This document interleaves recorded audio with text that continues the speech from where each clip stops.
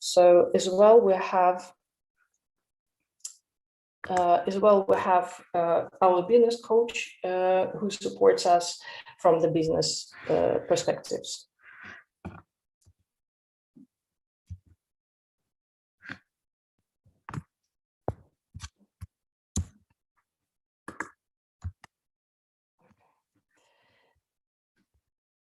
So to give you the short overview of the project itself, it started as an idea of a health solution for a rehabilitation of COVID patients or the patients with a similar problem as patients have with the long COVID.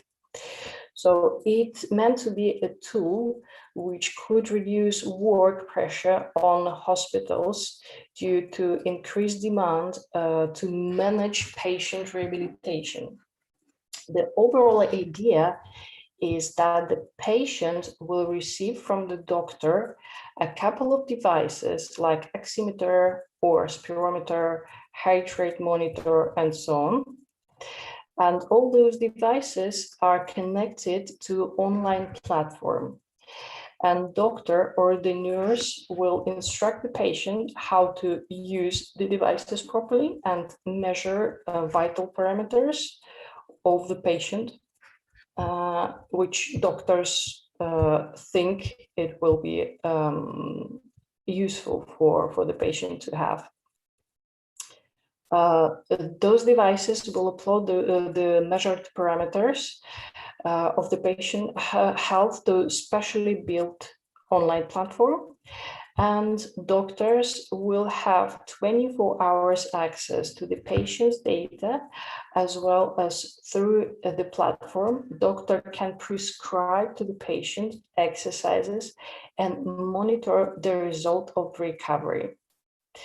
But during the execution of the project, we realized that the patients are struggling not only to recover from physiological impact of the disease, but as well, they struggle psychologically.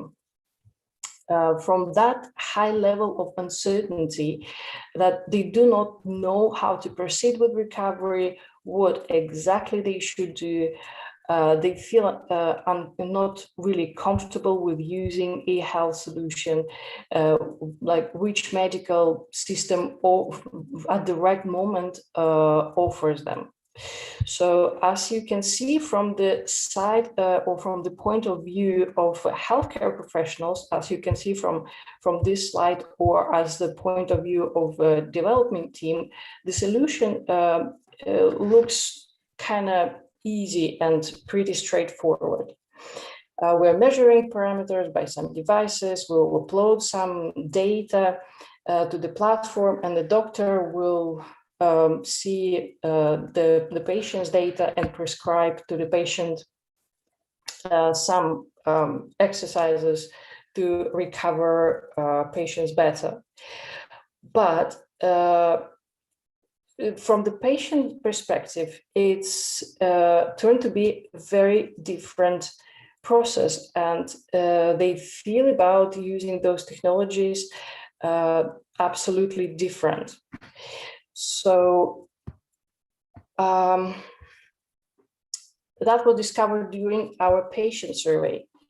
The aim of this questionnaire, which was targeted ex-COVID patients, is twofold.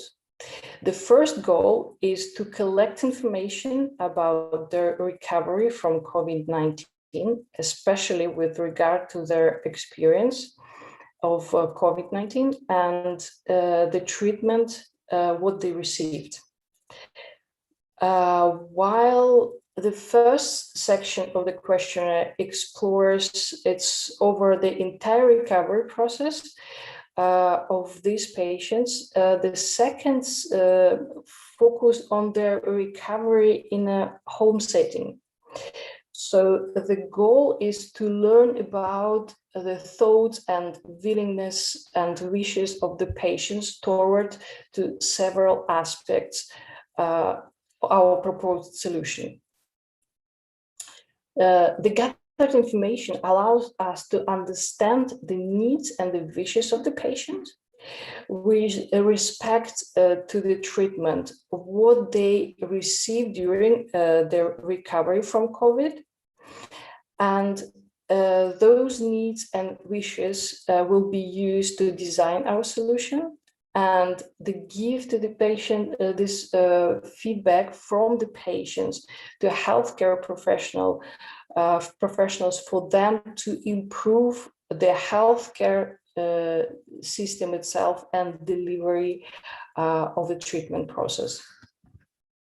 So our targeted group was ex-COVID patients, as already mentioned, the age from 18 till 75 years old, who were treated in the hospitals or rehabilitation centers, and who continued their recovery at home after discharge from the hospitals, as well as ex-COVID patients who have fully recovered at home.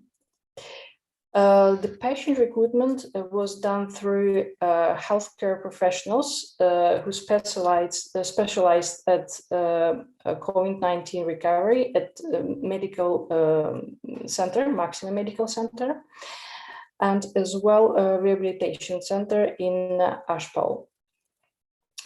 As well, we have access to official Dutch web page for recovery from COVID-19. Before asking the patients to participate in the research by filling in an online questionnaire, the patients were informed about the goal of the research and how the data will be used. So that's the example of the questions. You can see them on the screen. And the questionnaire was validated by Maxima Medical Center. And it contained two different parts, as I already said, and it had open questions and multiple choice questions as well. So in total, we got more than 300 responses. And on this slide, you can see the distributions of the patients by the age group and severity of the cases. And as you can see, the biggest affected groups were 35-44, 45-54, and 55-64. So those people are the majority of the respondents. And if you can see on the right graph, the most affected group for moderate and severe cases was the group of the patients 35-44 years old. And this group of people are quite familiar with the modern technologies. 90% of them are used on a daily basis smartphones. They use different applications and they are active users of computers and other technologies. So theoretically, it's easy to implement e-health treatments to that group of the patients. With the older population, it will be more difficult, but still, as you can see, the biggest group of the patients, which is 37%, was the group 45-54 years old. And in Europe, those people are as well using modern technologies on a daily basis. And according to the research done by TU University, last year, 98% of people from 18 to 58 in the Netherlands do have mobile phones or similar smartphones with internet access, and 85% use mobile apps for banking and socializing. and 98% have internet at home.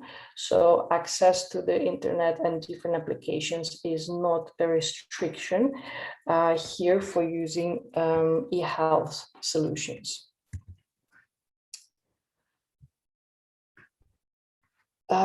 It's well known that months after COVID infections, patients still suffer from health problems like fatigue, concentration problem, cognitive problems, and so on. So the research was done by a University of Exeter that long COVID actually still exists and does exist. And from the personal examples, my best friend, 4 months after COVID, she still cannot recover her sense of smell and taste. So she lost 10 kilos of weight and she cannot enjoy her favorite food anymore. She used to cook for her family. She enjoyed having dinner with her friends and so on. And now she just cannot be with this part of her social life anymore. And that's the real example for us, how we have some minor problems from COVID and how those problems can impact our social life. So she's now truly unhappy and she feels like we talked a couple of days ago that she feels like she lost a big part of her social life, which of course impacts her mood and influences the family life and her psychological health. So it's not simple, and it's complex problem for COVID patients, how to recover, not only physiologically, but psychologically as well. As a result, after a long time, the patient still does not function as before. Patient lives in a great uncertainty. The course of the disease takes time, and it takes a long time.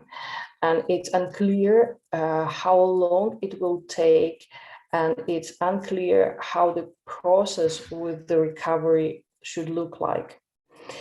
So what happened with the aftercare process, by whom the patient will be supervised?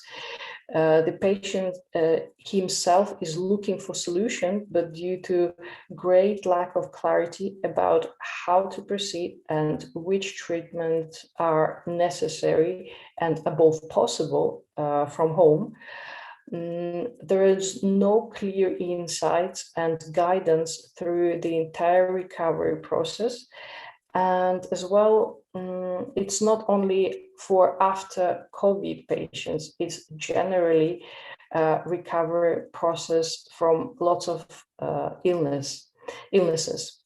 Patients shared that what worries them the most in the situation like that, once they were filling the questionnaire, the open questions. The main concerns were like, I'm not sufficiently aware of what will happen after my official discharge from the hospital. How should I continue at home? Who will guide me through the process? Where and how I can receive psychological counseling? And from whom? Shall I set up my appointment by myself, and or someone will call me, and so on? So it was really big problem with lack of clarity through the whole process. Here is generalized data from the quantitative part of the questionnaire, and you can see here that 60% of the patients had severe or critical cases, And more than 40% of them during their recovery had different psychological problems. And those 40%, they had to be consulted by psychologists. And shockingly, 78% of the people who has no longer been treated by healthcare professionals are still experience some impact of the infection.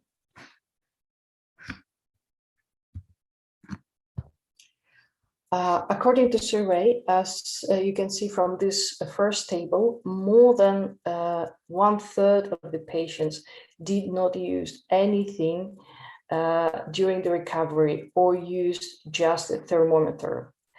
The rest of the patients used oximeter plus thermometer, and less than 1/3 of the patients had opportunity to use more advanced technology as a heart rate monitor or spirometer, in addition to the rest of the treatment. I have to emphasize that none of those devices were provided by the hospitals for home usage. So the patients indicated that they wished that they had possibility to monitor the parameters of oxygen saturation and heart rate at home. And some of them bought devices online to monitor themselves from home. But as I said, none of those devices were provided by the hospitals for home usage. And as you can see, more than 50% of the patients did not receive any guidance during the recovery at home, despite the fact that majority of them still experience some impact of COVID when they've been discharged from the hospital. And as a result, on the last table, you can see majority of the patients did not feel that they received sufficient amount of medical help during their recovery. In the middle table, there are kind of forms of communications during the recovery process. What kind of forms were used by healthcare professionals in the Netherlands to guide their patients through the recovery process. So in addition, patients indicate that they need help from their family or friends during the recovery at home, because they did not have enough energy to do even simple household tasks.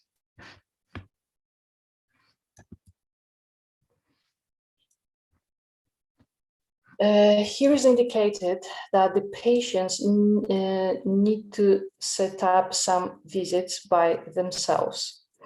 So different healthcare professionals, so more than 80% of them contacted 2 or more specialists during the recovery period. And 70% of them need to have help for physiotherapists during the recovery. And at the same time, more than 80% of patients feel positive about having instruction and being monitored through the special or like any online platform. So for us, it means that it is a high possibility that people will use some e-health solution to connect to the specialist for monitoring their recovery process.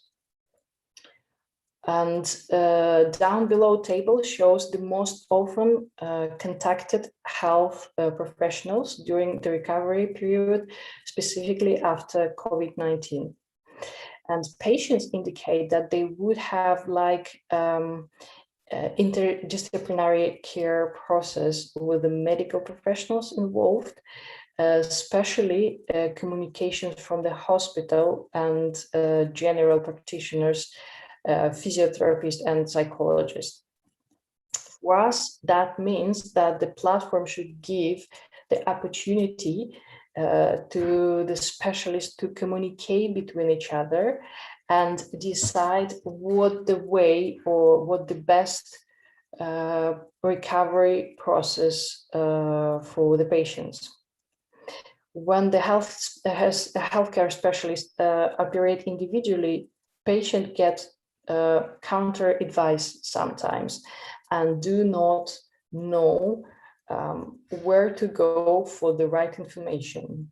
The physiotherapist, as you can see, play a crucial role for up to bi-weekly contacts for the moment of the recovery.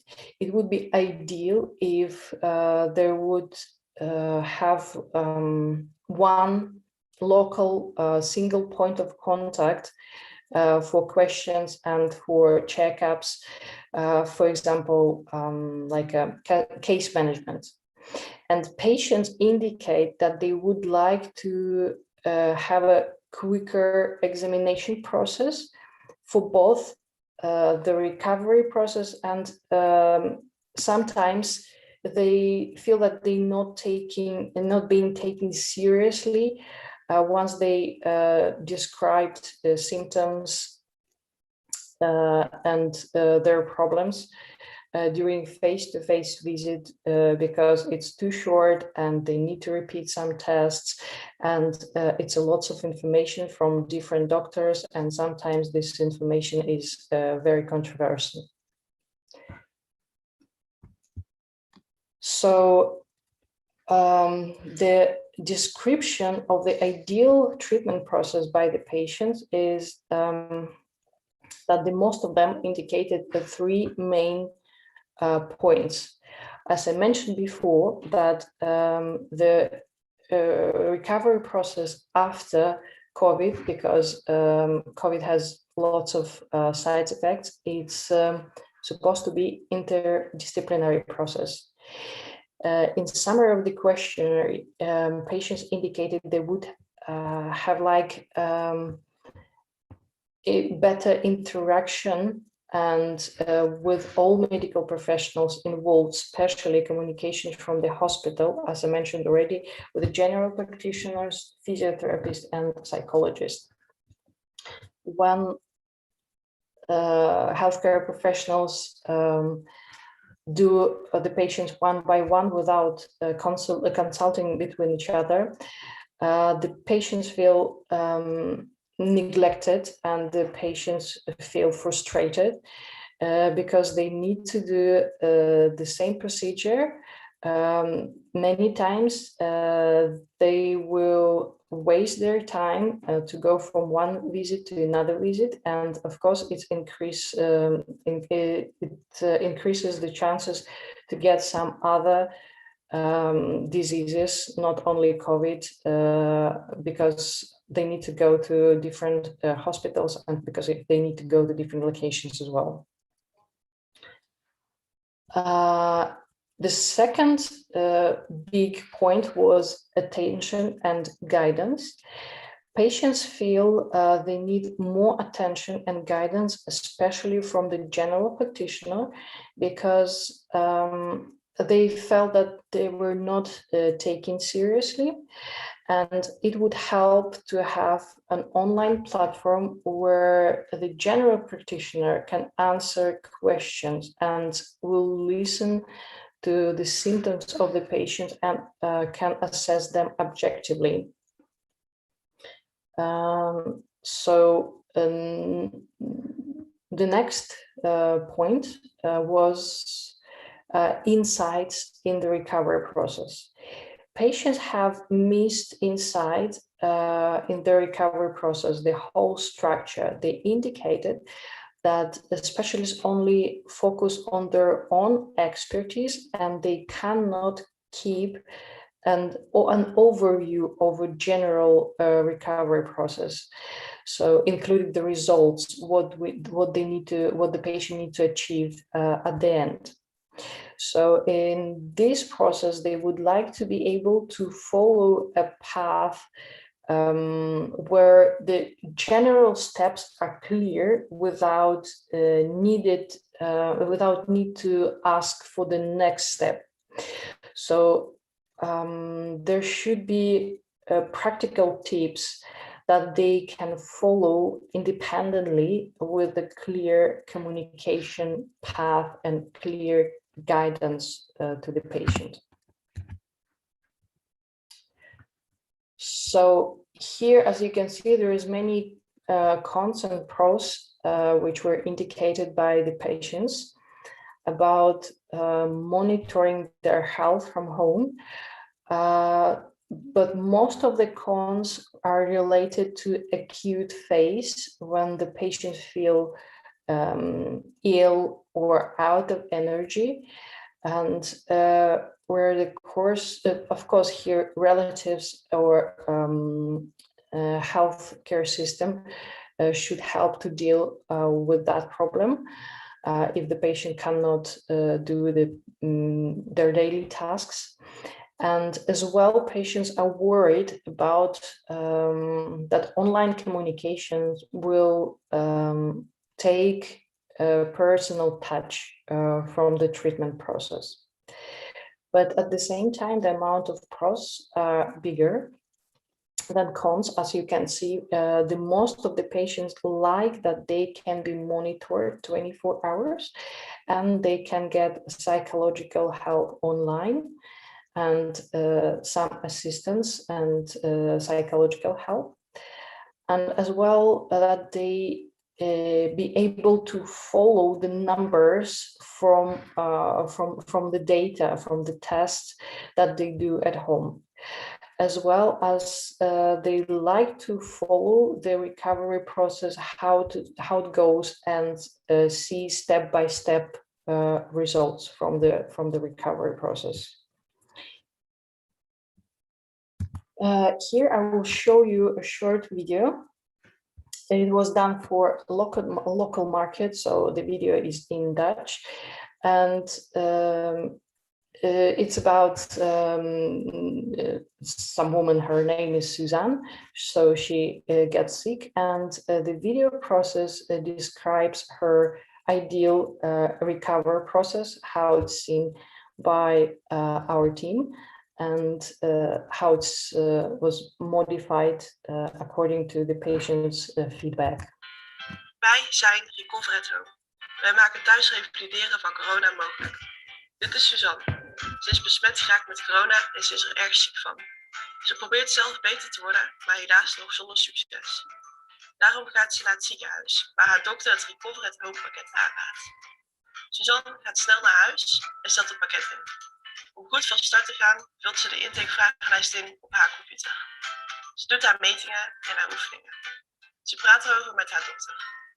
De dokter kijkt naar de vooruitgang van Suzanne en past haar oefeningen aan als het nodig is. Suzanne en haar dokter hebben online afspraken over haar vooruitgang. Na een tijd voelt ze zich weer helemaal beter. Mede door Recover at Home is ze hersteld van corona en kan ze weer normaal de trap op.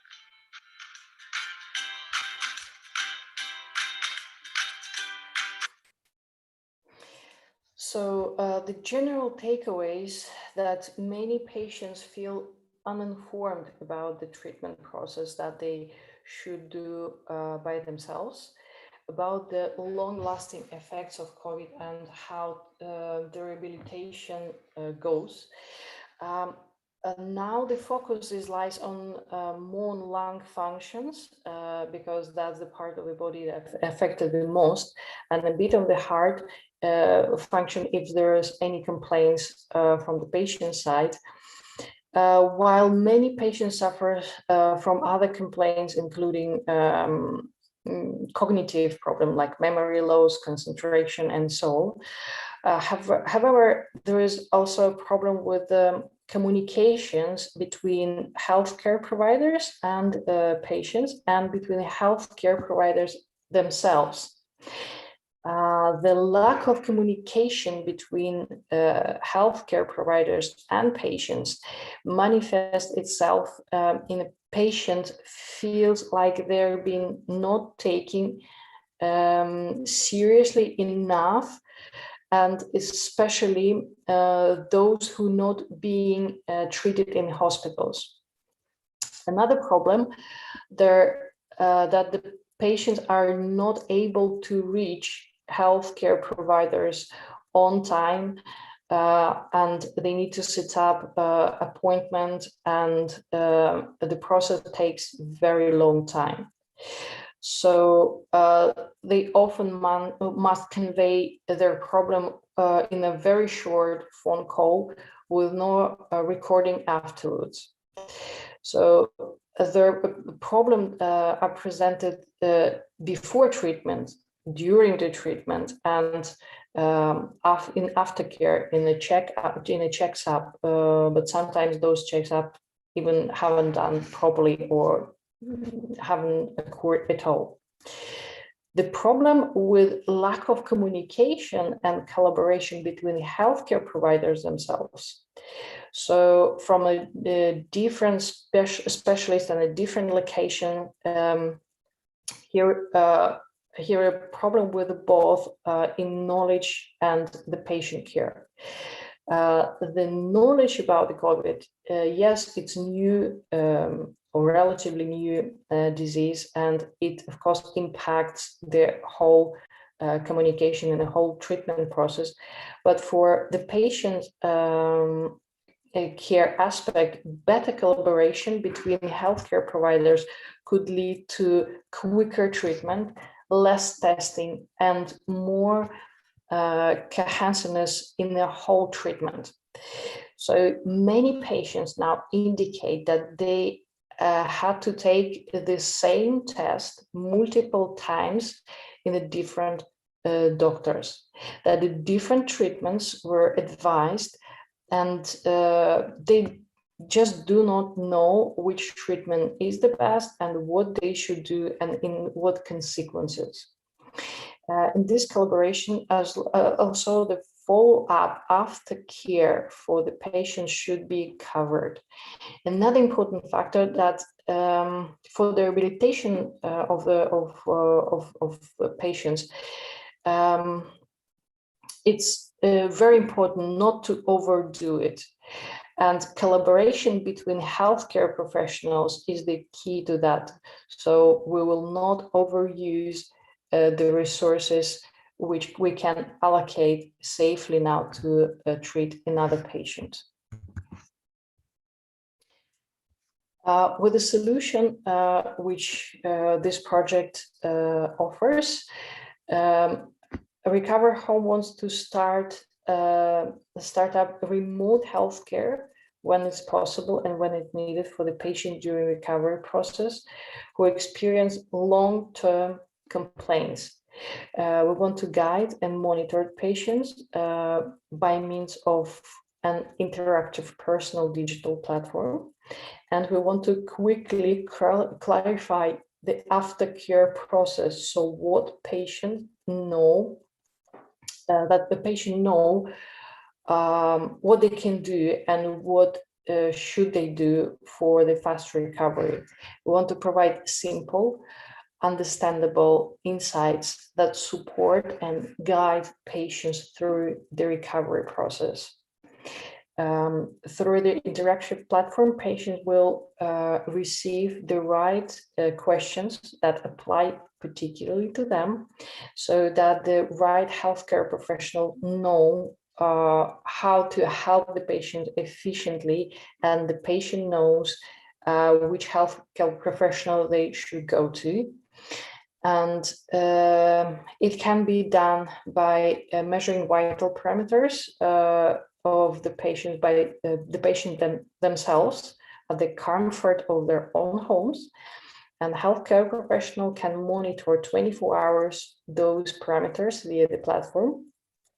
And the platform can efficiently connect healthcare professionals, so patients do not need to go for sometimes some tests twice, as I mentioned before, and all practitioners can see the same data and communicate between each other to get the precise, consistent recommendations for the patients for successful recovery. And of course, the doctor, if the doctor think or the doctors see by the parameters, they can ask patients to come for face-to-face visit to continue the treatment. Thank you so much for your attention. I'm finished here. Thank you so much, Dr. Maria. It's such a pleasant to hear you. And it's such a wonderful application where we can measure, we can monitor, and recovery of the patient would be faster. And Thank you so much once again. And if you have any questions, I'm more than happy to answer. yes, audience, if you have any questions, can you please ask quickly? We are running with just on the time. If you have any questions, you may unmute yourself and raise the, okay.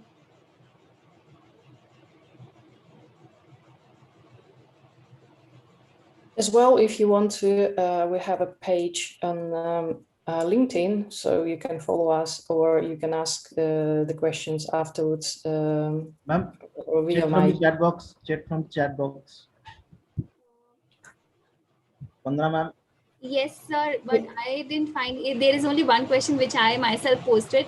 It's a great application to keep a track on the COVID-19 patient. And can we replicate the same model for other countries also?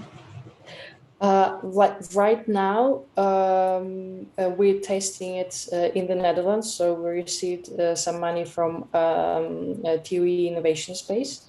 So it's still during the test process, because the aim is not only COVID patients. The aim is implement this application for long-term recovery process for a different group of the patients. But probably once it's done, or once we're already we'll be able to give this device and the application under umbrella of Dutch healthcare system. It can be replicated for sure. Thank you so much, ma'am.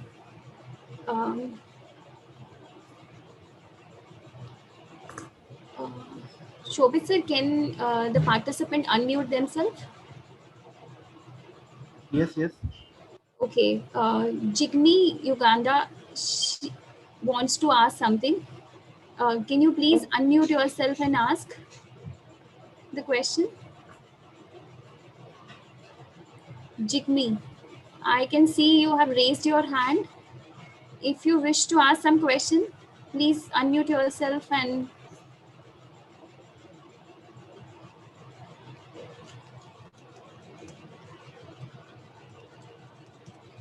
okay.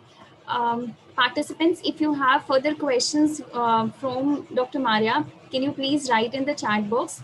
We'll take on your questions from there itself and address during the session while we are forwarding with it. Thank you so much, Dr. Maria. Thank you so much as well, and have a pleasant day. Yeah, I would like to request our head of the department, Dr. Divya Sanghi, may give a vote of thanks to our eminent speaker, keynote speaker of the day. Dr. Divya.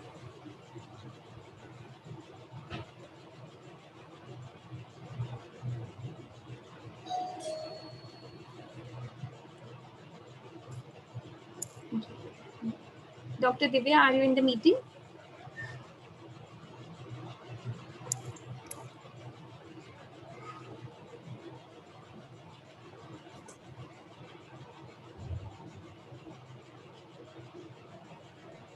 Yes, she is. Yeah, I think due to some technical issues, she is not able to unmute herself. May I request Dean sir to kindly give a vote of thanks to our Dr. Maria. Thank you, Dr. Maria, for such an informative session. It was really indeed our pleasure to listen to you, and we will be looking forward with questions following from our students, and we will be surely taking your help and support for collaborating for such kind of research. I would also like to ask Professor Khanna sir to kindly share a few words for the same. Thank you so much. Thanks a lot. Thank you, Dr. Maria. Professor Khanna, you are mute, sir. Please unmute yourself. Thank you, Rizvi, thank you, Professor Maria. It's really great to listen to you. Of course, we also wanted to join in this project initially, and we had one meeting with you. But now I think some opportunity, if it comes, please let us know. It's really very, very interesting project which you are doing now, because I've seen in particularly for Indian condition now, things are getting worse, and there are a lot of patients who need this kind of help also online, offline, or whatever the way. And we have to plan this kind of somehow station where we can impart those information, particularly in our university. The students from physiotherapy and rehabilitation, they are very much interested in doing some kind of work. And they are also doing, already they have started some kind of project also, and supporting these patients, those who are in need also, by giving some videos, certain other information, be in touch with them through online also, offline also. And they are able to see that the impact is there of them. The recovery has gone, very fast, it is there.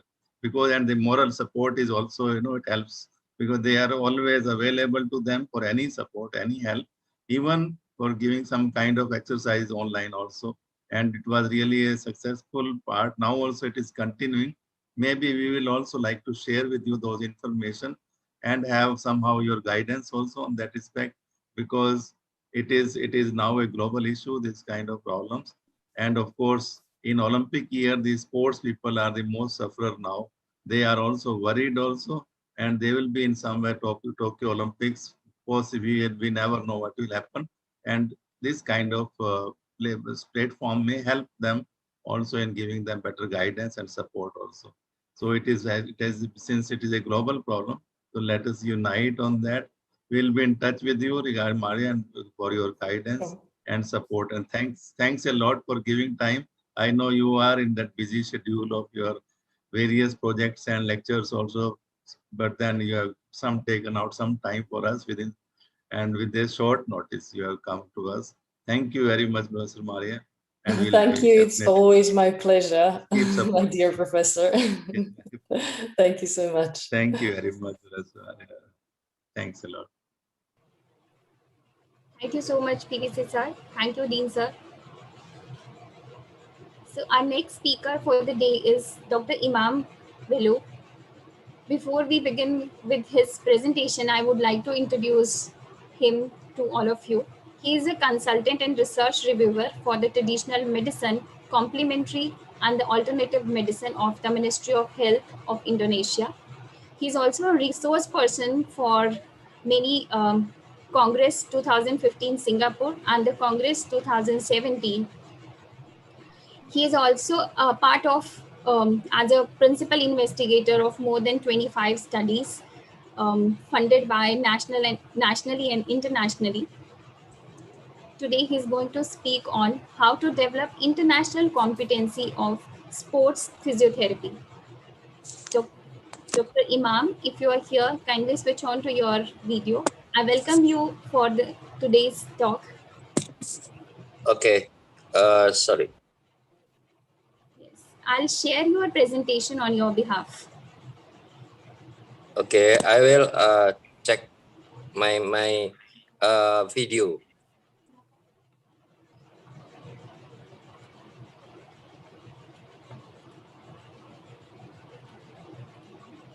Sorry.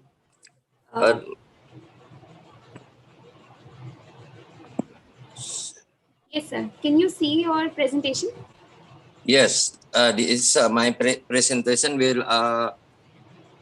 presented by shared by the host. So Yes. I thank you for the host for give my PPT on share on screen. So my topic is how to develop international competency of sport physiotherapy. It's been just idea regarding how to we make something international, goes to international. That's why it means if we talk the international. So please, slide, please. Second slide. Second slide, please.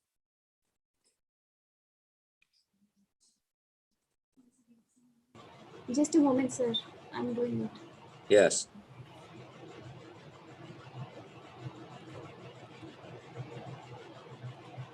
Yes, please share the second slide.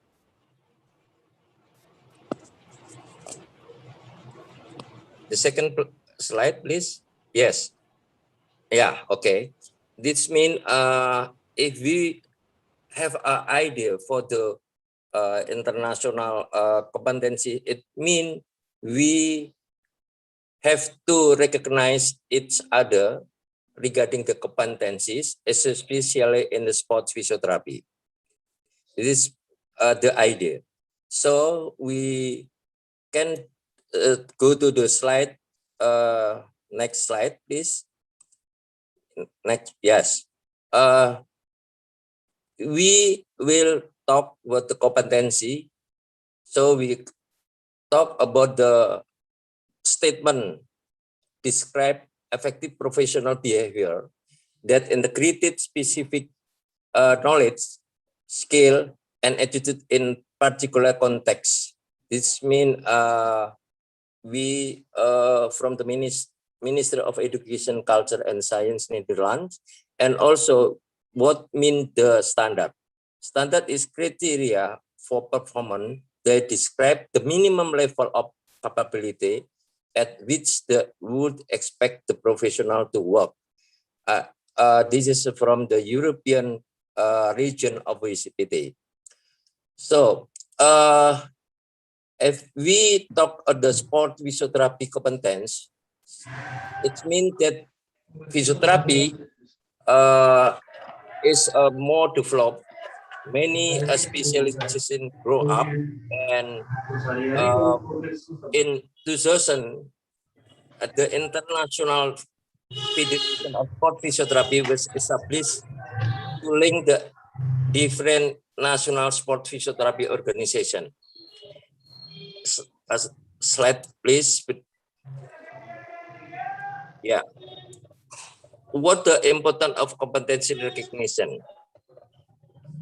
It means that certification of the competition competencies for the job seeker who have a certificate of competencies, his credibility and confidence increase. Have evidence that their competence recognize increase selling value in labor recruitment, greater career opportunity, have a clear parameter for the expertise and knowledge possessed. For the employers in the workplace who have been certified, better career paths and promotion, increase access to develop in their profession, recognize of the competency possesses, and for the company workplace, productivity will increase, reduce of the error, commitment and equality, make easy recruit employers, having employer for the competitive skill and motivated. Next, please. Yes. Certificate, the certification type, there are many professional organizations carry out certification activity with a various pattern of development. Let's say standards that are recognized throughout the country and organization and also development. We know the Bologna Declaration in Europe. All people in Europe, all member of state in Europe can mobilize its country to the other country which recognize the competencies. This is the Bologna. That's why we can see the next slide, please. So before we go to the special topic about the sport physiotherapy, so we discuss how to developing competency standard. It is important because if we let Indonesia and India will recognize each other regarding the some specialization of physiotherapy, so we first define performance requirement by the industry, organization, and its group. The second, establish benchmark for learning, assessment, recognition, and training. Establish regulatory or licensing requirement. Establish requirement for entering occupation or profession. Provide a base for maintaining the competencies and occupation or profession. Support achievement of the business goal, strategy, human or organization development. So please, the next slide.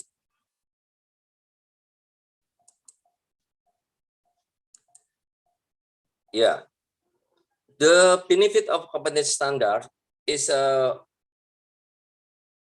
almost same with the certificate, but it is more standard.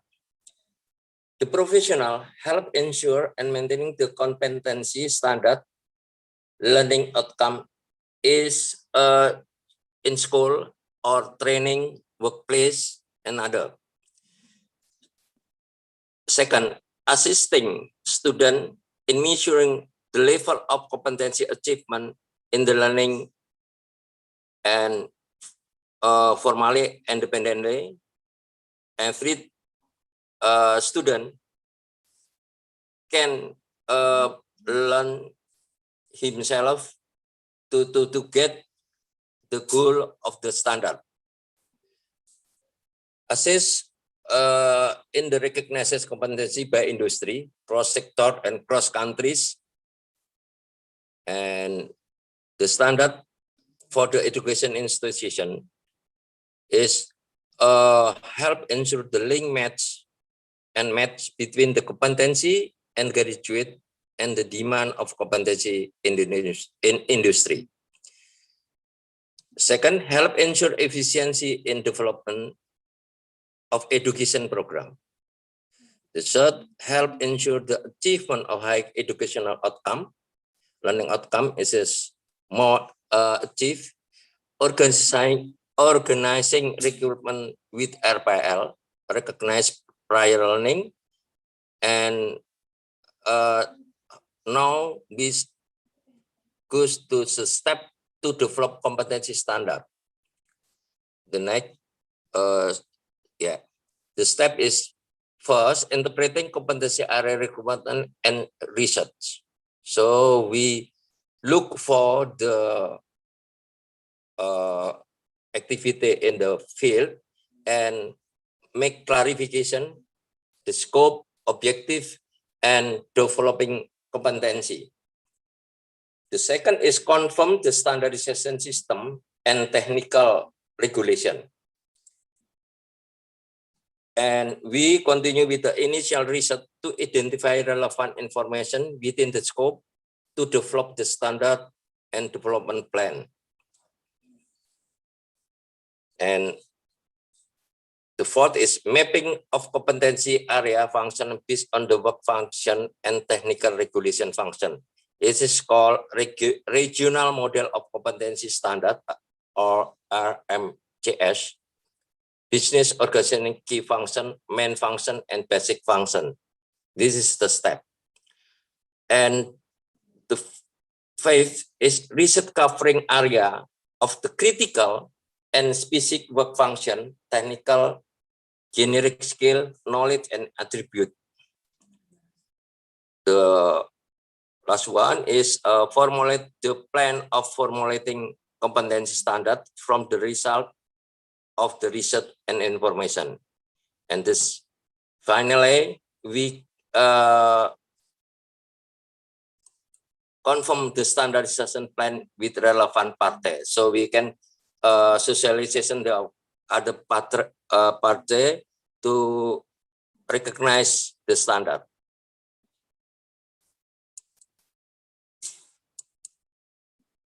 Okay, we go the competencies now.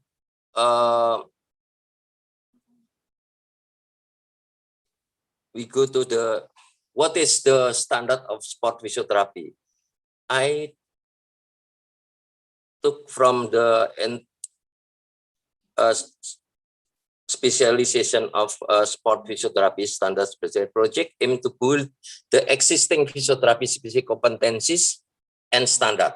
Sport physiotherapy operate under the professional title of physiotherapist. It means part of physiotherapist or physical therapist. They are expected to be competent at the level described by the European region of the BCPT. So we need also benchmarking. Benchmarking is one step of the standardization.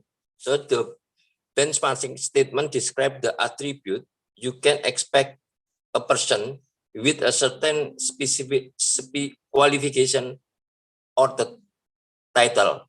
This description are frequently used by the professional organization that have been required to benchmark their capability in association with the education sector. This increases accountability between student, educator, professional, and employers. The quality insurance agency higher education in Europe. So we go to the one mapping of the step in the next slide, please.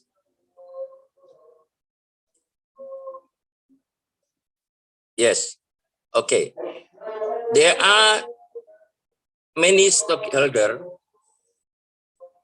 and the regulation, the employer, sport and fitness, the sport physiotherapist, an athlete, university and educator, and also organization committee. Benchmark statement to inform what they need of the stakeholder. So after this, we describe what kind of skill of sport physiotherapists. This means competency, specific knowledge, skill, and attitude required to be achieve a description, the description of the professional and corresponding accreditation in sport physiotherapy. And the second, make a measurable standard. Education of minimum threshold level of achievement, specific active ability and behavior demonstrate in the defined. From this, we can develop and audit how the program of professional development. It means we talk learning outcome because the mark of the standard can see from the learning outcome. It means content, course or curriculum, assessment, and portfolio content, including evidence of work-based learning, evaluation expected relating to content, and also the level, because not all the competencies will reach in one step, but maybe we need several steps. Let's say basic, undergraduate, post basic, and also advanced. It is mean the step. So after this step, we can see the international consensus in European. So the step slide, please. Yes. There are innovator, professional leader, definition and promotion, and new ways of networking within the profession, And there are also professional leader, definition, promotion, professional excellence, and recognition. And also there are also the innovator, definitionnya working to work containing best practice. And the center, manager of the patient client, definition activity directly to the management of the client. And the other side, professional leader advisor, defining, influencing, advising, and releasing the professional issues. And the other innovator advisor, defining, introduce, and advertising relation of development in the best practice. And they are also advisor. It means give other guidance to the other profession. So it means there are 1, 2, 3, 4, 5, 6, 7 area of competencies, and each area we have a learning outcome, but I don't put in here because it's very specific, technical. So you can see in the European region VCPT. Now we go the next slide, please. Yeah. Competency related to different professional role.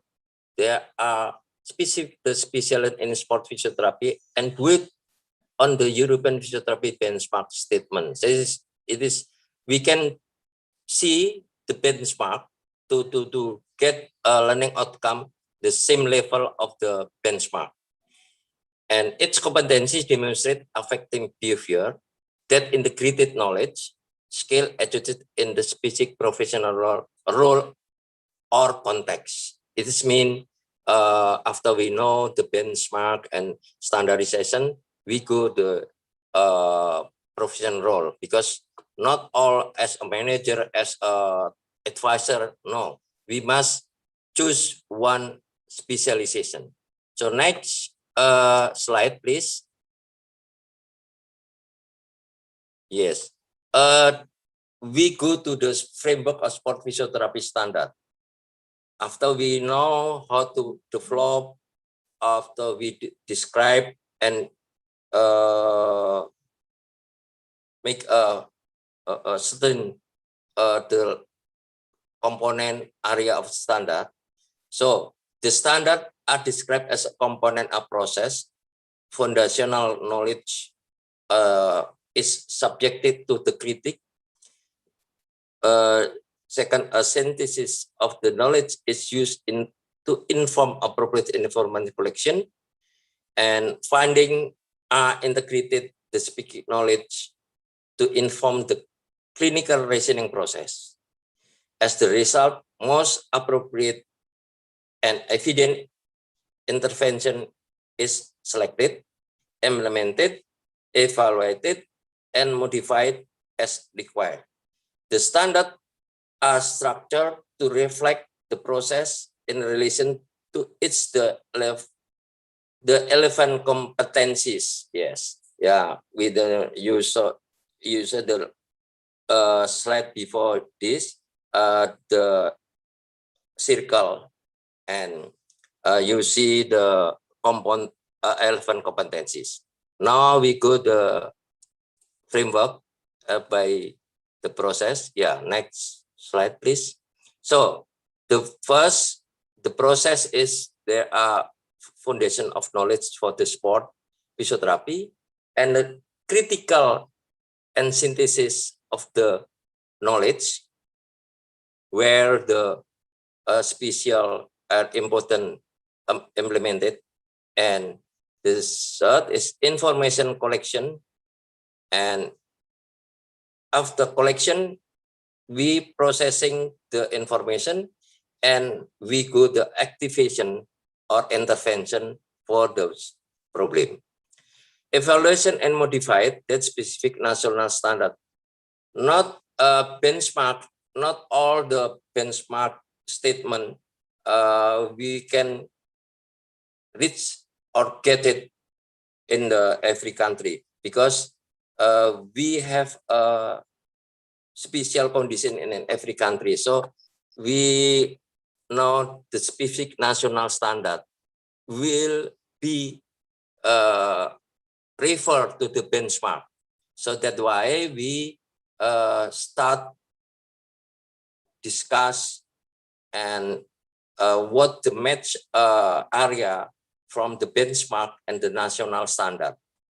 So the finally, if the last, if the standard competency is already decided, there are area, component, and indicator, and how to assessment to get a performance of the standard. It means for the education is learning outcome is get it. So of the standard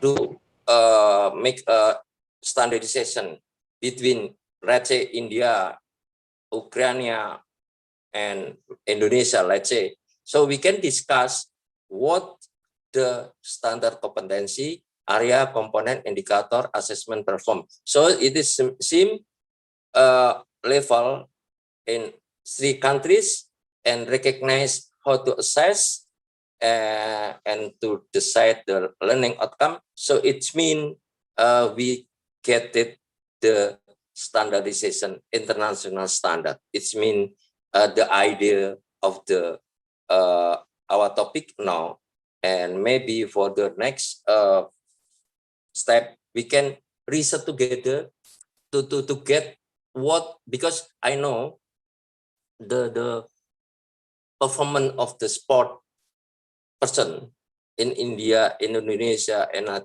Japan is different prestation performance in an international championship. So that means we prepare how to get the standardization, how to make a performance of the sport.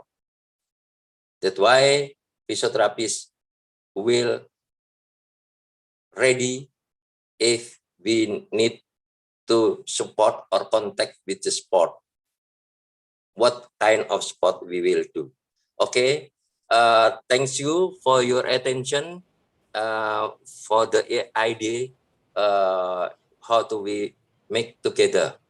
Thank you all your attention. Thank you, Dr. Imam, for your nice presentation. Audience, if you have any questions, please, you can ask Dr. Imam. Yes, sir.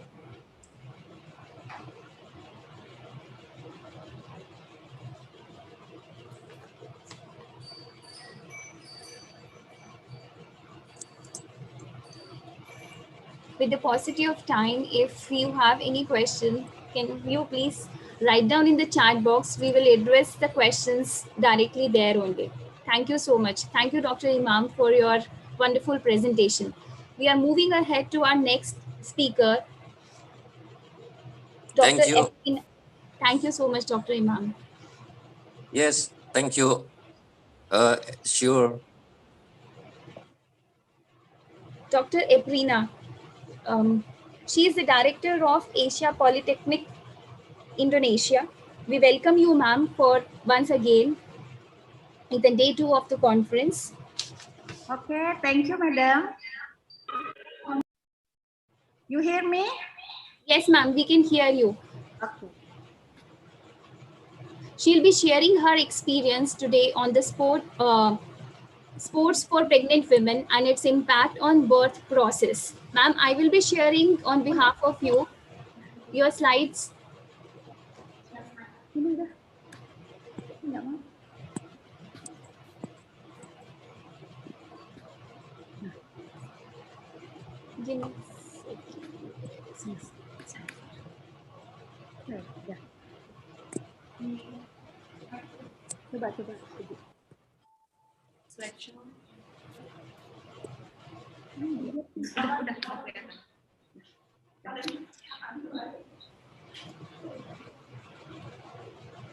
Okay, thank you, Madam.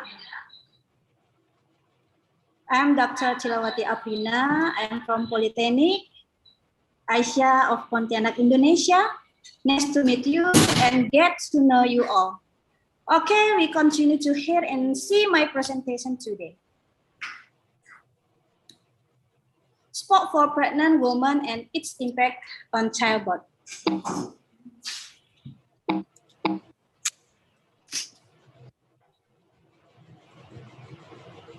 The current in sport for pregnant women in Indonesia. First, prenatal gentle yoga. Second, prenatal yoga aqua. Third, yoga couple. And fourth, birth ball. Prenatal yoga. What is prenatal yoga? Prenatal yoga, the combination of pregnancy exercise movement with antenatal yoga movement consisting of birthing movement. Position, meditation, and relaxation can help smooth pregnancy and childbirth. Benefit of prenatal yoga. Help overcome the back pain and prepare the pregnant woman physical for labor. Improve body shape, relaxation and stress prevention. Improve breathing technique. Increase the blood circulation. How performance prenatal yoga. Prenatal yoga was conducted for pregnant women in trimester 2 or more than 22 weeks. Prenatal yoga was conducted for about 30 to 60 minutes for all seasons. The important element during prenatal gentle yoga. First, breathing. It's the key. The consciousness is also a symbol of life. Breathing prenatal yoga will help the intake of nutrient of oxygen for development of help the mother become more relaxed and circulation. Second, posture. Focusing and exercising the pelvic floor muscle, pelvis, hips, thighs, and back so that's complaint of low back pain or pain due to pregnancy can be resolved with prenatal yoga. Third, meditation and relaxation. In every prenatal gentle yoga session with and with relaxation for 5 to 10 minutes for a relaxed, calm, and peace body. Birth ball. In this method, mother sits on the ball during the delivery process so that it helps the mother in reducing pain during labor.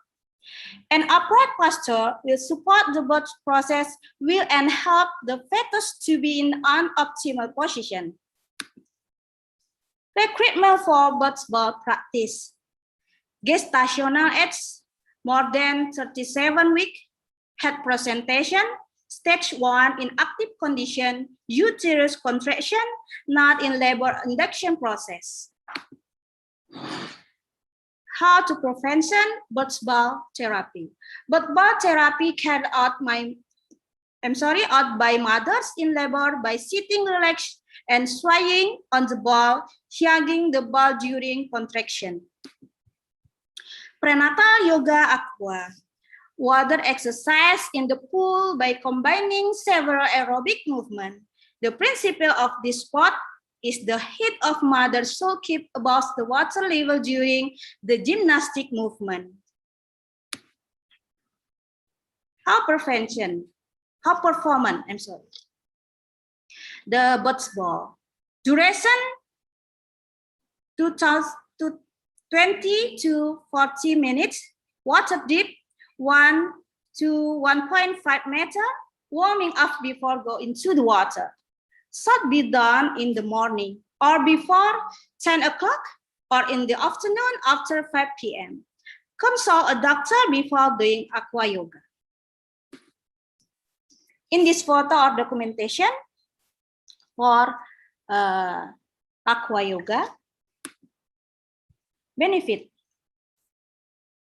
promote blood circulation, improve the function of heart and lung, increase strength and muscle building, increase the immune system, decrease swelling during pregnancy, better sleep.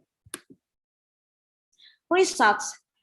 Based on several studies, there is an effect of exercise on the hearts of pregnant women. The positive impact of aquarobic exercise on pregnant women is that it has an impact on the hearts of mother and children being more active. Rastari 2014.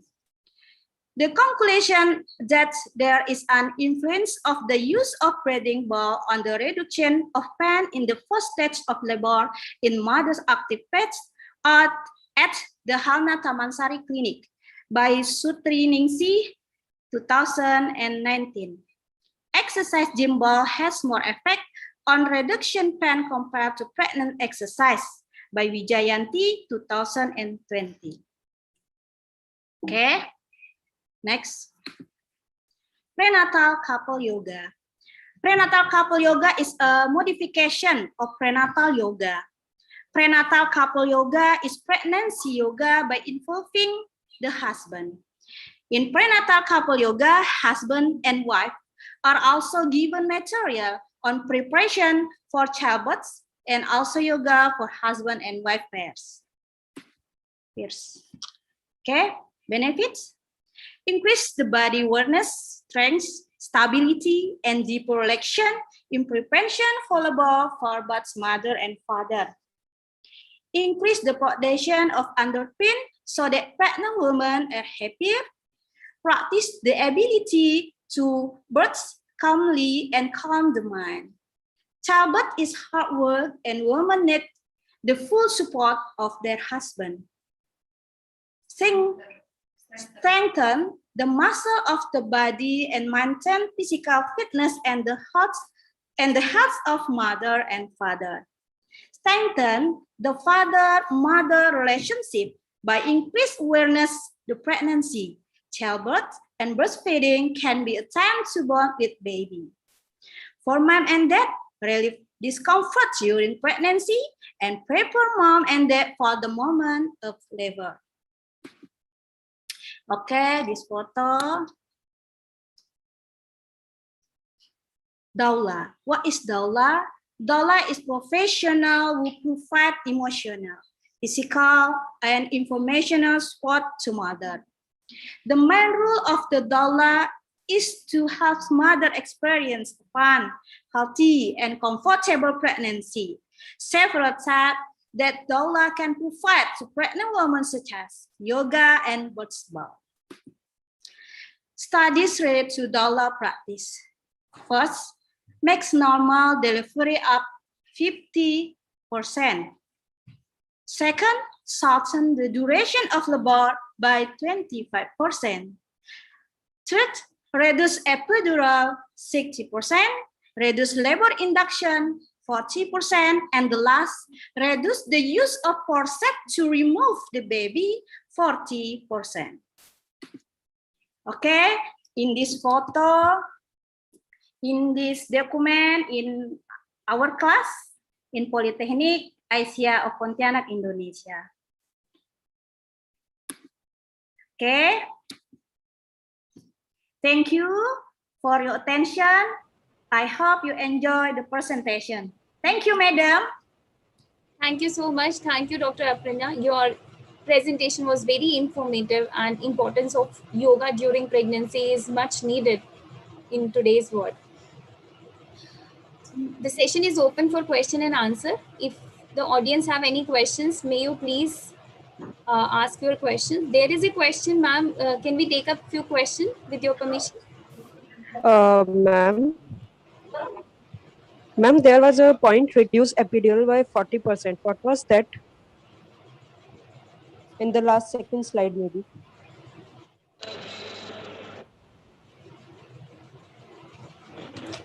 Okay, I'm not hear you. Ma'am, in the last second slide, the benefits of doula, there was a point reduce epidural by 40%. what that means.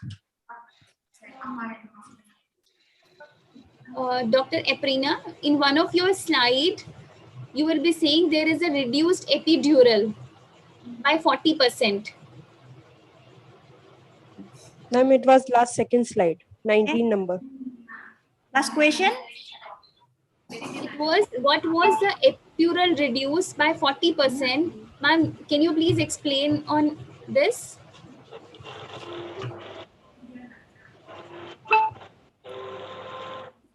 Dr. Aprina, can you hear me?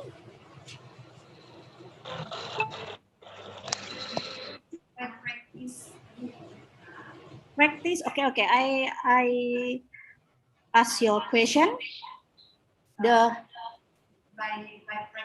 By practice with Daula, we can reduce the use epidural anesthesia.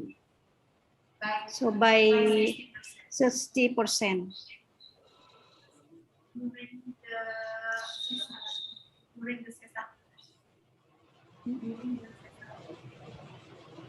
During the cesar of person. Okay. The last question. Ma'am, can you please repeat your answer? With there is some noise disturbance. We won't be able to hear the answer.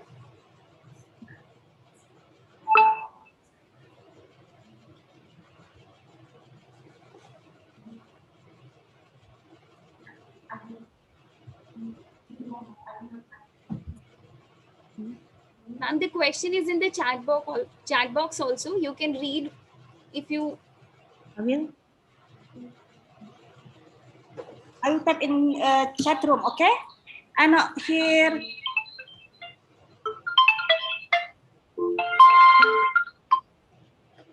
Okay, audience. I think due to some technical issues, we will not be able to hear her properly.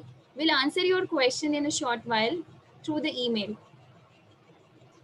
Okay. Nah, ini jadi apa tadi?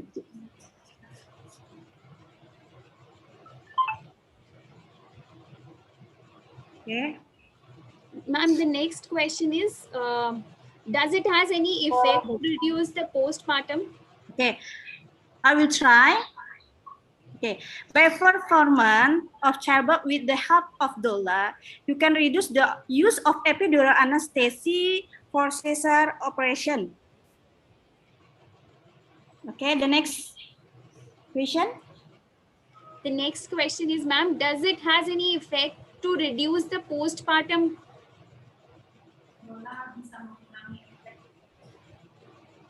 The exercise during the pregnancy, does it has any effect? Yes, of course. Doula can reduce the postpartum. Okay. Thank you so much, ma'am, for your informative session. Thank you once again to join us and giving us the time. Okay, thank you, madam. Thank you.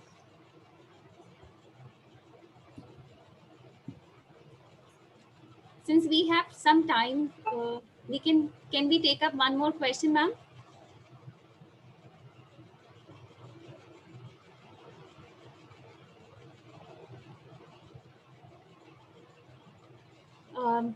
Dr. Aprina, can we take one more question?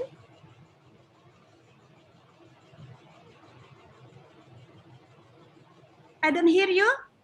Ma'am, can we take one more question? Okay. Yeah. So the couple of years back, tennis player Serena Williams played the Australian Open Tennis Grand Slam with 8 months of pregnancy, and she won the championship too. We do not see this in other sports. Why? May you please share your valuable points on this? This question was asked by Dr. Yogama Panda, sports psychologist, India. Okay, Serena Williams is a wonderful athlete with wonderful physical ability. And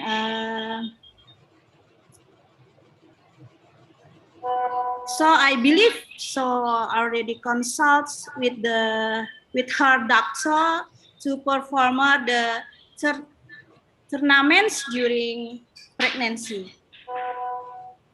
It's make danger for come mother, and maybe, but I believe Serena Williams do it.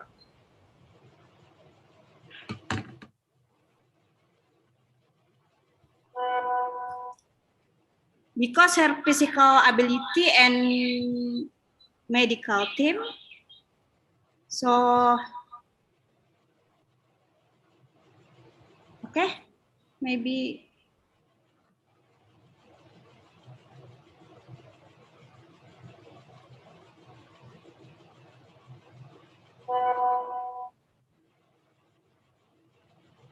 I don't know she practice yoga or not, but I think that is the good example, maybe. Yes, ma'am. Yes, ma'am. That's good example for us that any sports person, if they are into this phase, then can perform the physical activity will do better. Okay. Yeah. Thank you so much, ma'am. Thank you, madam. So the next speaker of the day is Dr. Bharat Kumar. May I request Dr. Bharat Kumar to please switch on to your video.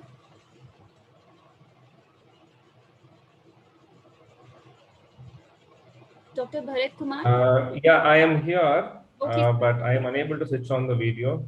Can you please fix that? In a short while, I think, sir. Yes, and now I think you can do it. Yes. Okay, am I visible? No, sir, your screen is blank. Yes, sir. All right. Very well. Very well. Thank you so much, sir. Yes, good morning. I would like to introduce to the audience Dr. Bharat Kumar, trained in sports medicine. He is expert in sport medicine, exercise medicine, and nutritional medicine. He is also a founder and director of Kineso Sports Clinic and the Midfit Clinic. He also worked as a consultant to Sports Authority of India and the Sports Authority of Karnataka. He was also a doping control officer at International Doping Test and Management. He is also a ringside physician at Pro Boxing. He is a very good resource person for the sports science and the speaker at national and international conferences. He is very passionate about sports, fitness, and nutrition. Today, he'll be sharing with us his experience on recent trends of therapeutic modalities on sports rehabilitation. We welcome you, sir, and sparing the valuable time. Thank you so much, sir. Over to you, sir. Thank you, Vandana, for the warm welcome. So let me just share my screen.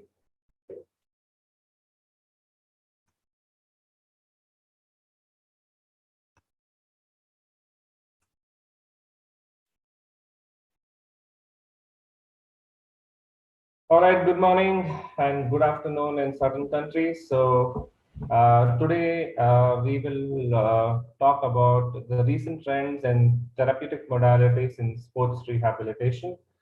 Now let's start with an overview of what is sports rehabilitation for the benefit of viewers who have just joined and then who are not well versed with sports rehabilitation.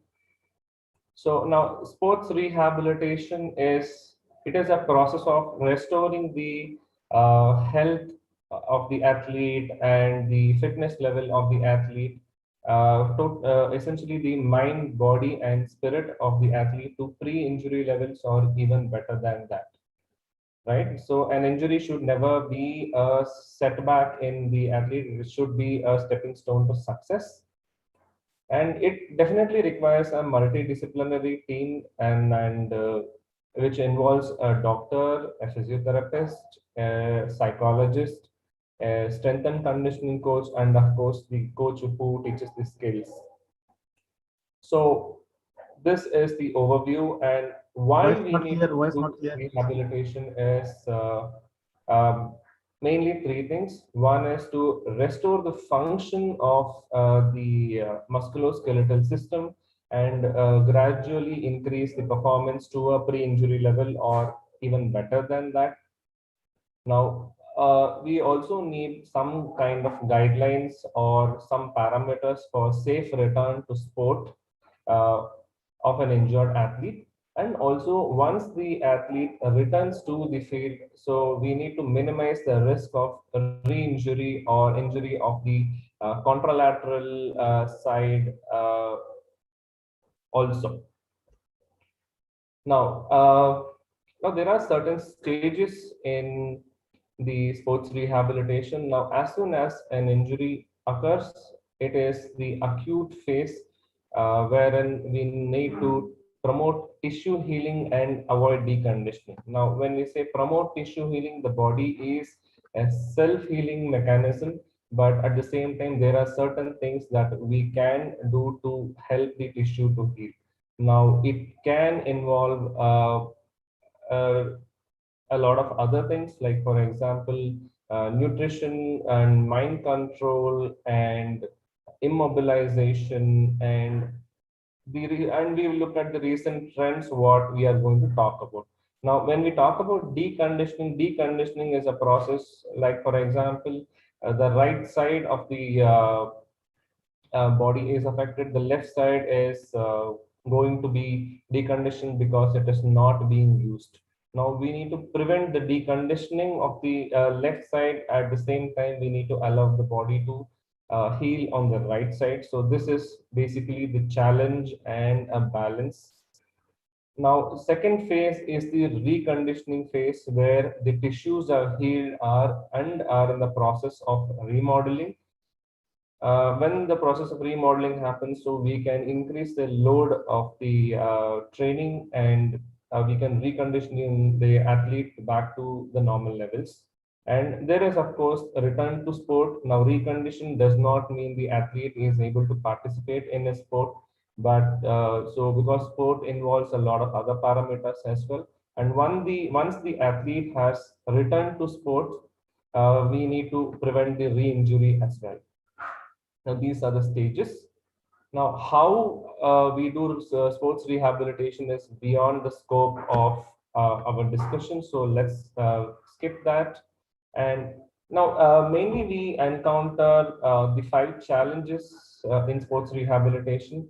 First thing would be to manage the pain of the athlete. Now, pain causes a lot of inhibition in the musculoskeletal system. So managing the pain is the first step in making the athlete feel better. Now, then we need to restore the structure. Now, let's say there is a fracture. We need to restore the bones back in position, maybe by surgery or non-surgical methods. And the tendons, if at all they are torn, we need to fix them using surgery. And if the ligaments are torn, okay, we need to fix them as well. So now the structure is fixed, we need to restore their function as well. Now, why the function is hampered is basically the muscles which used to fire earlier now are not firing now, and the nerves which have to fire are not firing.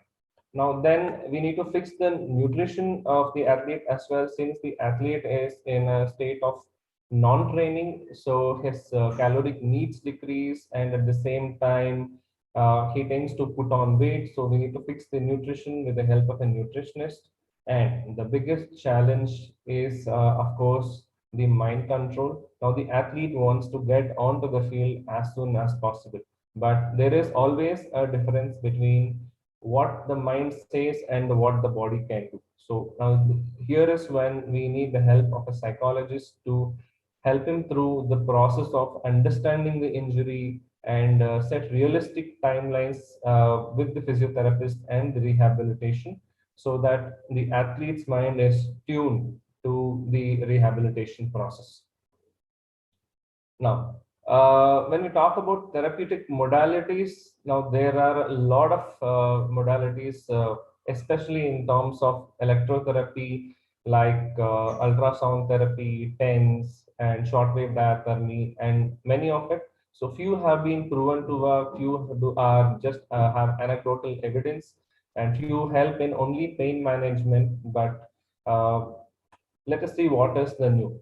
Now, in the recent trends that have caught the spotlight are sports massage therapy and manual therapy, virtual reality, compression, vacuum cupping. The one who started vacuum cupping was definitely Michael Phelps. And there is this dynamic taping, which allows the athlete to work with his full ability, even with a torn ligament. Now, exercise therapy is picking up. Now, the newer ones are the blood flow restriction, potentiation, and of course, there is the evergreen kinesiotaping. But we are not discussing each and every one of it, but we are going to focus on the few things. Now, the first thing is the music therapy. Now, most of the athletes are listening to music while they are training. Now, that is a good thing and sometimes a bad thing, because sometimes a bad thing because it shifts the focus away from the training. But in a way, if the athlete is tuned to listening to music, we can use it to our advantage during the process of sports rehabilitation. Now, vibroacoustic therapy is a variant of music therapy wherein certain frequencies of sound are given to the athlete. Now, it has both acoustic effects and also the hearing effects. Okay, so it has both a vibration and as a sound. Now, it causes a neuroplastic changes and neural reorganization. Okay, so what do we mean by neuroplastic changes? Now, whenever there is an injury, the nerve is torn and the neural connections are cut. So we need to restore it both at the local level and also in the mind. Now, whenever there is a loss of peripheral structure, the neural synapses in the brain also are degenerated.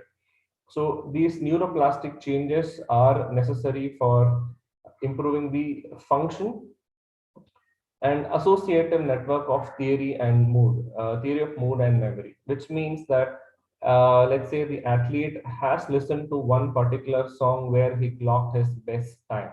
So when we replay the song again, the athlete feels rejuvenated, and it stimulates the neural synthesis.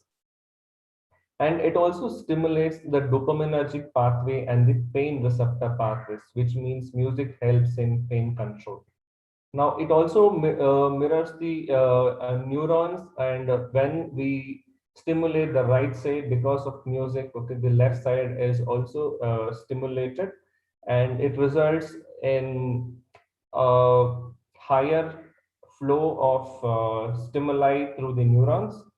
And there is also enhancement of blood flow and synesthesia. Now, synesthesia is basically a phenomenon where one sensory pathway stimulation results in a perception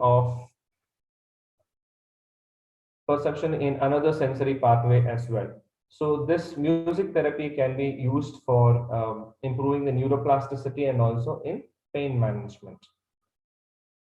Now, the light therapy. Now, we've all been using ultraviolet light for various purposes, including disinfection. So, light therapy is proven to improve the healing process. Now, it stimulates the collagen metabolism, and it also helps in immunomodulation. Okay, so ultraviolet light and low-level laser lights are used as therapy. And it also helps in pain management by causing a neural blockade and decreasing the inflammatory neuropeptides. But there is a problem we can say a challenge, because it causes eye damages and it triggers headaches. So that is a challenge with light therapy. And the compression garments. Now, compression garments are a recent trend. But studies have indicated that they have no role during the competition, okay, because the parameters do not change, except for one study which mentioned there is a decreased time to finish in time trial in cycling. So but in the recovery phase, post exercise, it improves, it hastens the recovery by improving the lactate elimination. It causes less muscle damage and less muscle pain, and it decreases the inflammation as well. So it causes all of this by improving the clearance of metabolites, by the lymphatic outflow, and of course, because of the compression, it provides the tissues with less space for swelling, which is the edema. So once the edema is taken care of, half the work is done in rehabilitation. Okay, so these days, blood flow restriction methodology is used mainly in strength sports. So it's basically done by applying compression cuff or tourniquet to the to proximal to the area that is being worked. So it predominantly works by decreasing the venous outflow back from the limb to the heart. So it is used both in the resistance training, exercise, endurance training, and also passively without exercise. Now, in case of rehabilitation, we what favors us is the passively without exercise part, where we can use it on the contralateral limb and the ipsilateral limb to prevent loss of muscle. Now, the usual protocols are 5 minutes of restriction with 4 minutes of reperfusion, which is repeated 3 to 4 times, but there are definitely varying protocols. Now, it decreases the muscle atrophy and strength loss during periods of rest. So this is of prime importance during the process of rehabilitation.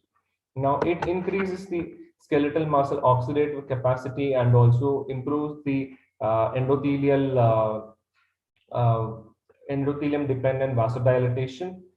And one topic that is being explored is the blood flow restriction with electrical stimulation, which is basically our TENS and other electrical therapies.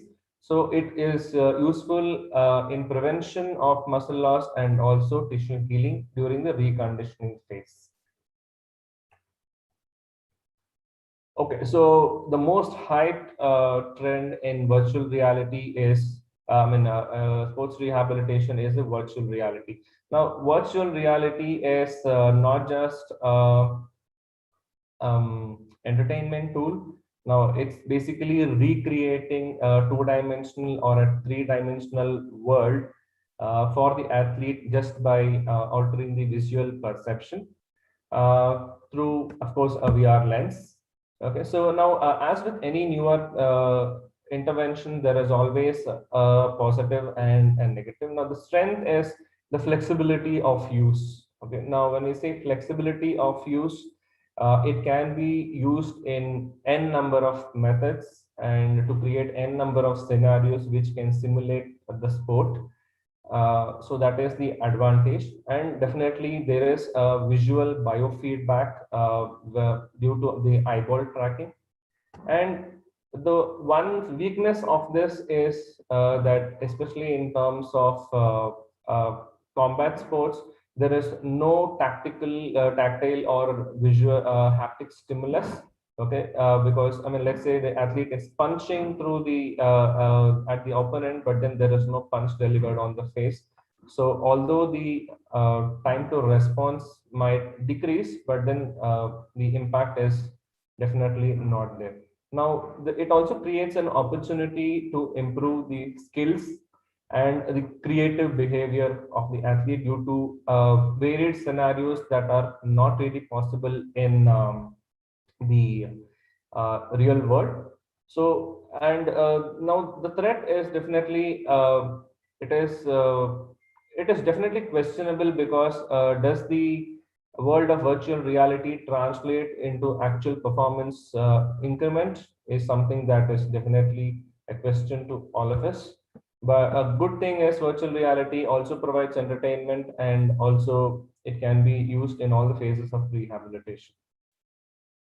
Okay, so these are my references and I'm open to questions.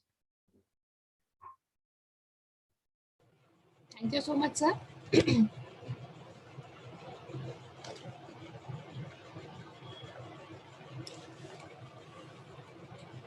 Yes, so there is a question in the chat box.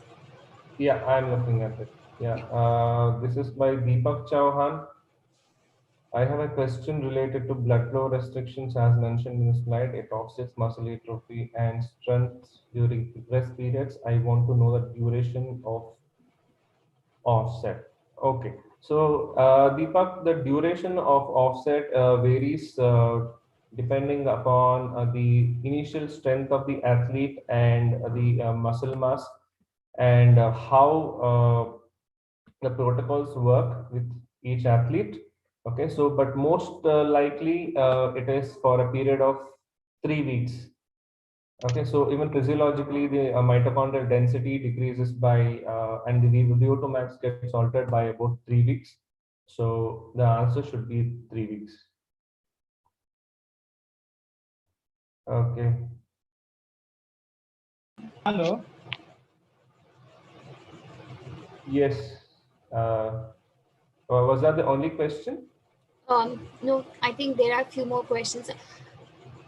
I'm Audience, sorry, if there's you a have any lot of. question, you can unmute yourself and ask question.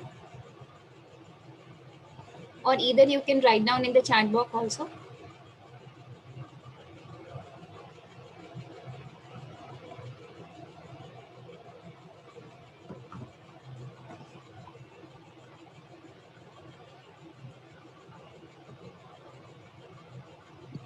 Hello.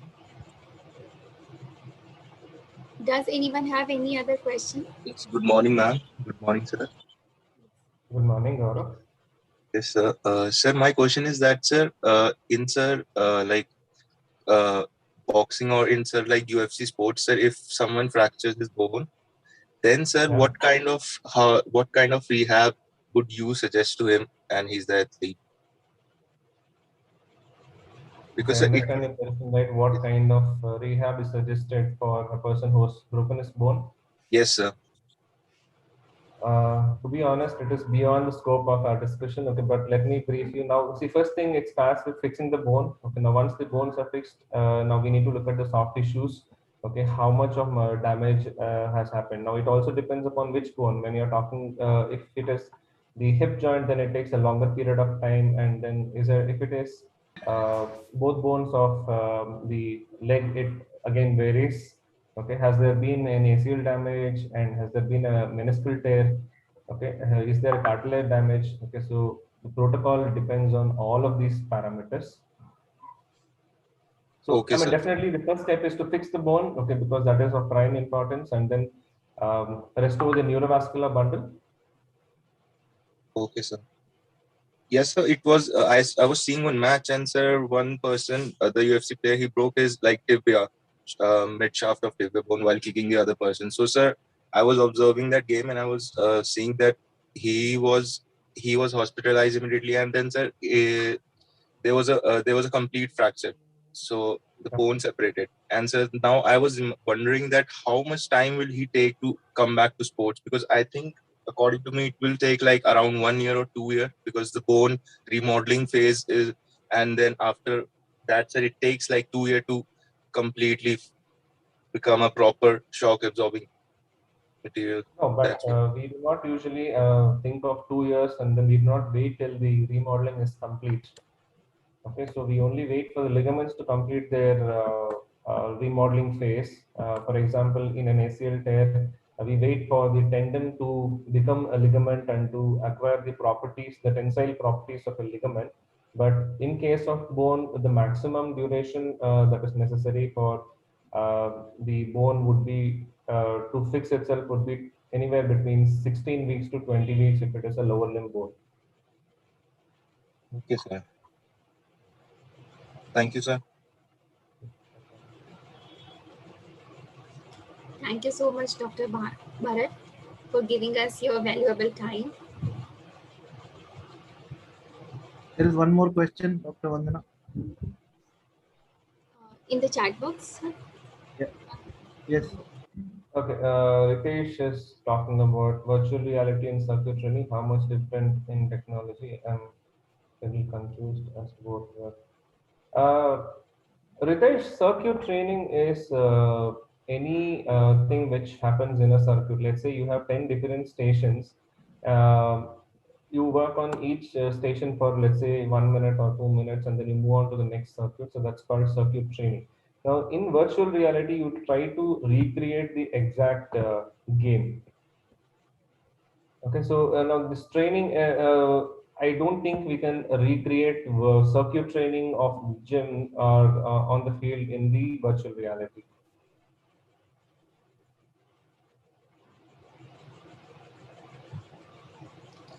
I hope that answered your question, Ritesh.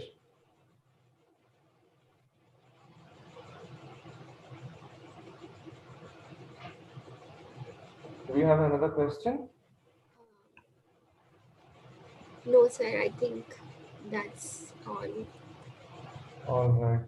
Yeah, thank you so much, sir. Thank you.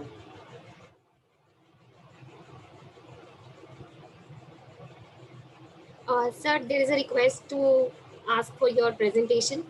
So if you can share with us, we can share with the participants. Sure, I can share that on email. Would that be fine? Yes, sir. Yes, sir. Thank you so much. All right. Okay. Thank you.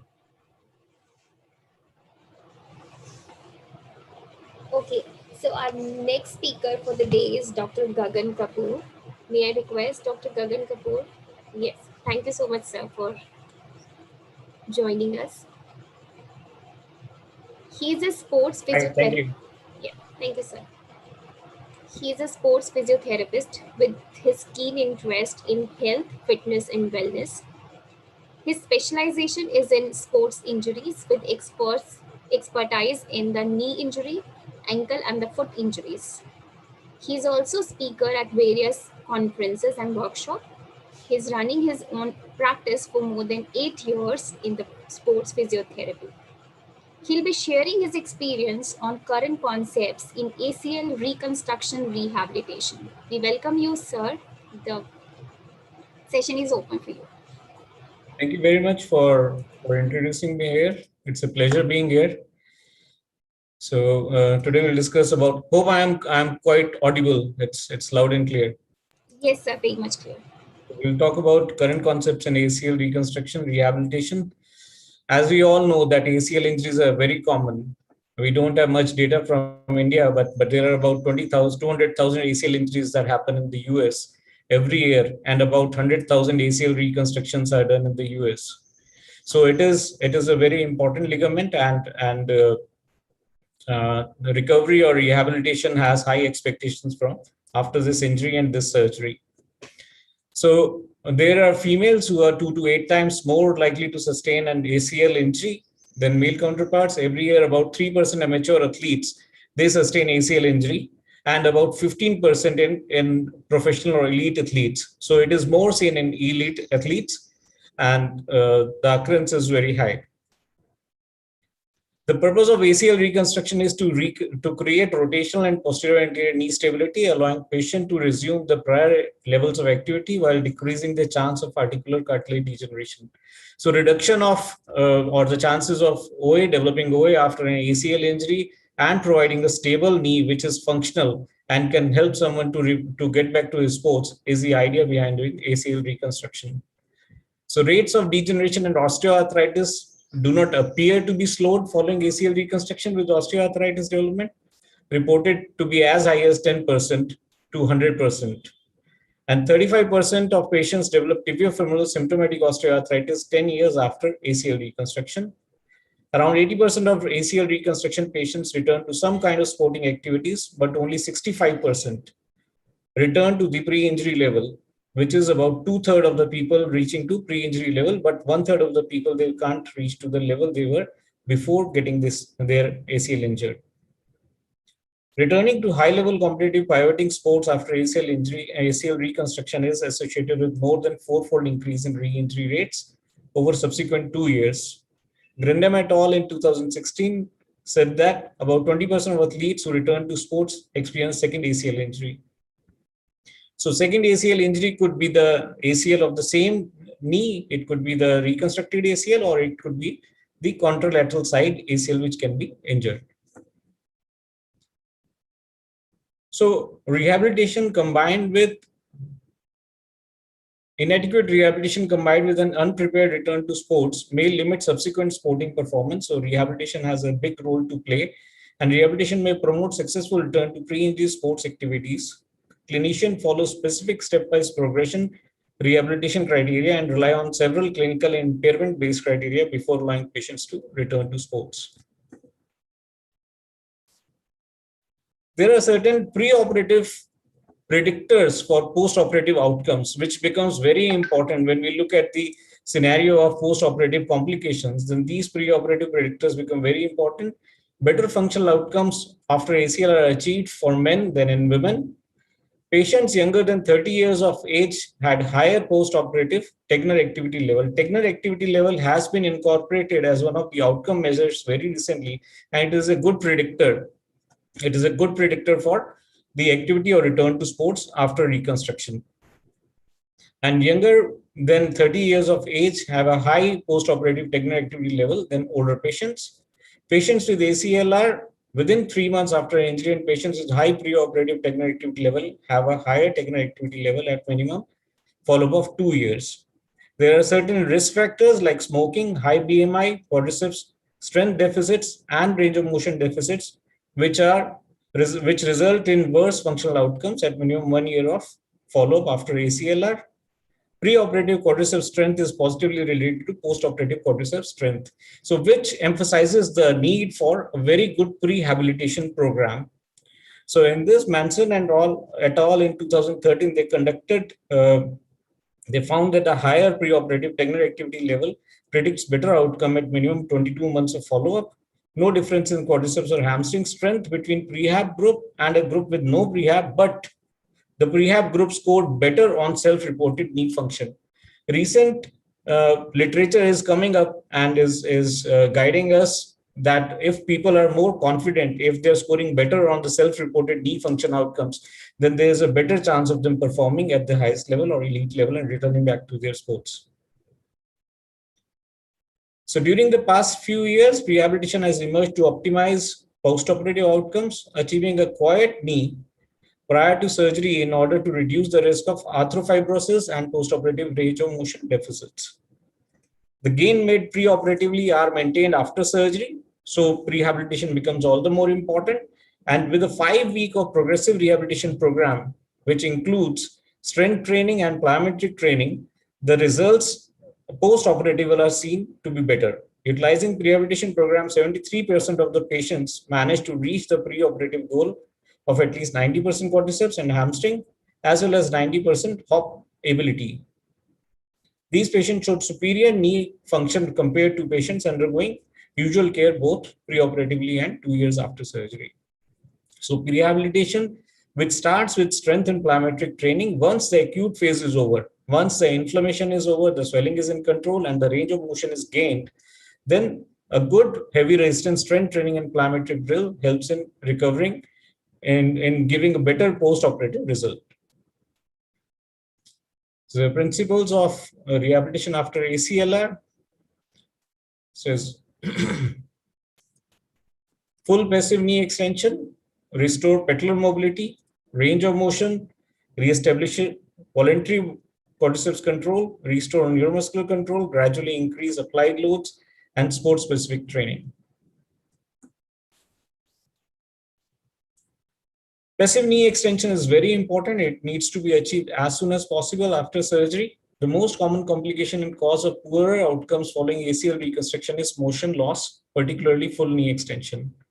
So specific exercises which are in passive form should be started early in supine with hamstring stretches and with the wedge under the heel and gastrocnemius stretches with a towel.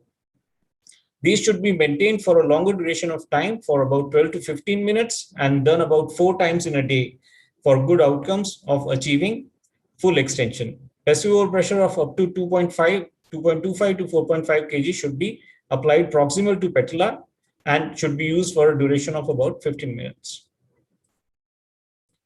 Patellar mobility is also very important, because if there is a good patellar mobility, then the achieving flexion range of motion is easier, and there is a good control, good quadriceps contraction also related to patellar mobility. So the loss of patellar mobility following ACL reconstruction may have various causes, including excessive scar tissue additions, fat bed restriction, and harvesting of patellar tendon for the ACL graft. Loss of patellar mobility results in ROM complication and difficulty in activating quadriceps. Patellar mobilization can be performed by the specialist or by the patient himself. If we teach him how to do patellar mobilization, he can himself conduct patellar mobilization at his home and achieve good patellar mobility. Mobilizations are performed in the medial, lateral, superior, inferior directions. Early reduction of post-operative inflammation is important. For this, the modalities which have been suggested are cryotherapy, analgesic medication, electrical stimulation, and passive ROM. So cryotherapy is an effective tool in decreasing pain immediately after application up to first week post-operatively after ACL, but no effect on post-operative drainage or range of motion. So early use of cryotherapy is advocated in most of the clinical practice guidelines.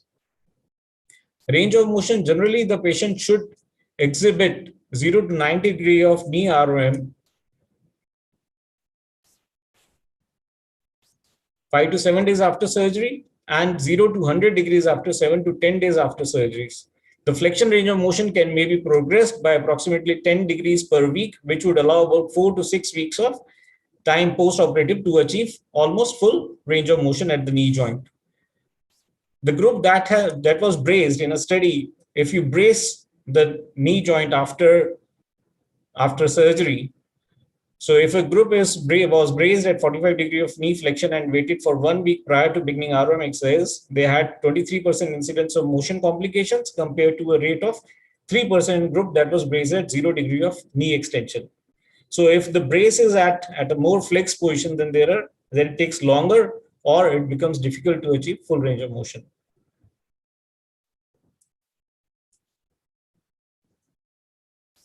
Establishing good voluntary quadriceps control is very important initially in the rehabilitation. Inhibition of quadriceps is common after ACL reconstruction, especially in the presence of pain and effusion during the acute phase of rehabilitation. Use of electrical stimulation immediately following surgery while performing isometric isotonic exercises, straight leg raise in all directions, and knee extensions from 90 to 40 degrees of flexion. Patients are instructed to actively contract the quadricep musculature with the assistance of superimposed neuromuscular electrical stimulation. Once the independent voluntary control is achieved, then biofeedback can be utilized to facilitate further neuromuscular activation of quadriceps. So there is good evidence behind electrostimulation and electromyographic feedbacks. And again, in most of the clinical guidelines, it is advocated to use electrostimulation early in the rehabilitation phase.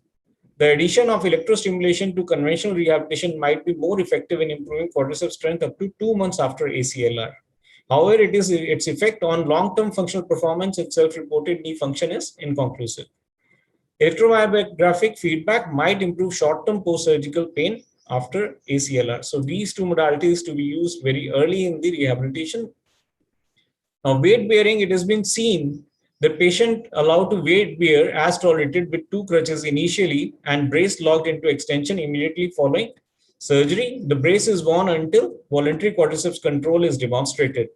A critical goal of second week is to train the patient to assume full weight bearing, 2 crutches for the first 7 to 10 days after surgery, progressing to 1 crutch and finally to full weight bearing without crutches after 10 to 14 days of surgery. This weight bearing progression is altered as needed to ensure increased pain and swelling do not ensue secondary to excessive weight bearing forces.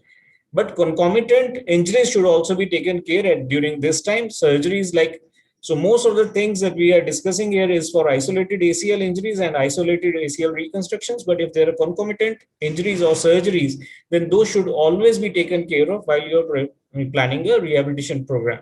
So these injuries could be cartilage injuries, could be bone contusion, or could be meniscus repair. So need to take care of all those things when you're planning, but for isolated ACL surgeries, you can go for early weight bearing. Strength training and neuromuscular training.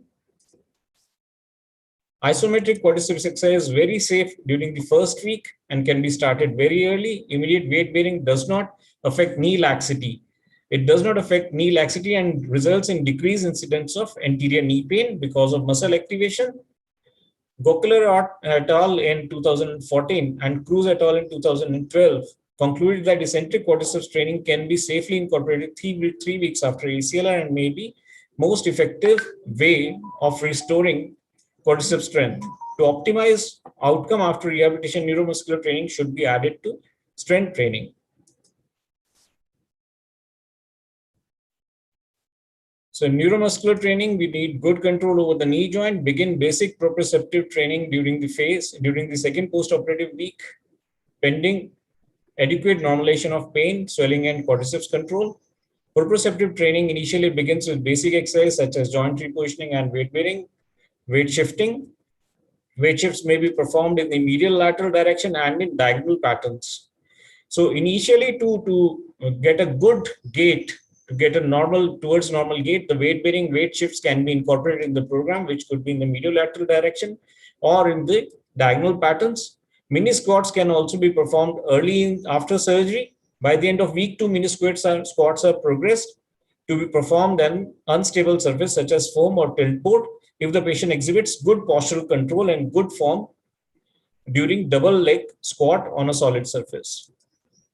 So these all lead to early control over the knee joint, which have its implication on the long-term rehabilitation of the knee. The patient is instructed, there is a good activation at around 25 to 30 degrees of angle, and they are instructed to squat to approximately 25 to 30 degree and to hold the position for 2 to 3 seconds while stabilizing the tilt port. Wilk et al. Showed that greatest amount of hamstring and quadriceps contraction occurred at approximately 30 degree of knee flexion. As proprioception improves, drills to encourage preparatory agonist-antagonist co-activation during functional activities are incorporated. These dynamic stabilization drills begin during the first 3 weeks with a single leg stance on flat ground and unstable surfaces, cone stepping and lateral lunge drills. Single leg balance exercise performed on a piece of foam with the knee slightly flexed or progressed by incorporating random movement of either upper or lower extremity. These single leg balance drills with extremity movement are used to promote dynamic stability and recruit various muscle groups. So the gluteal or the hip musculature is also very important when these activities are done. When perturbations are added, medicine balls of progressively heavier weight may be incorporated to provide a further challenge to neuromuscular control system.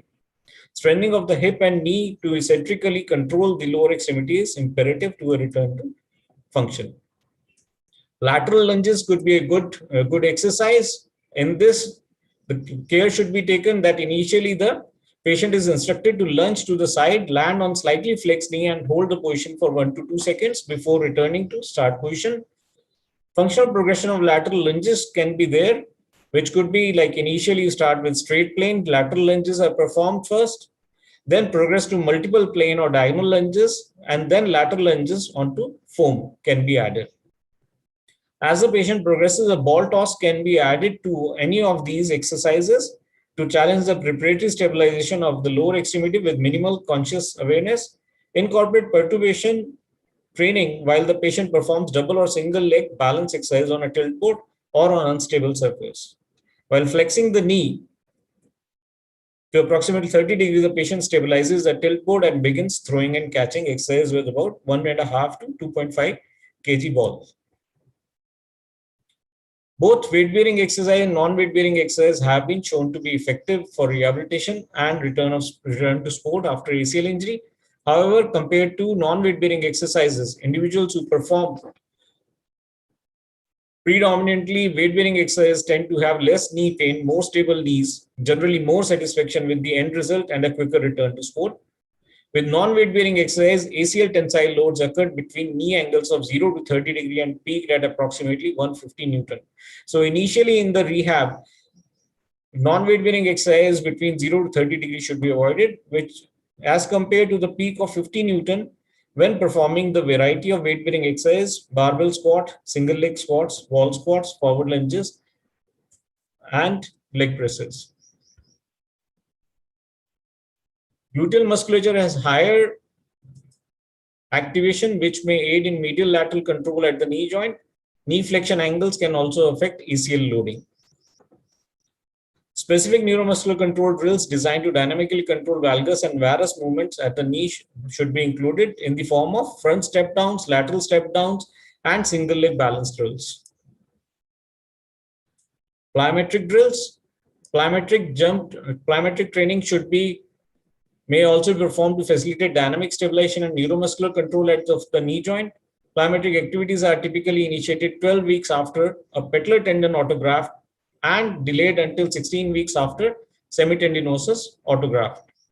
The patient is instructed to land softly on the toes with the knee slightly flexed to maximize force dissipation and avoid knee hyperextension. Plyometric drills are then progressed to flat ground and include ankle hops, jumping in place, lateral diagonal rotational jumping, bounding, skip lunging.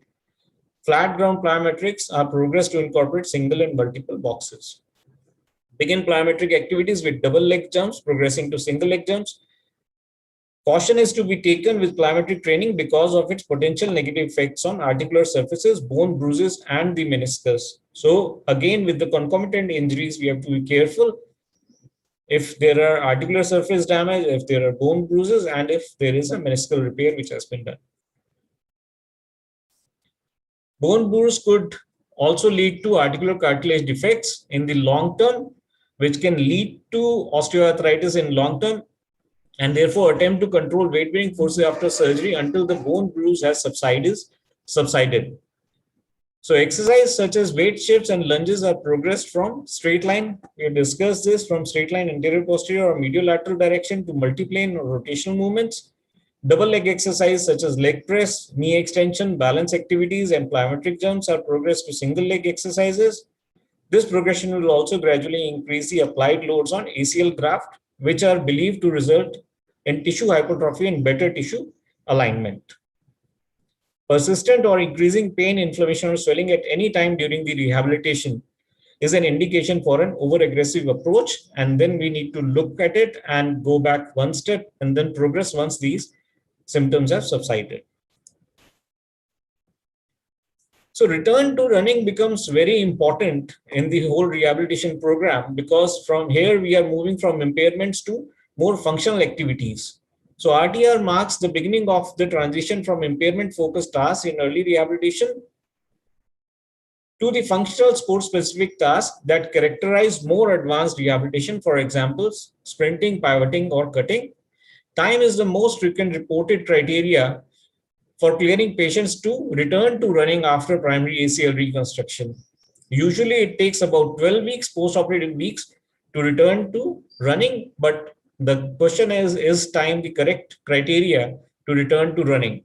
The time criteria to return to running has changed over the years, mirroring changes in the rehabilitation approaches. But fewer than 1 in 5 studies reported clinical strength or performance-based criteria for RTR.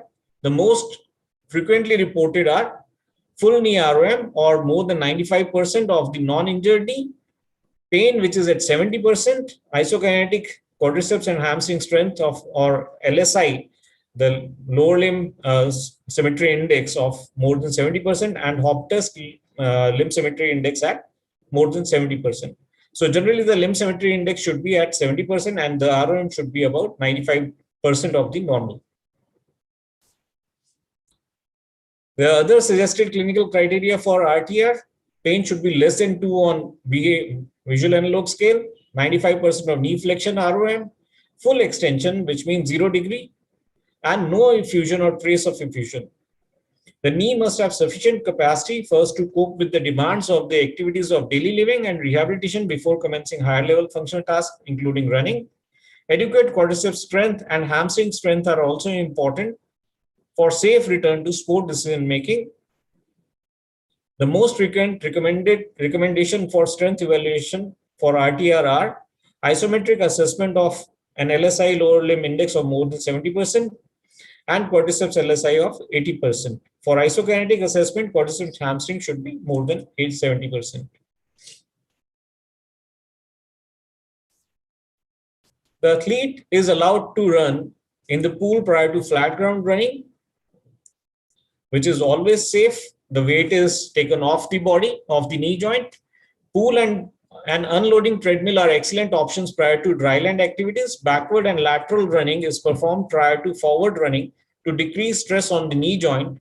Plyometric activities are performed prior to running. Light level plyometric activities are performed prior to running and cutting drills, followed by sport-specific agility drills. Decision to return to running is based on a complex sequence of evaluation by the rehabilitation specialist. Each decision regarding progression is also determined by known concomitant injuries addressed during surgery and by adequate healing of the involved tissues.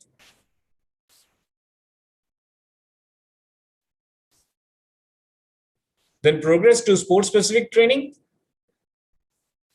That's the last principle, ACL involving restoration of function through sport-specific training for athletes returning to competition. Some sport-specific running and agility drills include side shuffling, cariokas, sudden start and stop, zigzag, 45-degree cutting, and 90-degree cutting. The specific movement patterns learned throughout the rehabilitation program are integrated to provide challenges in controlled setting. Clearance tests such as isokinetic strength test and IKDC, subjective knee evaluation form, and hop tests have been advocated.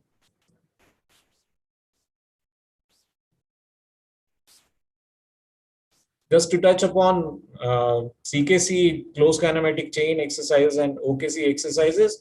CKC and OKC training can be used for regaining quadriceps strength. After ACLR, OKC exercise can be performed from week 4 post-operative in the restricted range of motion of 90 degrees to 45 degrees. It has been commonly seen that people go for OKC exercise in the full range from 90 degree to 0 degree, but initially from 4 weeks post-operative, it should be restricted to 45 degree of flexion. When the quadriceps is reactivated, concentric and eccentric exercise should be used to replace the isometric exercises. CKC exercises can be performed from week 2 post-operative. For bone patellar tendon bone graft, OKC exercise can be started from 4 weeks post-operatively in a restricted range of motion. For hamstring, OKC exercise can be started, but the resistance is not added. No extra weight should be added in the first 12 weeks to prevent graft elongation. ROM can be increased to 90 to 30 degree in week 5 and 90 to 20 degree in week 6, 90 to 10 degree in week 7, full ROM at about 8 weeks. So full ROM should be gained at about 8 weeks for both graft types.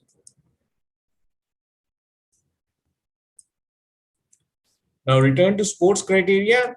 This is Kevin Wilk criteria, which was used, which they have been using since 2012. Satisfactory clinical examination, symmetrical range of motion without pain, isokinetic test parameters, quadriceps bilateral comparison at 80% or greater, quadriceps stock body weight ratio should be 65% or greater, hamstring quadriceps ratio of more than 66% for males and more than 75% for females, acceleration rate of 0.2 second, 80% of quadriceps peak torque, KT 2000 test within 2.5 mm of contralateral leg, functional op test of 85% or greater for contralateral side. But measurement of functional performance, the recommendation is an extensive test battery should be used for determining the movement for return to play, but there are no tests or test batteries that have been tested or construct or predictive validity for return to play. It is not clear which cutoff point of the LSI should be used. Extensive test battery for determining quantity and quality of movement are recommended, including strength test, hop test, and video analysis for measuring quality of movement.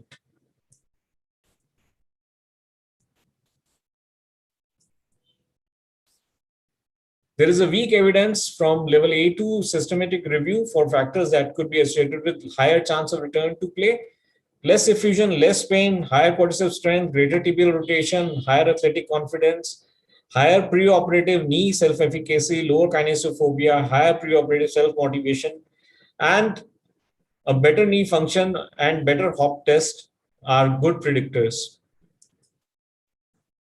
Here, the psychological test of motivation as well as confidence are also becoming important in defining the return to sports criteria. So criteria for return to sports and extensive test battery should be used. Recommendation are to perform an extensive test battery. This include at least a strength test battery, a hop test battery, and measurement of quality of movement. 30-second sideways hop test has also come up as a good criteria and should be included in the hop test battery.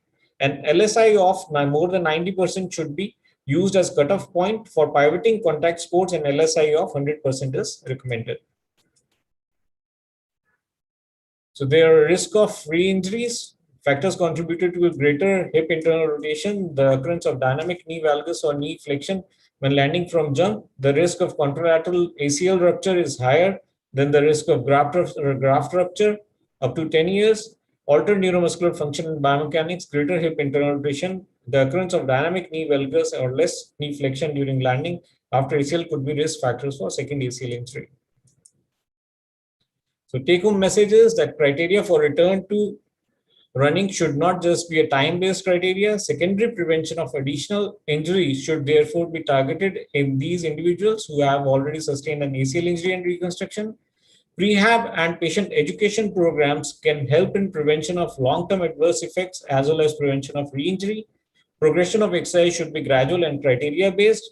Return to sports criteria should be defined and tested for safe return to sports. Thank you very much. Thank you so much, Dr. Kapoor.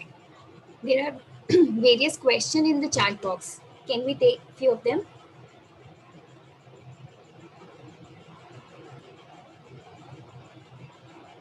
Dr. Kapoor, can you hear me?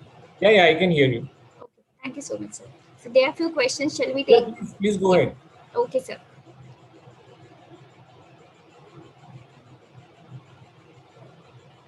Okay, so the first question is, how can I strengthen my ACL without surgery? So there's been a lot of work done on whether surgery or no surgery. So here the question is, it's a ligament which is torn can't be strengthened, and ligament generally can't be strengthened, but a good control over the knee joint is very important. So a good rehabilitation, if the full knee range of motion is there, if there is no swelling, if there is no pain, then good rehab, and then the decision maybe hop tests can be included to see if there is any difference, what is the difference between both the lower limbs, and these tests can be used as a criteria for oneself to see how well they are doing. If there is no confidence, if the confidence level is low, or if there is a feeling of giving way still there, then maybe surgery needs to be opted, but a good rehab of 6 weeks at least should be tried first. Okay, thank you, sir. Another question is, after surgery or after achieving full ROM, I want to know during strength training of the individual with how much intensity or percentage of 1 RM we have to begin with. 1 RM instead, like as we discussed, that initially you go for good control exercises in the weight bearing position. So the closed chain exercises to be started early. Once there is full ROM, then you can go for open chain exercise. You have to do again a test for seeing 10 RM rather, not 1 RM, but 10 RM. Okay, that needs to be done to conclude like how you are going to use it in open chain system.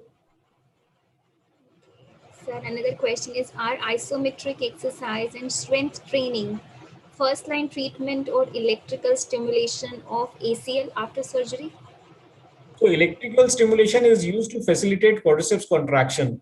Initially, it is seen that the quadriceps contraction is not adequate to do basic exercise like straight leg raise. There is an extension lag. So electrical stimulation is one of the modalities which is incorporated and voluntary to gain voluntary control at the quadriceps muscle, which should be included while doing quadriceps contraction exercises. Okay, so there are a lot many questions I'll ask. Is it okay to You see massage? your time and then Yes, sir. Is it okay to massage a torn ligament? if we are talking about ACL, you can't reach the ACL. Definitely. If we talk about other ligaments, then it depends upon the stage and the kind of massage that you are doing. So deep transfer friction massage, which is not in this context, but deep transfer friction massage can be used. But I really have to look at the literature. But deep transfer friction massage has been advocated in soft tissue injuries. Another question is, there is a case of a person having ACL reconstruction in January, and from that time he complains continuously numbness on middle lateral of lower leg and pain on most upper part of medial part of tibia. What could be the possible reason, and also what to do with this? So numbness on the lateral aspect of the leg is due to a cutaneous nerve getting stretched during the surgery. So that won't make any difference to the life of the person. Patients are at times concerned about this numbness that they develop, but usually it subsides over a period of time, or otherwise also it does not do any functional harm in that case, and usually is acceptable to patients. Secondly, the pain on the medial side of the tibia, of the upper tibia, I believe, uh, could be, you have to look at the insertion of the hamstring tendons. You may have to look at the pes anserine bursa, whether it is inflamed or not. Okay, or it could be if it is related to, not so much if it is a tibia part, but PF, you have to take care of the patellofemoral joint also. You have to look at the patellofemoral joint also. So if it is on the medial side of the tibia, upper tibia, then usually it is the insertion of the hamstring muscles. Okay, sir. The next question is, during first phase of rehabilitation, can we use MET to increase the muscle activation and to increase ROM? Muscle energy techniques. Yes, sir. The first phase of Muscle energy. rehabilitation, can we use MET, MET to increase the muscle activation and to increase the ROM? I have not come across any literature regarding this. I have not come across any literature regarding effect of MET in initial phase. There is inflammation. I'm not sure about it. How long does ACL take to heal? So ACL reconstruction, you mean after reconstruction or generally? So the question is only this, So how if long it does is ACL? after reconstruction, then the whole ligamentization process is there, which usually takes about a year's time. And that's why most of the protocols which were earlier accelerated programs have now been delayed to more than 9 months, because considering that the changes taking place in the ligament, in the reconstructed ligament, so it usually takes about 9 months to a year's time for that to become a good strong tissue. Thank you so much, sir. Our participants are congratulating you and thanking you for very informative session, and especially for those who are belonging to sports. And Thank you very they are much. requesting for your presentation also, if you could share those presentation. I'm not sure. Okay, Dr. Gagan, you have not mentioned about the total number of days required for complete rehabilitation of post ACL injury in grades. Yeah, look,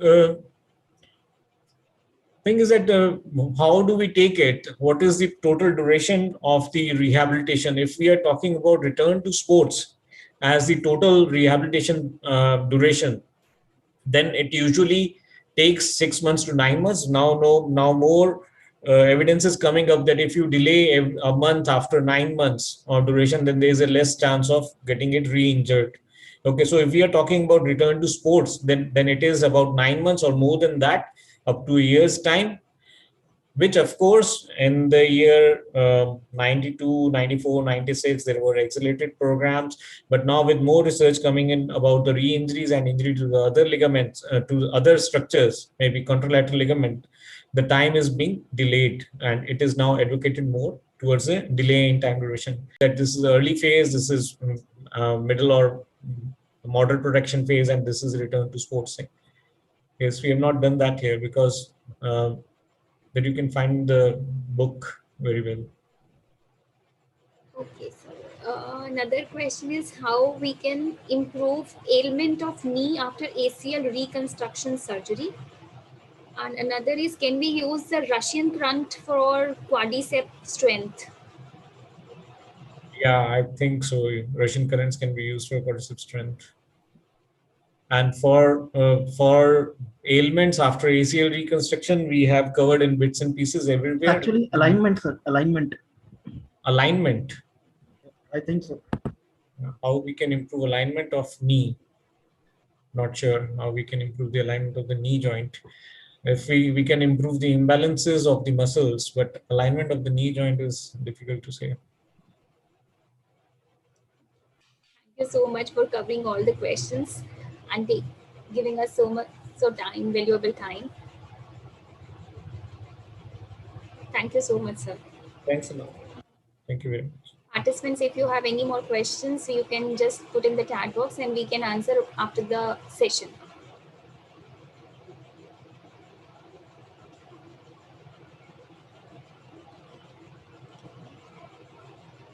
Okay, participants. I'm stopping my screen sharing. Sorry, sir.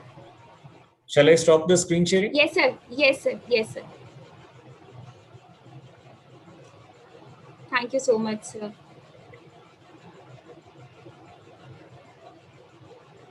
A small announcement for the participants. Here we are taking a small break before we start with the second session. And during the break, Dr. Irshad, from Assistant Professor at Faculty of Allied Health Sciences, would take over the session for the poster presentation. May I request Dr. Irshad to please take over the session? Thank you so much, ma'am. Thank you so much, sir. Good morning for some people and good evening for some people who are away from the country, who are in different states of the world. We are going to display the poster. Those who have submitted the poster to the conferences. Shobhi, sir. Yeah, I'm there. Can you please share the screen for the poster presentation?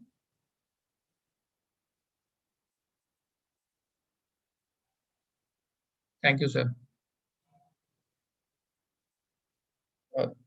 This is the poster by Dr. Rajinder Nahata. And the title of the poster is Comparison between High-Powered Laser and Conventional Physiotherapy in Treatment of High Hamstring Tendinopathy.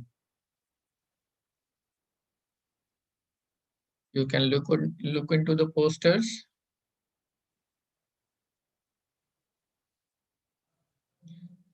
We will be displaying the poster for 1 minute.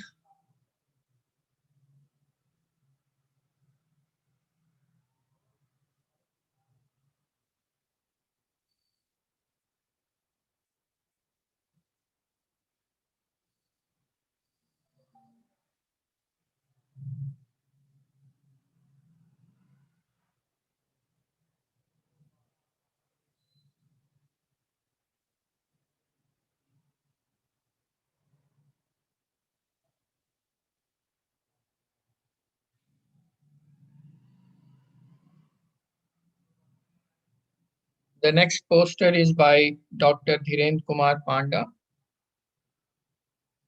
And his title is A Review of Most Common Sports-Related Injuries.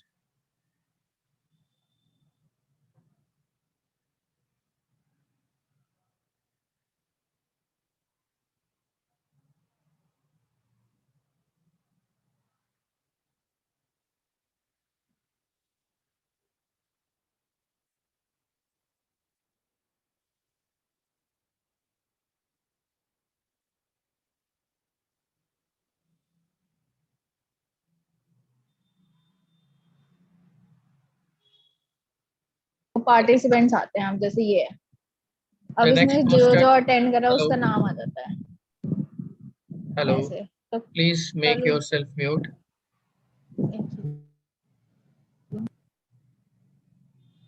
The next poster is by Dr. Pragya Sharma, and the title is smartphone overuse and anxiety in young population.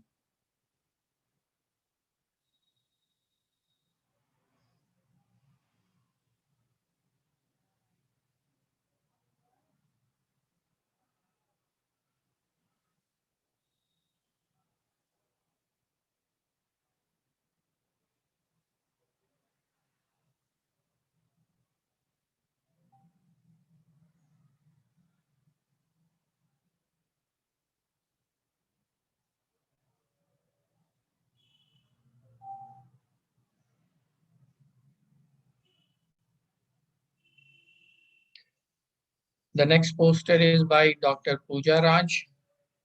The title is Holistic Outlook of Traditional Medicine in Sports.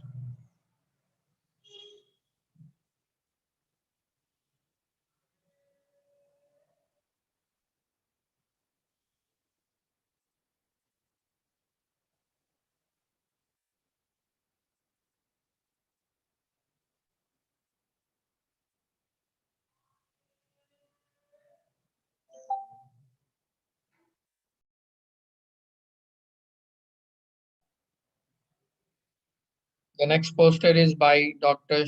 Shajad Ahmed Dar, and the title is Importance of Yoga in Our Daily Life.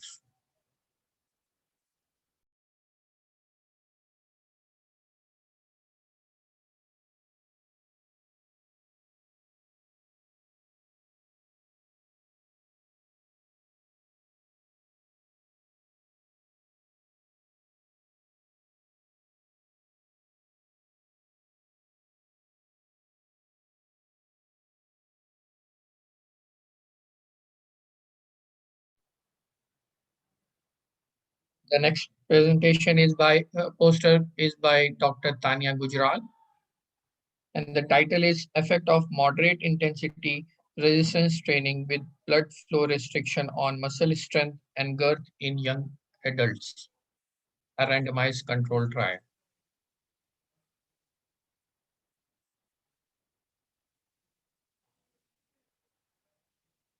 The next poster is by Jaspreet Kaur. The title is Effect of Ergonomic Intervention and Postural Correction Exercises on Pain and Disability in Computer Professionals with Neck Pain.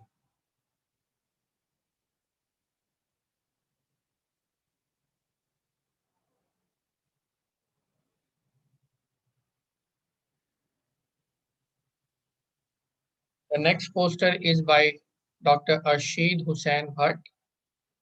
The title is The Effect of COVID-19 on Sports and Health.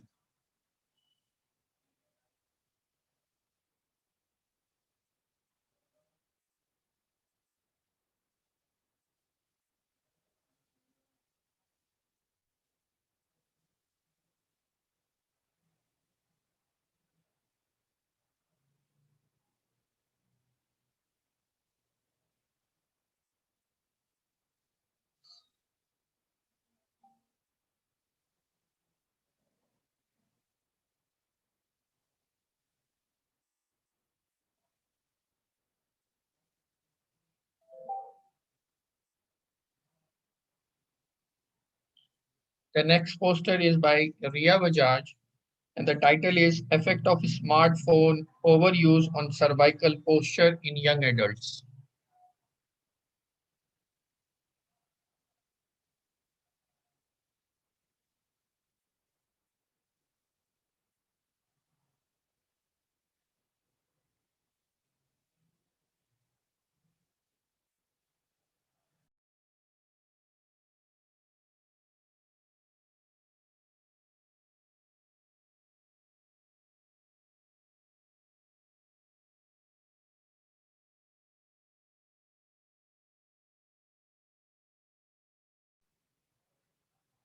The last poster is by Dr. Manisha Tiwari, and the title is Association of Primary Dysmenorrhea with Stress and BMI among undergraduate female students, a cross-sectional study.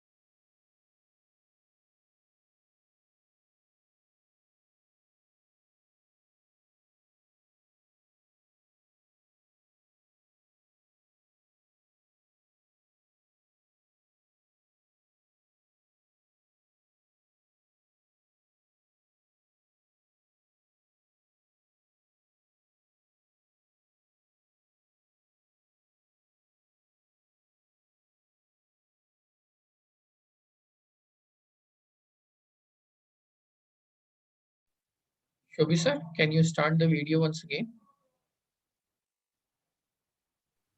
I already started it. Okay, sir, fine.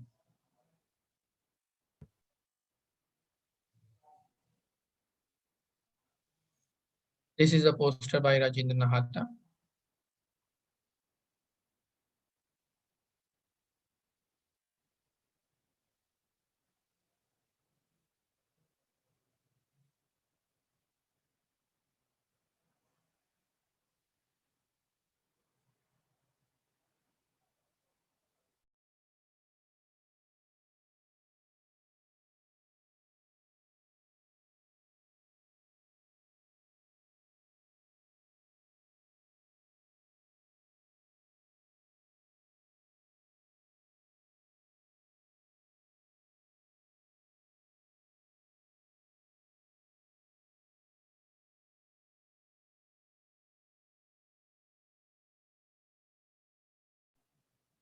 The poster by Dhiren Kumar Panda.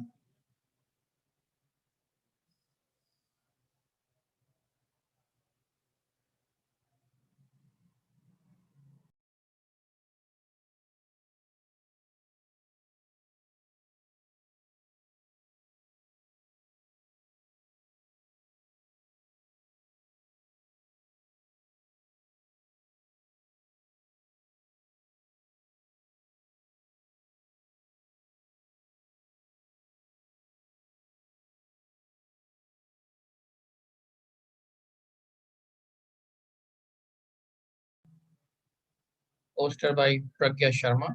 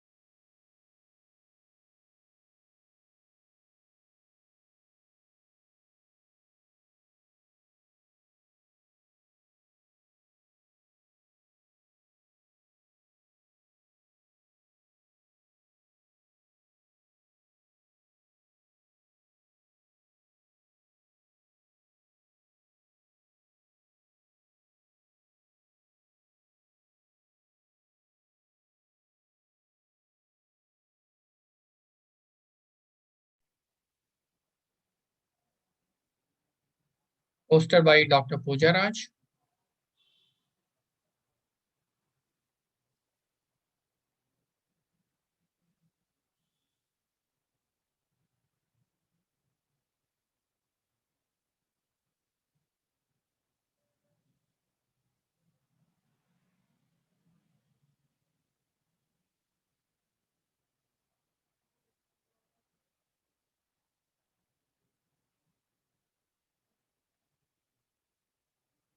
Poster by Dr. Sajad Ahmed Dar.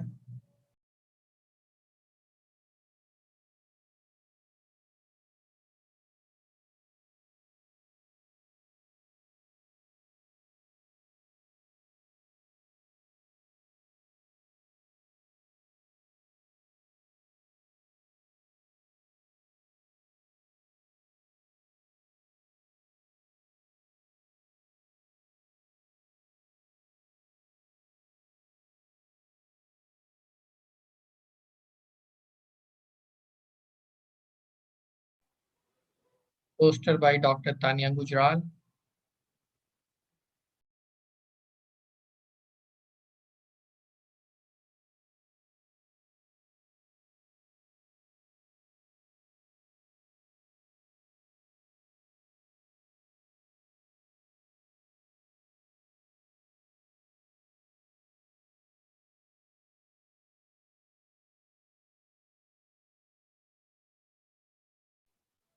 Poster by Dr. Jaspreet Kaur.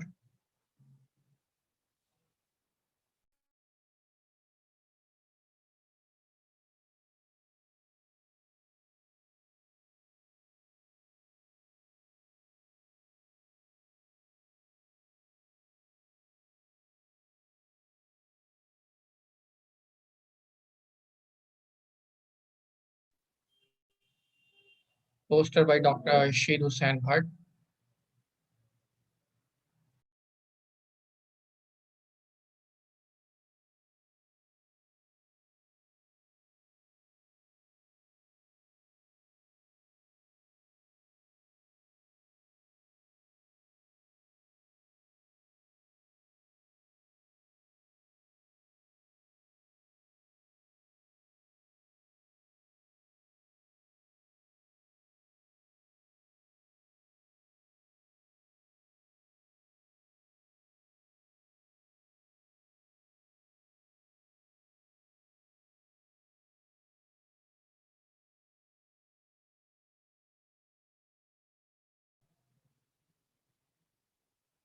Poster by Ria Bajaj.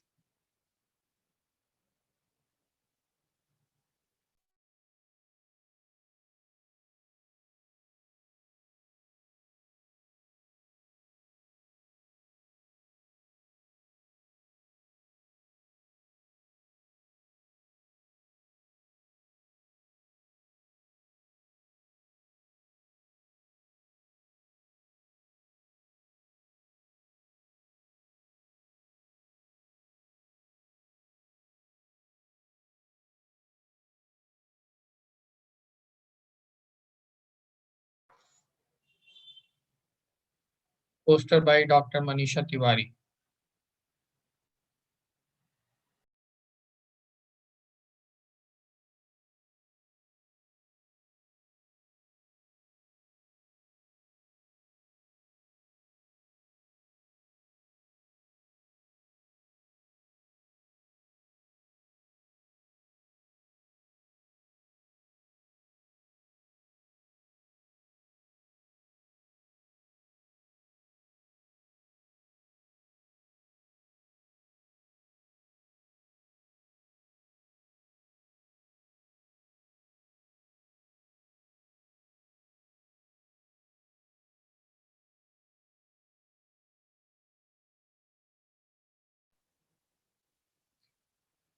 Thank you so much, sir.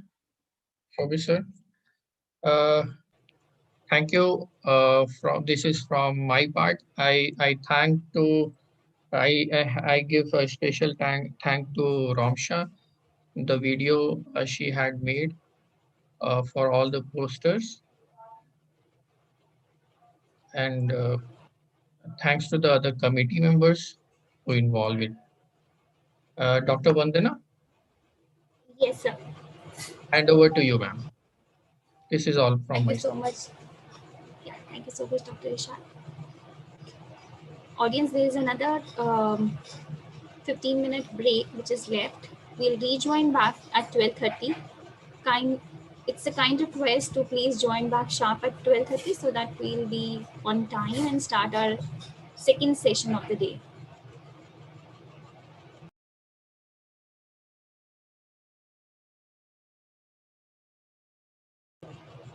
It's a request, kindly be on the portal. It's only a 15-minute break. We'll start our second session sharp at 12:30.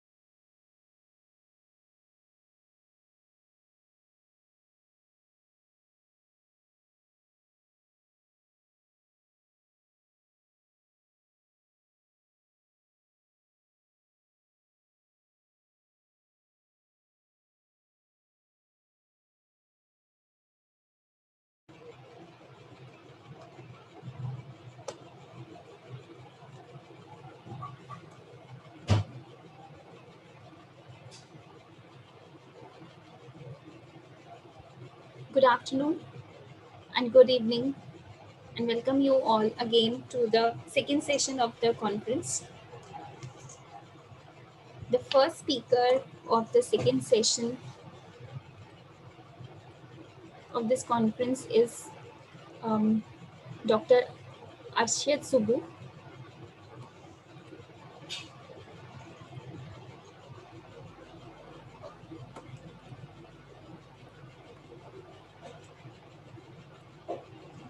Good afternoon, sir. A warm welcome to you for the... Hello, good afternoon. Can you hear me? Good afternoon, sir. Welcome you to the second day of our conference. Thank you so much. Thank you. Okay, let me know when should I start. Yeah, sir, before you start, I shall introduce you to the audience. Give me a minute. Okay. Dr. Subbu is a PhD in nursing from University of Ottawa, Canada. He is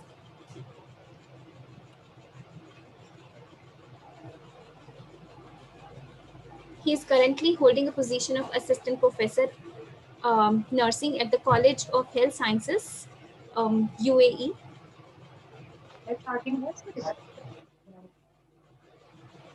He's achieved many academic honors and awards. Admission scholarship from the University of Ottawa, and he is also a membership of many professional bodies under the Registered Nurse Association of Ontario, Canada. He is also a member of Indonesia National Nurse Association, and he is also a member of Nursing Best Practice Unit, University of Ottawa.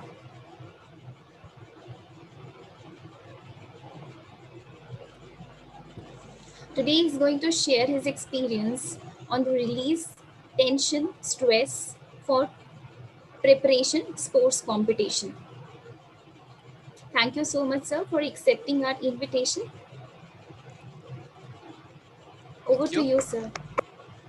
Thank you so much, everyone. Since you are in different area and in different time and different times, I'd like to say good morning to our colleagues in Ukraine and Russia. Yeah, I know that Dubai is one time ahead of Dubai. Dubai is one time ahead of you area, and then good afternoon for colleagues in some countries, India, for example, India, Malaysia, Singapore, and Indonesia. Okay, my presentation today is about release tension, stress for preparation of sport competition. Yeah. This presentation is not based on research conducted, but mostly related to my teaching and learning process and some literature review. And that based also in my experience working in some different sport and institution in both US and Canada.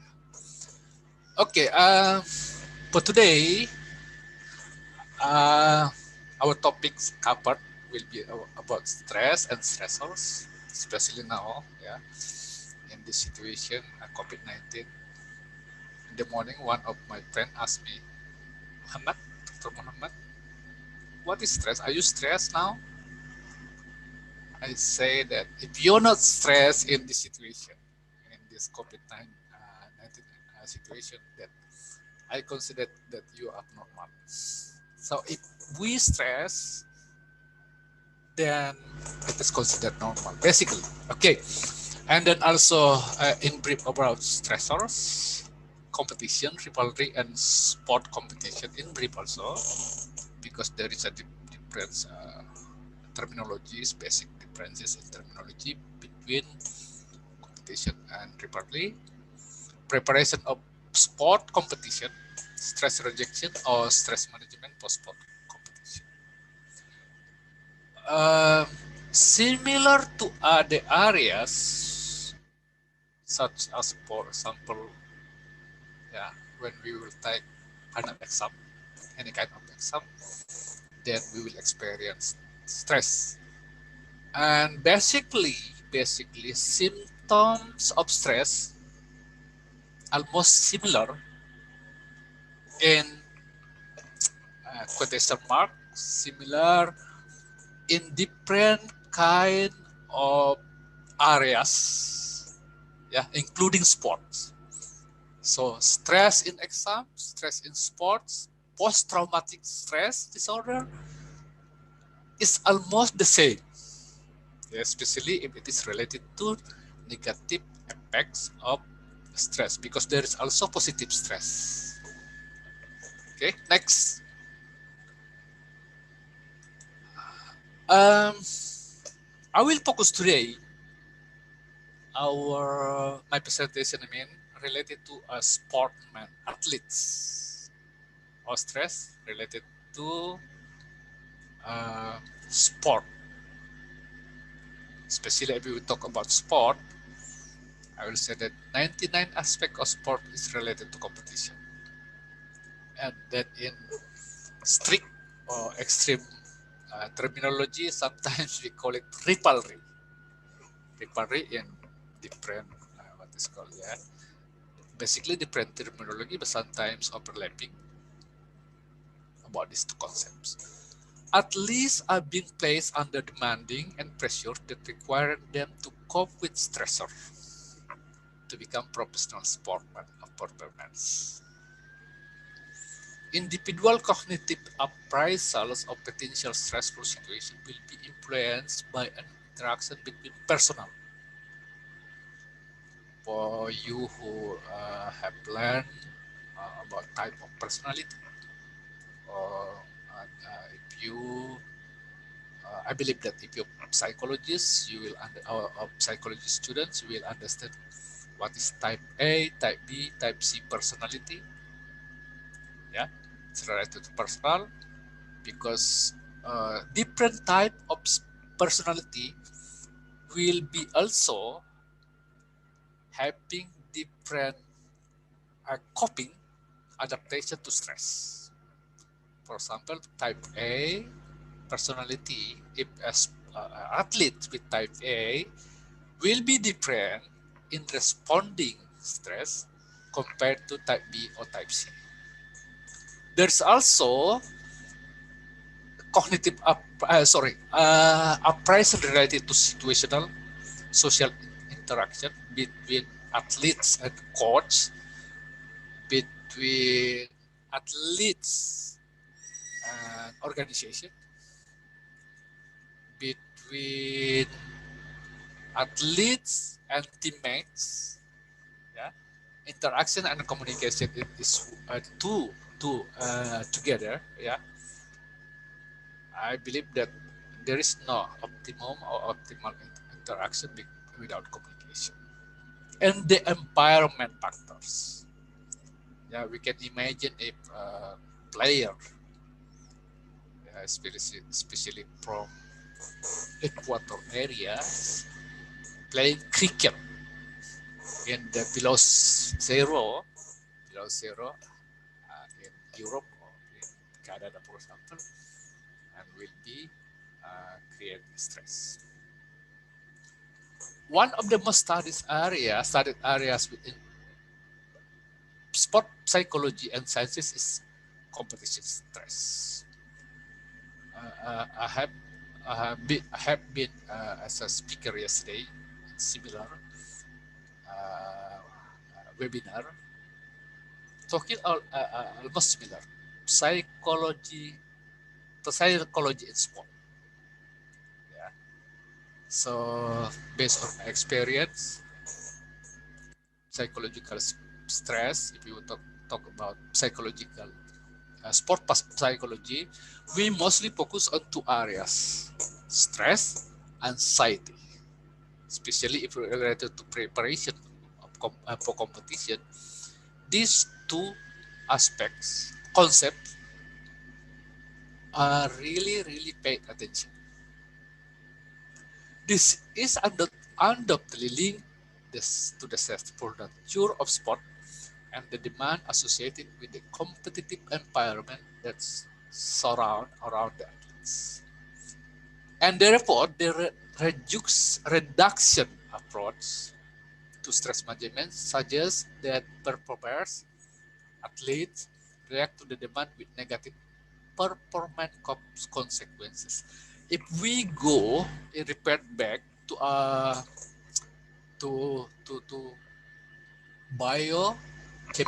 biochemical aspect of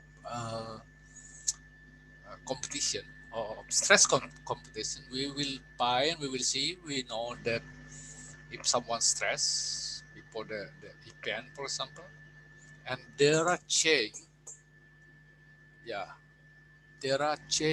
in biological, chemical, neurotransmitter in that person. Yeah, for example, if we feeling sad because we lost in a game, for example, then we'll reduce serotonin level in our neurotransmitter. If we are good in stress, because positive stress, I mean, then our adrenaline will increase in our body, and then we will increase our performance. Next, stress and stressor. I will not go in deep about this because yesterday Professor Hairul from Malaysia explained in detail about this, including two things related to stress management. Yeah, but what I will stress, what I will inform you in detail about in this stress and stress, about distress and stress. Basically, in sport, stress is also needed, especially stress then create motivation. Yeah, increase motivation, increase performance, increase spirit, and then we need it especially for people, for athletes that who we know that she or he has histrionic or schizoid personality disorders. For people who are antisocial personality disorders, they have this positive. They have already. So basically, if we talk about stress, especially stress management, it is personal. We need to know that it is personal approach, meaning that we cannot make it that every athlete is similar to strategy for stress management, or stress reduction. That depend on personality. Okay, positive stress gives us feeling of fulfillment, arousal, motivation, and awareness. Some athletes actively seek and need this stressful situation. If we see here, for you who loves American football, I love American football, or boxing. In the several years when I come to this country, Dubai, that I start to love cricket. Providing the stimulation to cope with the challenging situation, increasing focus, attention, and skill level. This stress or positive stress, and it is needed. It is needed in sport competition. Distress, negative stress, this one we have to avoid this. If possible, need to be abandoned this one. This is a negative form of stress, and it extreme causes stress and apprehension. It is a contributing factors in negative effects related to physical and psychological condition. Next time, if we still have time, maybe we can talk in detail about this, what physical contribution and what psychological contribution in general, not only stress. That we can focus on this negative stress or distress. It tends to be detrimental for sporting performance. Barriers or challenge for the performance in sport. The relationship between stress and sport performance. Yeah, this was explained in detail by Professor Hairul yesterday, so I will not go in detail about this. That again, I will go back to my previous explanation that this stress or negative stress will influence negative effects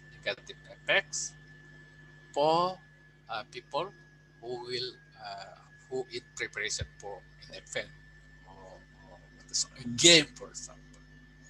I just share little bit information that, for example, if someone said or feeling down or their lack of confidentiality before competition, then he or she will feel low, desperate, and maybe sad.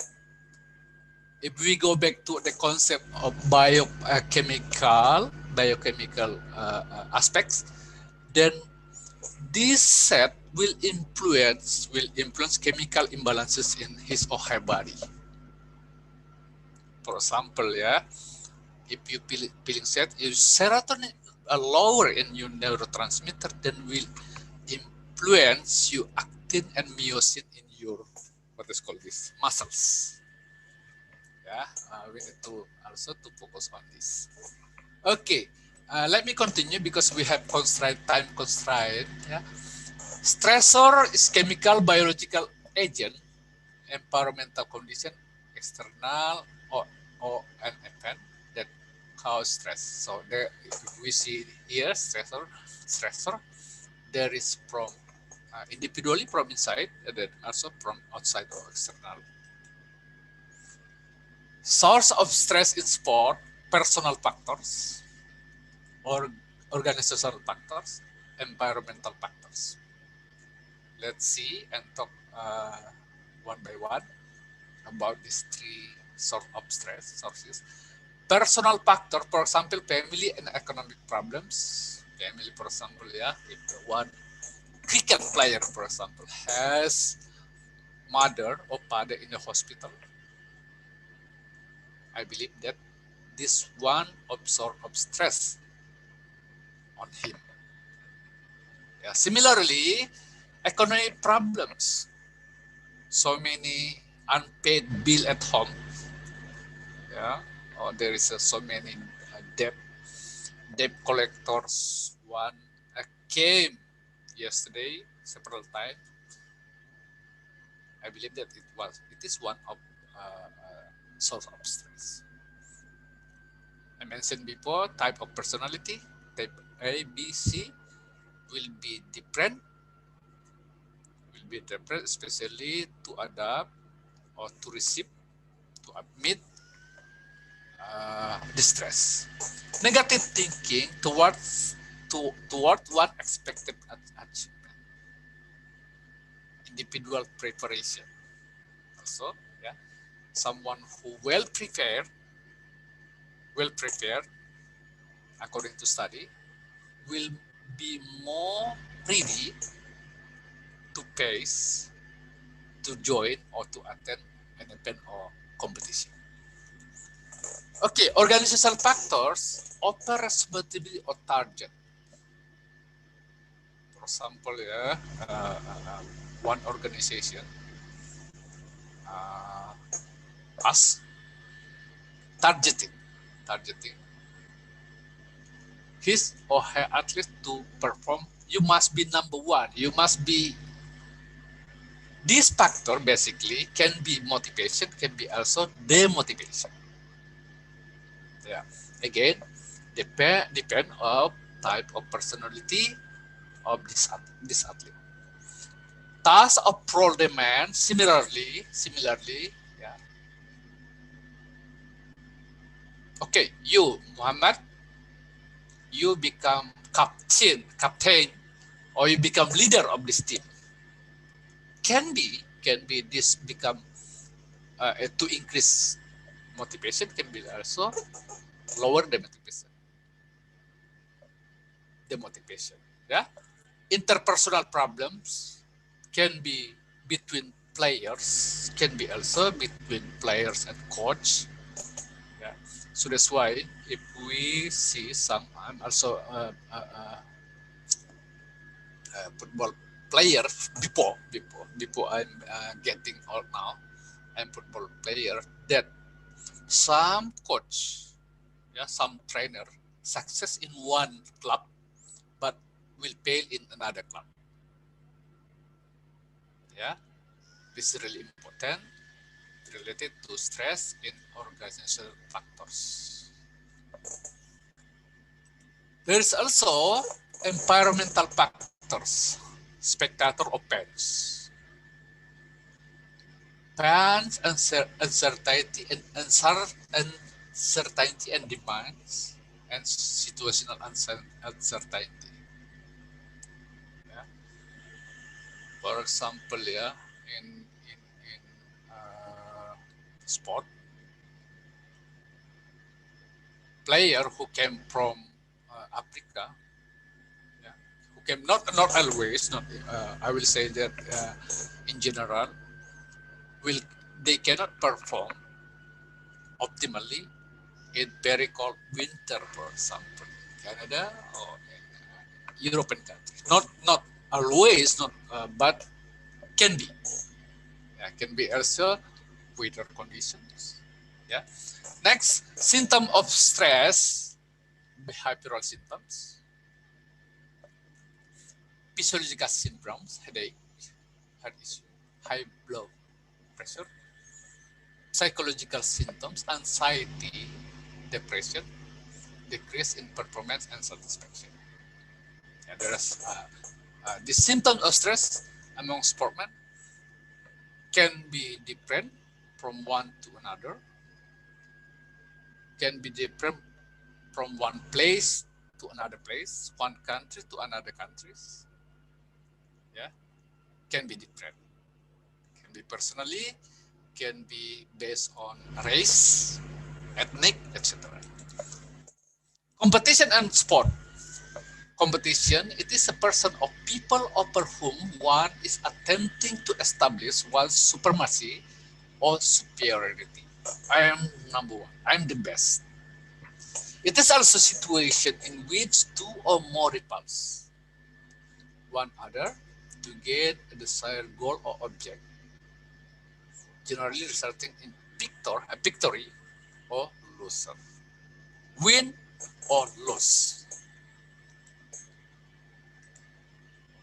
Similarly, sport competition is a contest held to determine the best athletes, the best team, the greatest achievement in sports, and to improve sport skills. So that's why from time to time, from year to year, world record, for example, for swimming, yeah, or sprint, 100 meters running, the record change, improving from time to time. Because why? This competition creates people to more productive, more training is conducted, etc. Yeah, it is an event or context in which people take part in order to establish superiority. It provides an opportunity to evaluate objectively the sport organization, coach, athletes, and officials. Now, rivalry. Again, I give you just an example and share my experience that I'm hockey as fans also, hockey as fans, and I am as Ottawa Senator fans. Our rivals is what is called Vancouver Canucks. Similar when I was in US, I'm a Philadelphia Eagles, American football, and then our rivalry is New York Giants. When I came to United Arab Emirates, I just know that in cricket, there is a rivalry. There is a rivalry between India and Pakistan. I hear. No, I mean positive rivalry, yeah, not negative. There is a rivalry between Pakistan and India. I have seen in Cafe during a cricket game in Cafe, yeah, in Dubai. In the another side, the right side, Pakistani fans, and the left side, Indian fans. But I say that it is a positive rivalry, not negative. Okay, aspect competition stressor and athletes.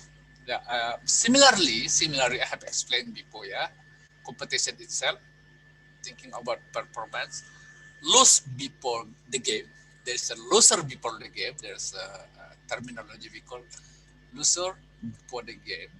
Higher goals, yeah, to higher goals that have been set. Level of physical and mental preparation.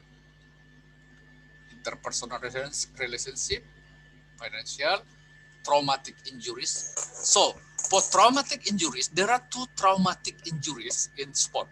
Can be physical trauma, can be also psychological trauma. Yeah, physical trauma, mostly it is mostly known as an injury, and psychological trauma, which is called loser loss. The weather or environmental condition.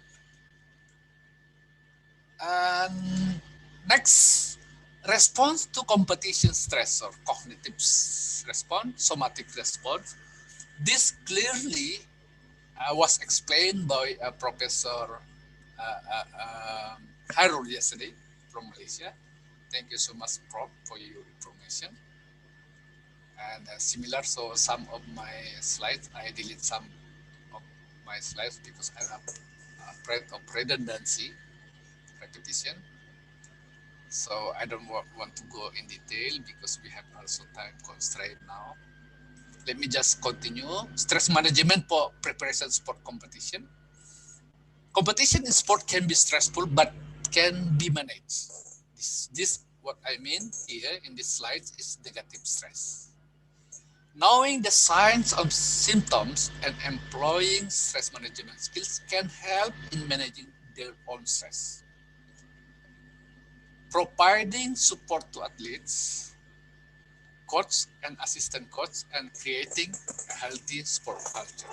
Sorry. 30 also, yeah. In addition to managing stress on a personal level, creating sport environment characterized by hard work with support and encouragement, clear expectation here. We can give high target for a player, but we cannot give to another one. Again, based also personality also need to be considered. Good communication and fun can help minimize perception of stress. Stress management in sport competition means how someone copes, adapts, control, and reduce the occurrence of the negative conflict of stress. The main source of stress are hopes of the athletes, what he hopes to achieve or win in the competition. The fear of failure. This is the big issue also in sport.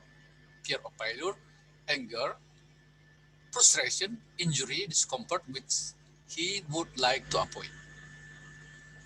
Other stressful situations include crowd demand, pains here, muscular tension, overmotivation, and inability to cope with sensory information. ABC stress management or strategy, A, awareness, balance, and control.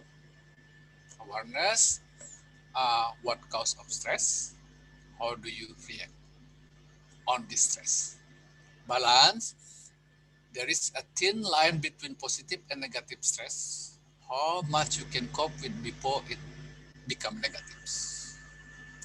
We focus on this, how to balance if it is related to negative stress, negative impact of stress. Control, what can you do to help yourself combat negative effect of stress?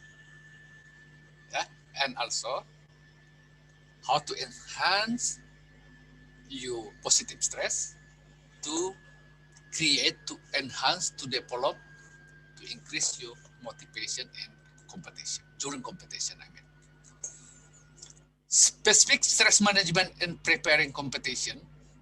Yesterday, again, Professor Hairul has explained this, especially related to progressive muscular relaxation, imagery of self-talk.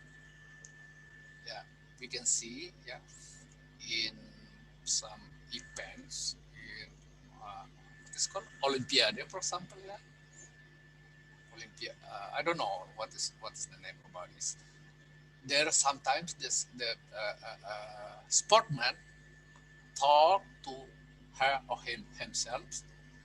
Sometimes they take breaks, keep a realistic schedule, delegate tasks, especially a task that is or that are not related to the competition.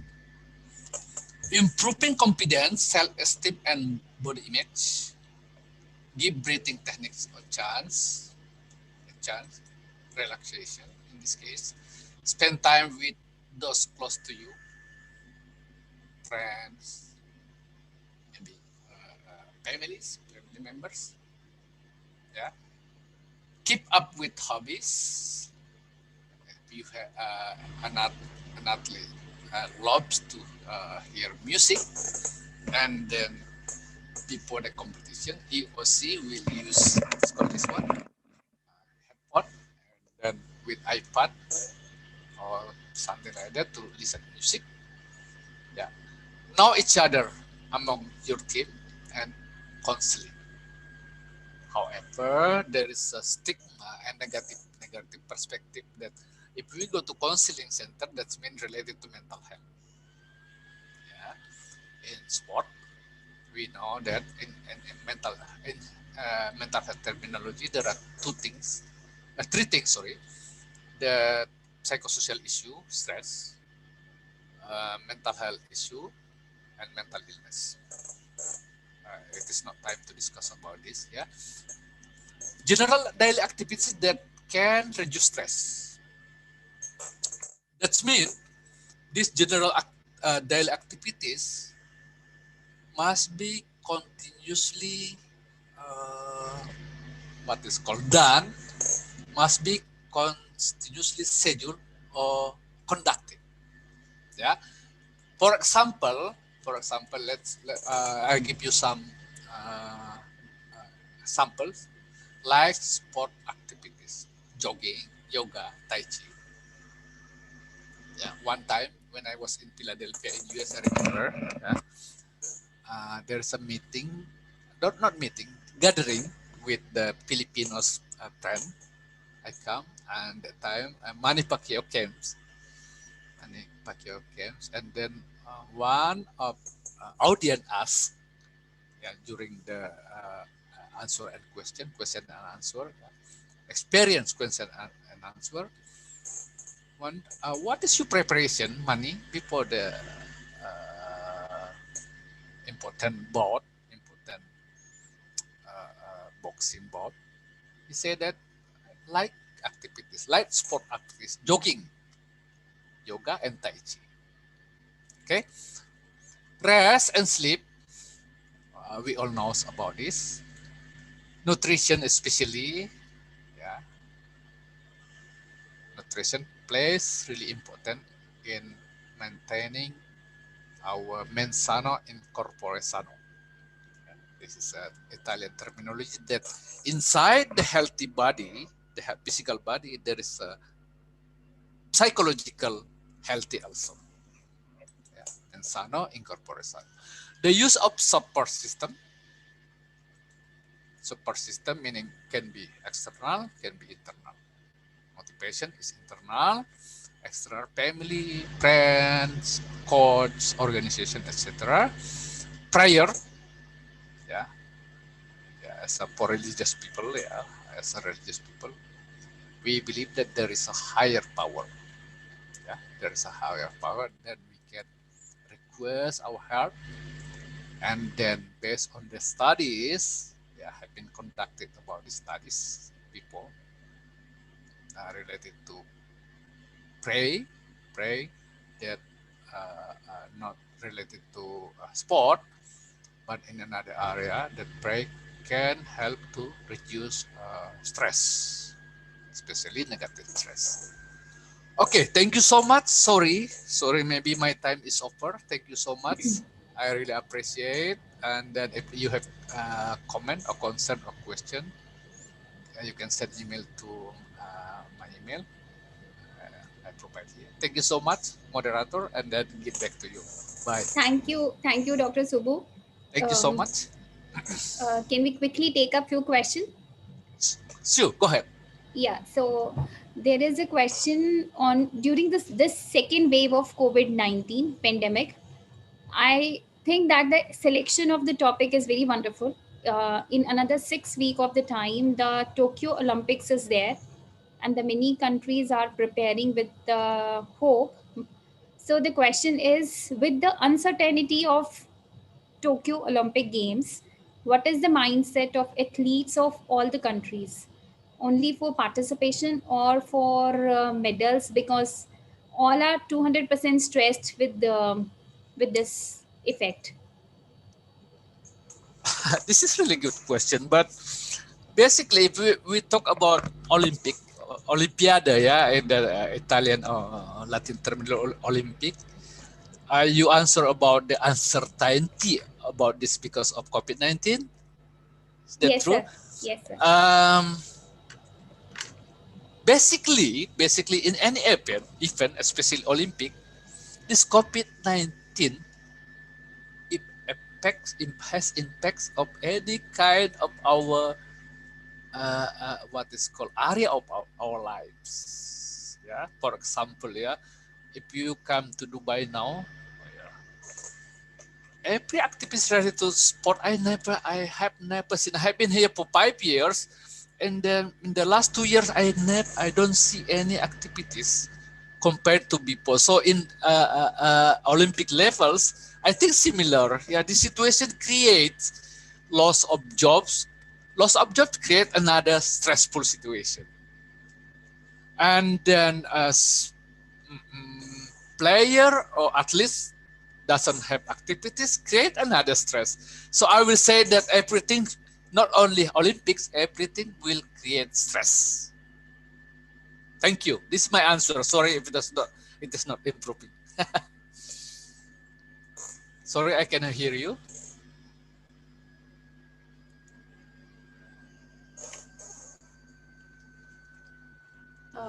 Can you hear me now, sir? Yes. Thank you so much, Dr. Subbu.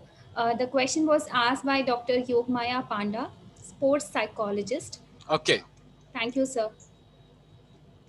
Thank you so much, sir, for sparing your valuable time and accepting our invitation. Your presentation was very informative and experience sharing. Before I leave, please, I want you to correct my name. Yeah, if you say that Arsal Subu, that's mean my father and my family names. My name is Muhammad. So okay. Muhammad Arsal Subu, please. Okay. Thank you so much, and have a wonderful day. Thank you wonderful so day. Thank you so much. Bye for now. Get back to you. Bye. Thank you so much, sir. Thank you. Okay. So the next speaker of the day for the session 2 is Dr. Jasmine Kaur Chawla. Ma'am, if you are on the portal, kindly switch on your camera. Dr. Jasmine. Ma'am, it's saying that I can't start my video because the host has stopped it. So if you could just allow me. Yes, Resolved. Yes, ma'am. You can. I think you can share now. All right. Right. Thank you so much. Yeah. Thank you so much, ma'am, for accepting our invitation. Pleasure.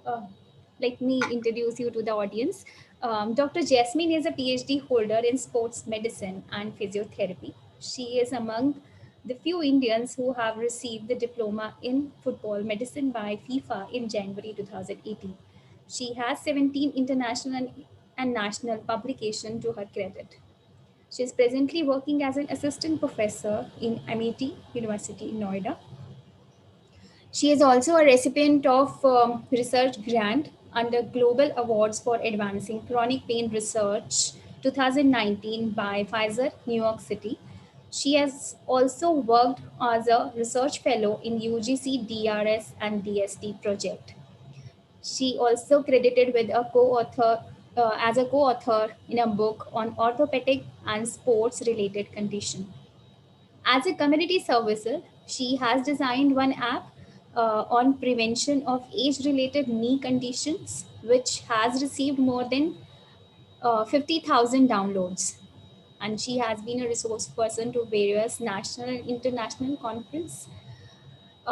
She also worked as a community rehabilitation worker, working with various NGOs at state and national level. Today, she'll be sharing with us her experience on scope of functional rehabilitation and artificial intelligence in sports medicine, a physiotherapist perspective. Thank you so much, ma'am. The dice is yours. Thank you so much, ma'am. Thank you so much. So without wasting much of time, first of all, I'd like to thank the organizers for putting a very good and important, valuable stress on sports medicine, because this is the need of the hour, that fitness has to be taken up by at the global levels. So I believe Manav Rachna has provided a wonderful platform by giving much awaited importance to sports medicine. Also, I would like to thank the organizers of Recent Advances and Challenges in Sports Rehab for giving this opportunity to me and sharing my insights on functional rehab and artificial intelligence. So I'd just like to introduce my topic to you first, that why I chose functional rehab and artificial intelligence as one of the topics to introduce to you on this bright Sunday afternoon. So first of all, a very warm good afternoon to one and all present here.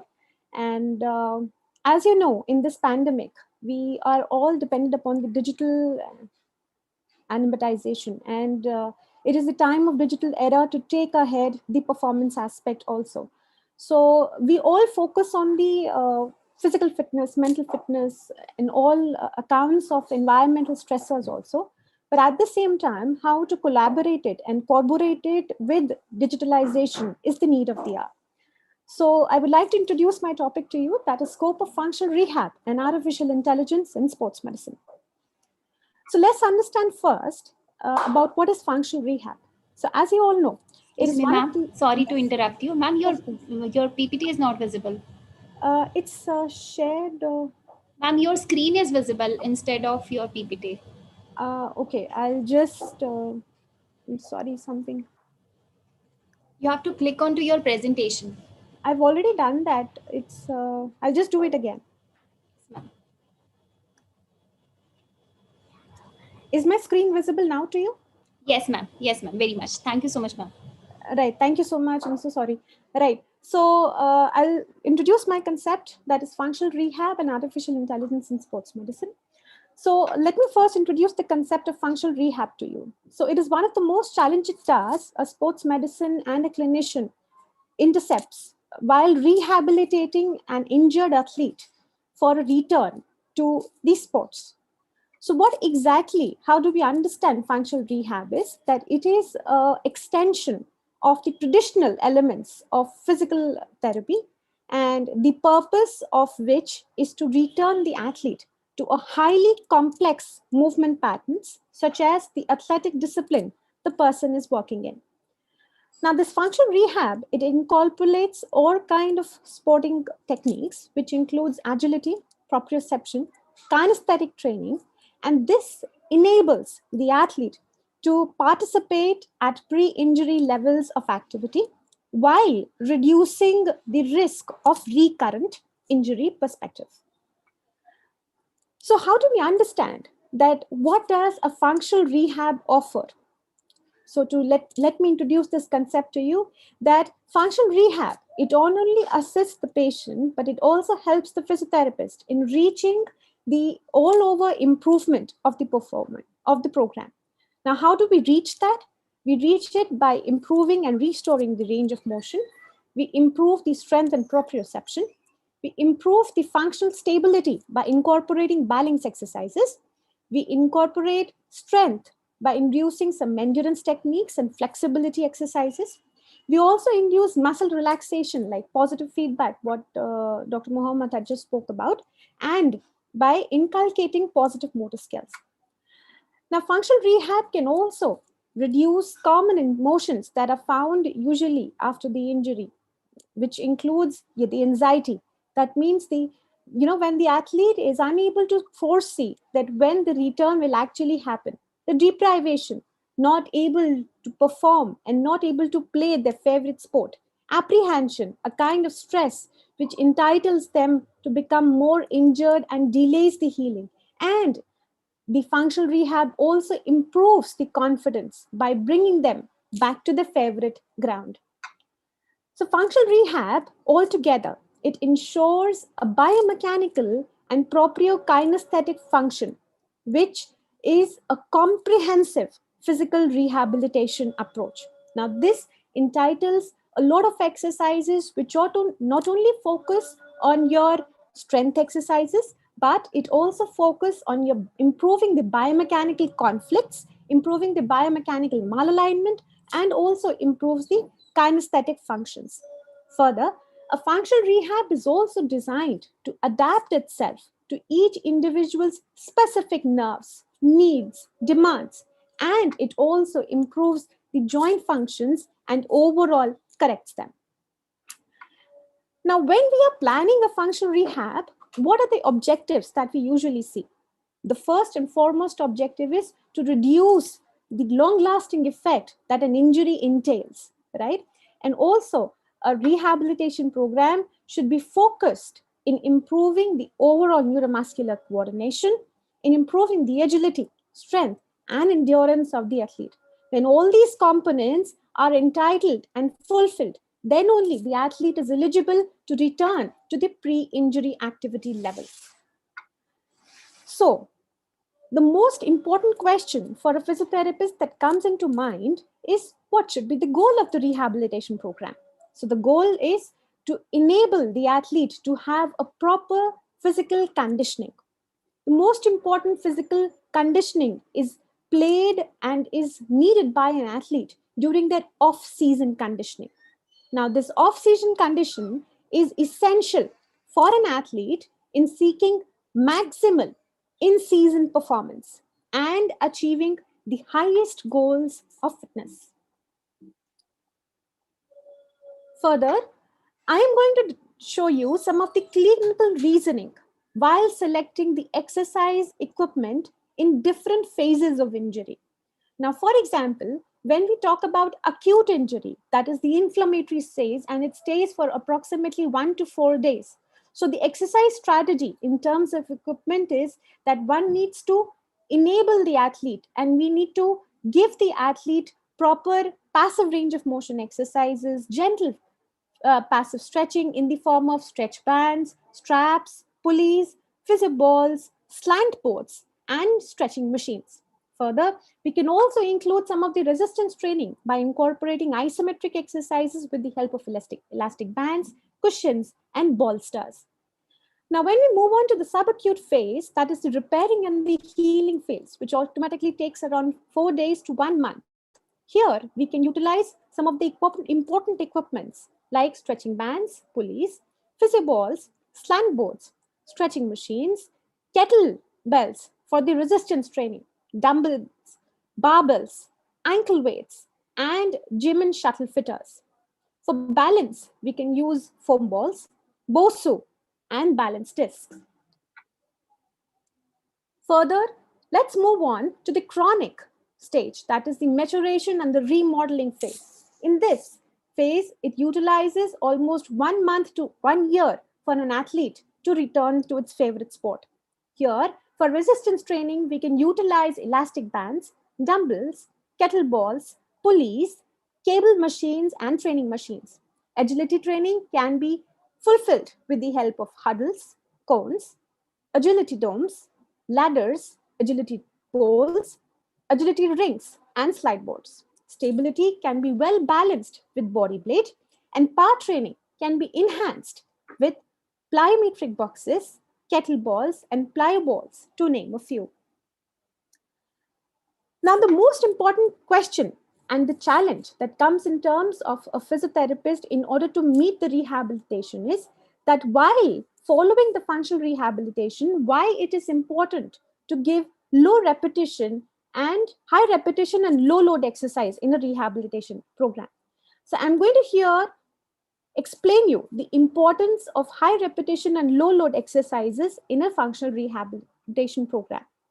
So high repetition and low load exercises, they play a very critical role in subacute phase.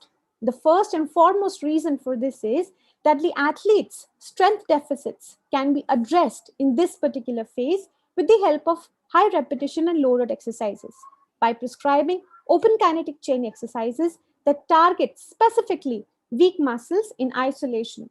For example, we can give a patient a short arc quad to perform and initiate with.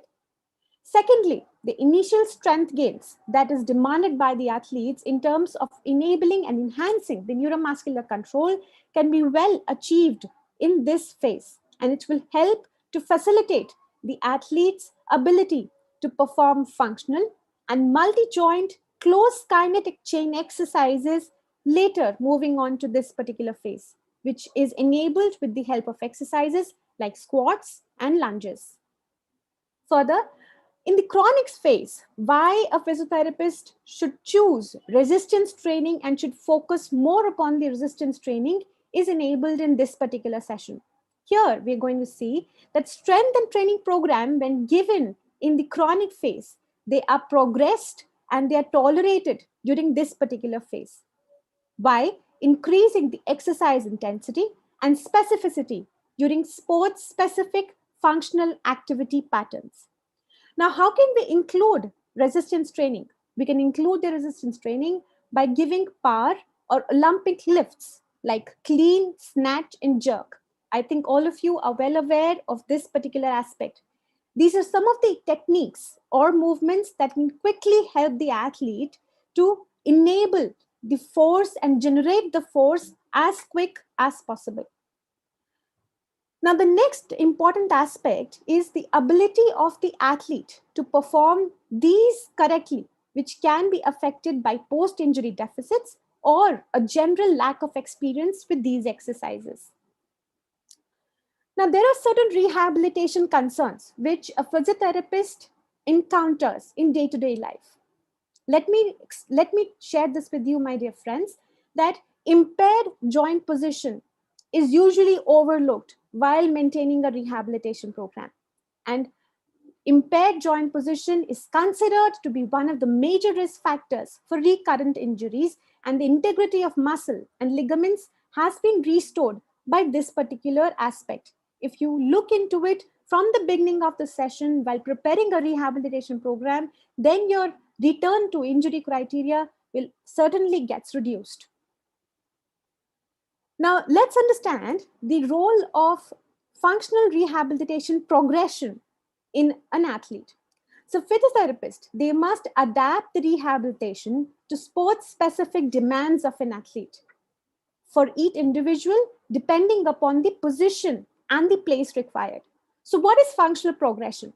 Functional progression is succession of activities that simulate actual motor and sports skill. Functional progression enables the athlete to acquire or reacquire skills which are needed to perform athletic endeavors safely and effectively. Further, functional progression is also very important because it places stress and enforces in each particular system, enabling a well-planned, positive outlook to the body. It improves the overall ability of the athlete to meet the demands of daily activities as well as sports competition. Now here, we inculcate uses of functional progression drills for the purpose of assessing the athlete's ability to perform a specific activity. Now, how can we do that? We can do that by entailing a single maximal effort to gauge how much close the athlete to return to full play. Now, let me share with you some of the components of functional progression. there are 4 principles on which the functional progression of a program is basically maintained. First is the individuality of an athlete, sports, and in which activity they are engaged in. The activities that the athlete is playing, they should not be positive. They should not be negative. They should be positive, and they should not be such that they will increase the signs and symptoms of the condition. The functional progression should always be maintained and enabled in an orderly, progressive manner, so that you should not cause any overdoing or excessive activity to the athlete. Now, programs should be varied to avoid monotony, right? When you're giving one kind of exercise for a successive days, that eventually brings adaptations. And adaptations, when they are tackled for a longer period of time, they tend to reduce healing. So one should inculcate varied exercise techniques. They should alter the program at regular intervals. They should maintain the fitness pace. They should be able to achieve goals, re-evaluate and modify these techniques on regular basis. Now, the question that comes into a therapist's mind while rehabilitating athlete is to how to design a functional progression. So let me tell you, dear friends, there is no specific cookbook for this. It's all depend upon your creativity and specificity need of an athlete in order to achieve the goals and previous injury status of the athlete. The progressions, they should start early in the rehabilitation phase. As I've already shared, that you need to start with low impact and you need to progress to high impact levels. You need to assess the athlete periodically in order to determine the ability to progress to the next exercise. Further, you need to achieve a certain level of skill that can be completed at a functional speed with increasing repetitions, and that should not cause increase in pain, swelling, or decrease in the range of motion. Now, this comes here a very important concept, that is, what is the role of physiotherapist in functional testing? Now, there are 3 purposes why it is very important for physiotherapists to perform functional testing. Those are, first, in order to determine the risk of injury so that the therapist can actually decide and plan the rehabilitation program. They should not overlook about the limb asymmetry that can occur in the athlete, which can also lead to some biomechanical malalignments. Further, the second most important purpose is to provide an objective measure of progress during the rehabilitation program. And third is to measure the ability of the individual to tolerate the progressive forces that are coming in the session.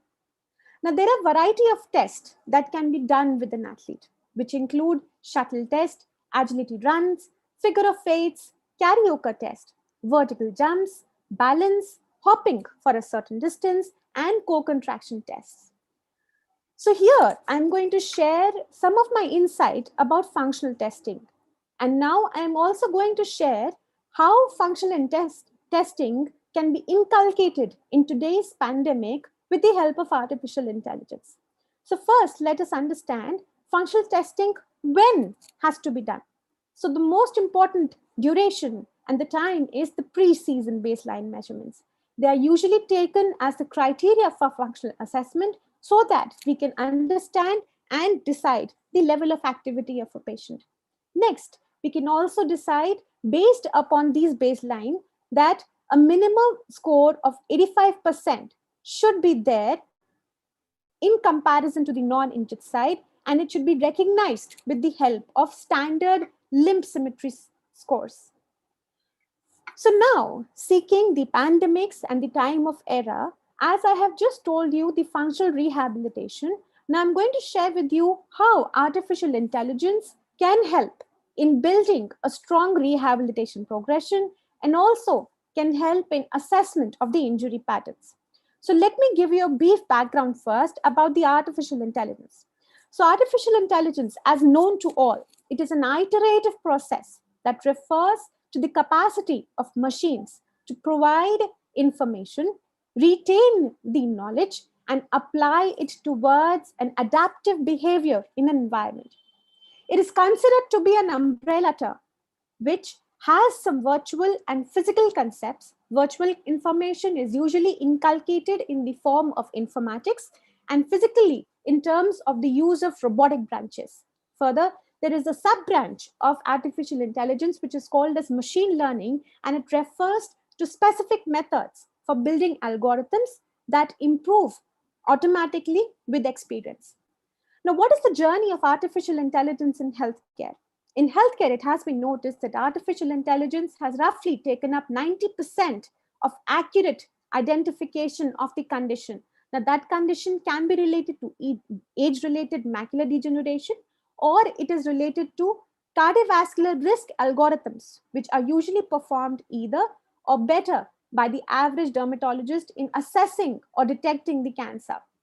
Further, how can we inculcate the artificial intelligence? It is considered to be the next gen rehab in sports medicine. Now, this use of artificial based techniques have been recognized as an ability to enrich the rehabilitation progress by providing a comprehensive assessment of the patient's performance and increasing the confidence in the final users. Like in terms of patients and healthcare, they can interact with the help of robotic rehabilitation techniques. Next, we move on to the role of artificial intelligence in rehab. It is one of its novel application in the world of rehabilitation. Artificial intelligence has been used in musculoskeletal medicine, such as diagnostic imaging, patient data measurement, clinical decision support. In therapy, which is specifically for rehabilitation, artificial cognitive application was used to judge rehabilitative exercise based on the machine's identifications. Now, further, why we use and we must use artificial intelligence in order to encourage the sports rehabilitation rehab. So, my dear friends, injuries, as you know, they affect negatively the performance of an athlete. Also, they play a very important role by costing millions of dollars of salary of an athlete, and which also leads to loss of revenues. So this makes a difference in terms of success and failure. Athletes are a kind of complex system because they have to maintain a balance between their external environment and their internal environment. And while attaining this balance, they need to maintain a stability of their health and performance. Therefore, sports injuries occur within a dynamic system and all too often, which have ignored the dynamic nature of the system. Now, this dynamic nature, it overall changes the force productive performance, and which accounts to the prediction of injury. So this prevention, diagnosis, and management of injury, they are considered to be a very crucial objectives for both professional and amateur athletes, because this prevention and diagnosis, they can only be achieved by understanding and maintaining a balance between both extrinsic and intrinsic factors. Now, when we model all these components, which is the extrinsic and intrinsic factors, in a complex system, which is called as the human body, we are putting all the models, variables, and signals in them. Now, this will be desired and can be achieved by training the artificial intelligence models, my dear friends, which will exploit the non-linear relationship between observable measurables as well as the variables which are approaching, so that we can understand how a soft tissue injury is occurring. Now, the effective use of data in some areas is still understanding and is under study. Therefore, careful analysis of the available large data sets can enhance our knowledge in sports sciences, while at times it can assist in good decision making of the practitioners who are working on the optimization of training and competitive strategies. One key issue that is actually noticed in sports industry is the possibility of injury risk and performance. Historically, it has been noticed that the ability of the coaching staff to prescribe the training is with the objective that they can achieve optimal performance with low risk of injury and which can be attributed to many years of professional experience.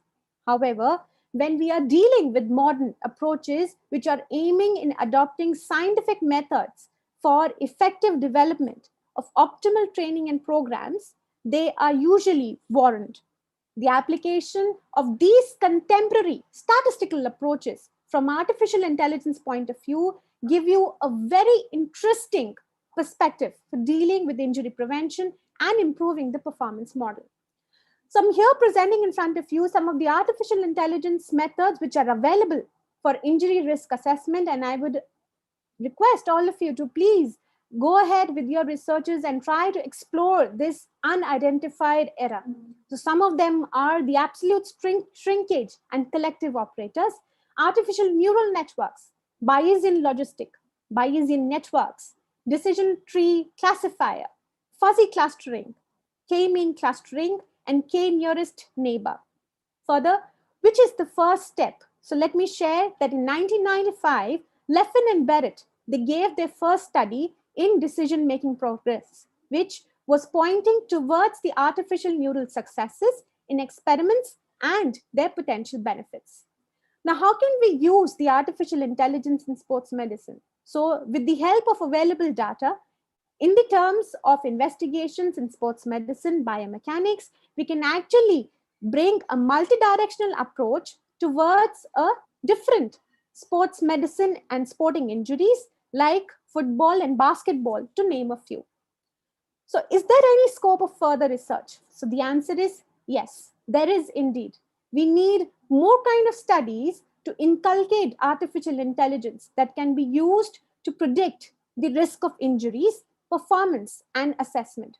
Such techniques are very much needed, and they will help us in predicting the rate of injury, and also they will help us in predicting the risk of injury.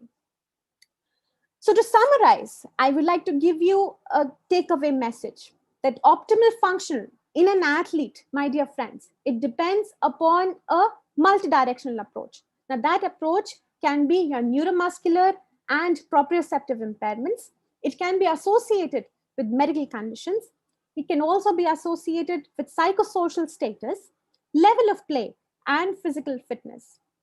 Further, when we inculcate innovation and development in rehabilitation sciences, it will give us and will permit us a design of appropriate management program, which will help us in minimizing, number one, the disability, second, the function, and it will improve the overall performance.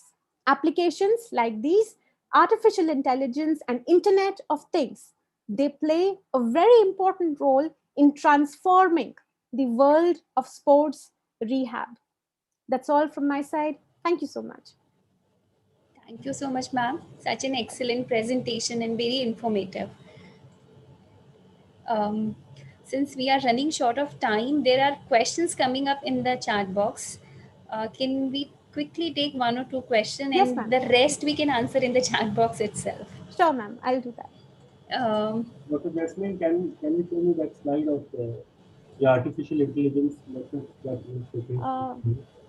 Sorry, sir, can you please just repeat your question? I'm sorry. I just wanted to see what are the different ways for artificial intelligence in sports that you just showcased.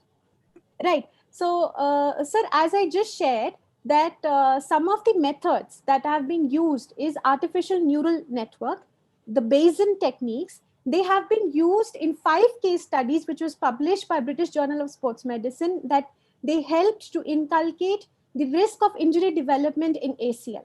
So right now, the sports medicine concepts, the sports medicine field had utilized the artificial neural network and Bayesian statistics in developing and predicting the risk injury models for ACL rehab. Okay, Dr. Jasmine, there's a question on rehabilitation of athletes and day-to-day recovery from the training load are most important in sports. India, for its international sports and game competition preparations, always getting recovery experts, physiotherapists from abroad because they are all exclusively qualified and the sports specific experts. So don't you think that in India too we should start the sports physiotherapist degree course? Can you please share your opinion on this? This question is asked by Dr. Yogmaya Panda, sports psychologist, Odisha. Right. Thank you, ma'am, for the question. So, ma'am, indeed, we are focusing on this aspect. I think with the beautiful invasion of our, respectable governments that have initiated and understood the importance of physical fitness. So, UGC is already directing itself towards the importance of physical fitness and sports health. So there are various programs which have been run by various universities in India only, where they focus on specific sports rehabilitation. They are providing excellent knowledge in terms of that. Also, they are also collaborating sports rehab with biomechanics. They are collaborating sports rehab with sports nutrition, so that we can understand the nature and the need of demand of an athlete. Certainly, I agree to this point that we still have to work a lot in understanding the diverse potentiality of the Indian performance, because our athletes, they come from different dimensions, they play, they represent different backgrounds, their playing conditions are altogether different. So we have a very limited resource in order to understand the dynamic aspects of the human body. So therefore, as you correctly said, we do need it, and we need it regressively. I think what we are discussing in a common platform like today is one of its aspect where the academia is also realizing the importance of sports medicine and sports rehab in daily routine. That is why we are here discussing on this important platform. Thank you for the question. Thank you so much, ma'am. There are a lot many questions since we are running short of time. May I request you to please take some question from the chat box itself, and you can reply on there. Right, ma'am. I'll just take that. Thank you so much, ma'am, for accepting our invitation.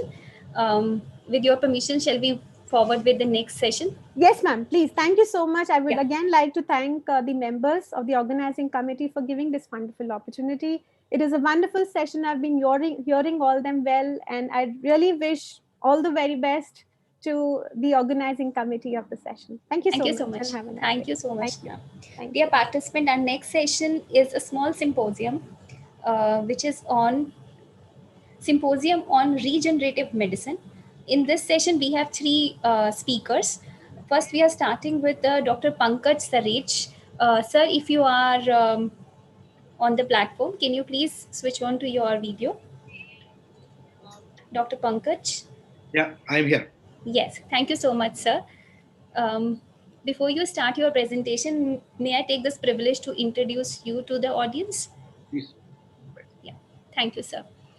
Dr. Pankaj, he is currently working as a director, Interventional Pain and Spine Center, New Delhi.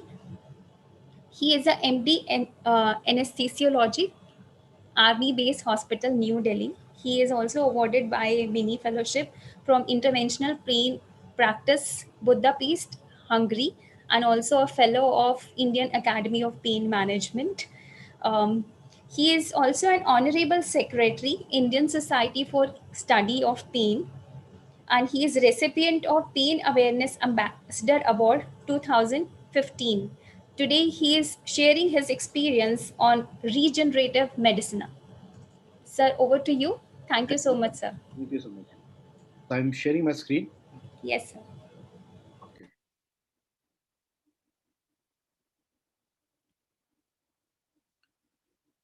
Okay, so thank you so much, Dr. Khanna and the entire team for inviting us for this conference.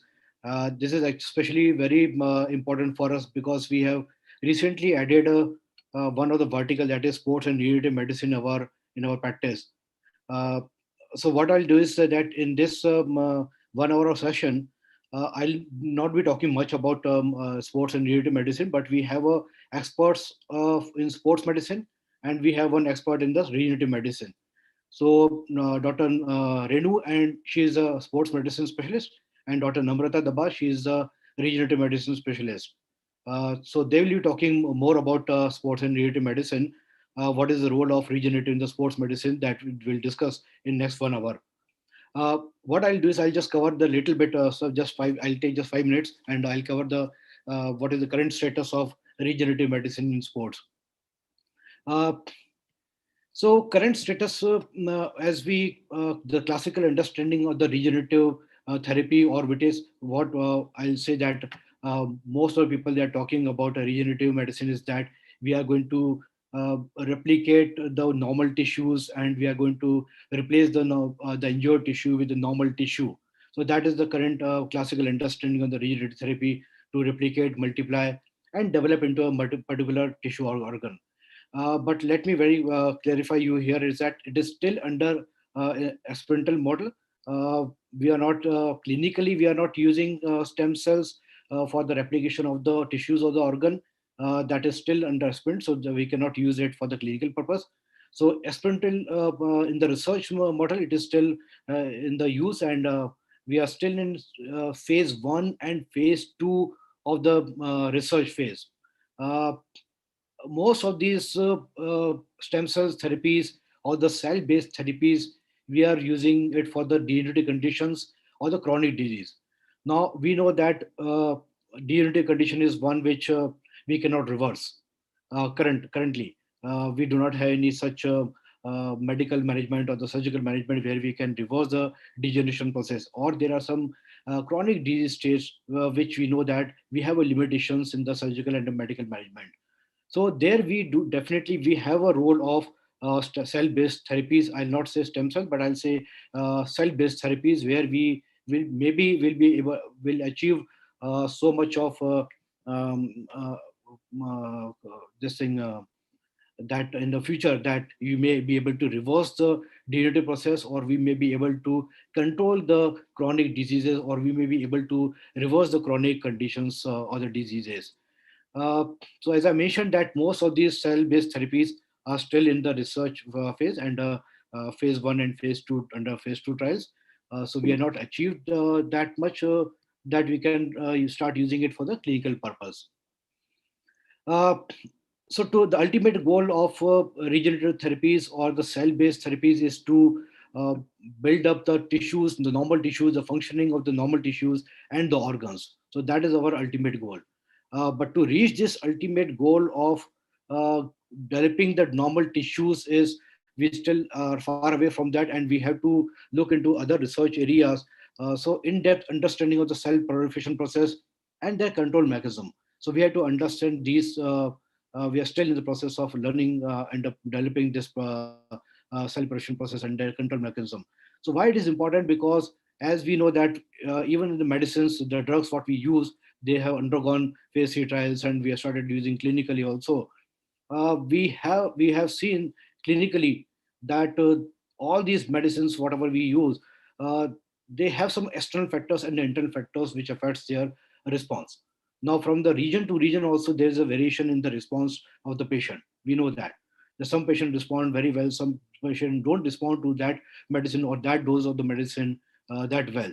So these external or the internal factors, what affect the drug in our body, that also affects the cell proliferation inside the body also. So that we still have to look into in the research. Then we have to develop the means to identify the track the cell subpopulation, because we want to generate, or we want to replicate the tissue which is wherever the injury is there, or the organ which is damaged organ. We want to replicate only that particular tissue or that particular organ. So we have to look into this, that it should not cause any abnormal growth inside the body once we inject these cells inside the body, which may also lead to the cancerous growth also. We know that cancer is basically abnormal growth in the multiplication of the cells which takes place.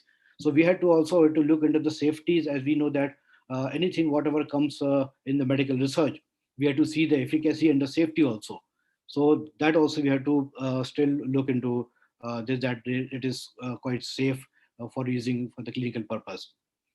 Then we have to look for the markers of the cell proliferation. As we know that whenever we whatever we do for the replication purpose, now we have to have those kind of sensitive scans available which can detect that yes, whatever we are injected cells are proliferating inside the body, they are the same tissue or the same class of the cells. That we have to see.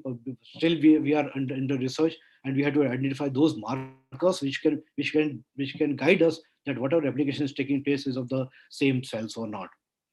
Then also we have to look at the transcriptional pathways, that is whether the tissue, they undergo dedifferentiation, replication, migration, and maturation. That is the most important. Maturation we have to see whether the whatever the tissues or the cells which are proliferating inside the body, or the tissues we are generating inside the body, whether they are reaching to the maturation stage or not.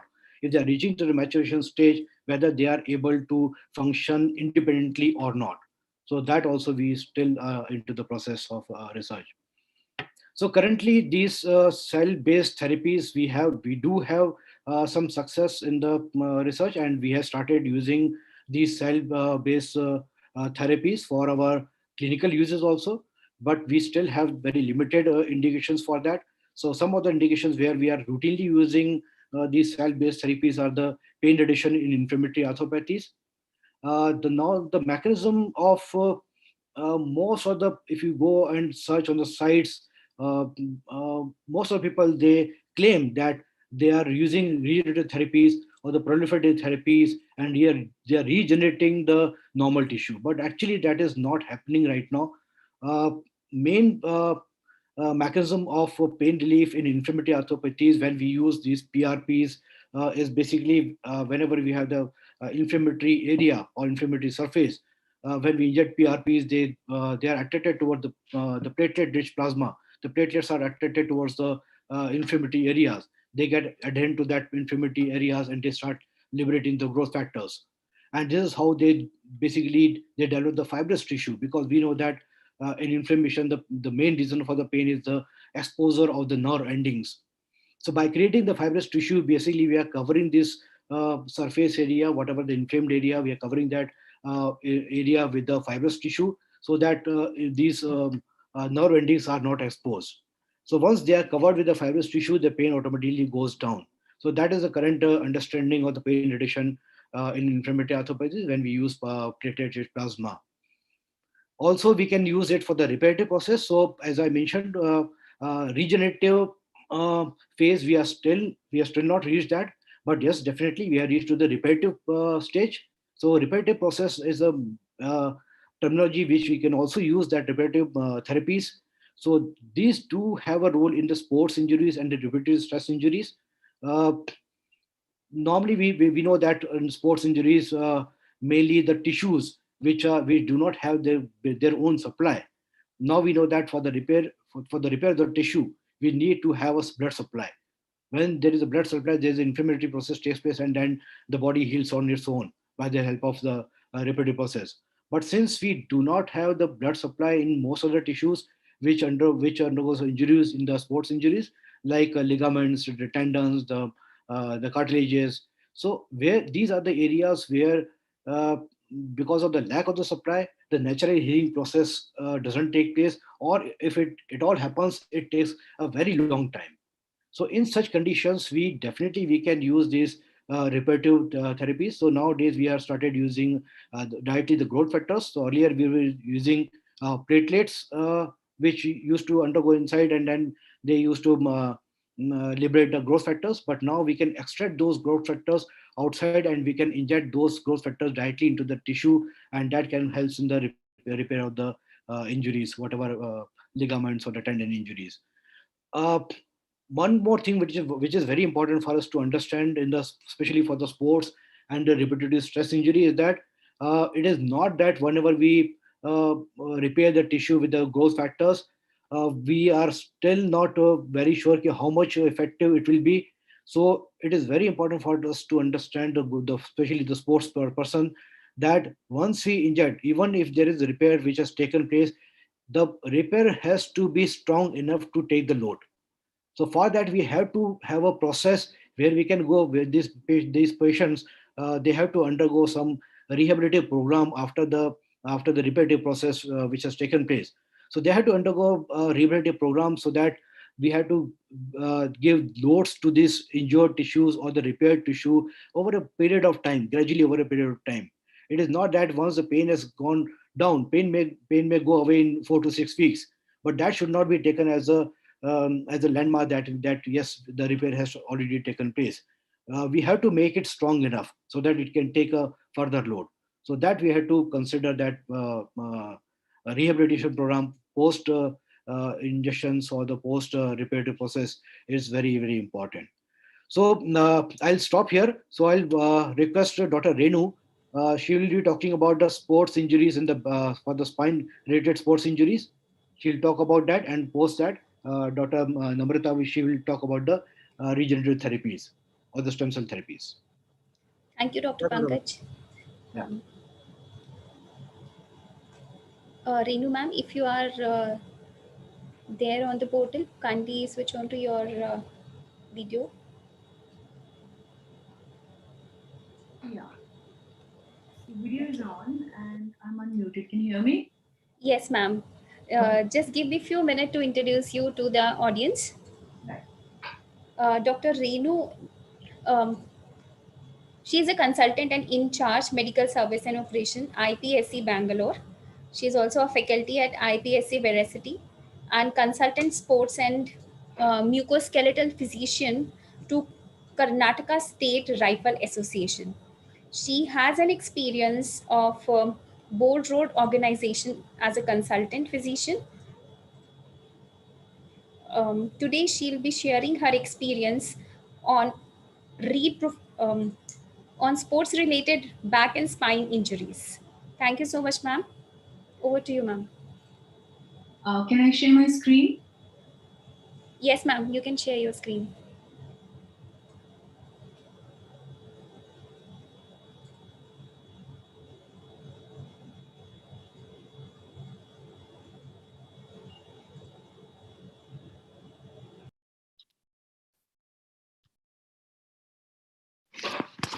Good afternoon, everyone.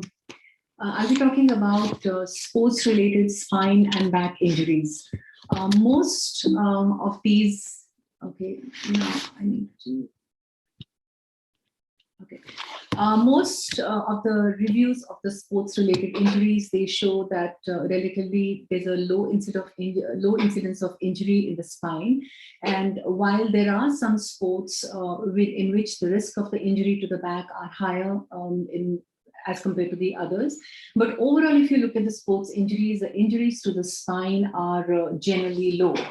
Now, in sports like gymnastics and rowing and weightlifting or American football or various sports like so on and so forth, the underlying common mechanism is flexion, extension, and rotation of the spine, particularly the lumbar spine, that increases the risk of injury to the structures in the spine. Now, in an athlete who complains of back pain, the pattern of injury is very different from a non-athlete.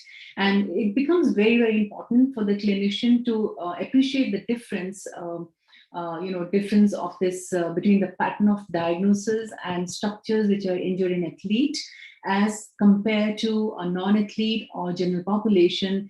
This is one, to avoid misdiagnosis, and also to delay the diagnosis of the injury, and because it can have a very serious impact not only on the athletic performance but also on the future of the future potential for the healing of the injury.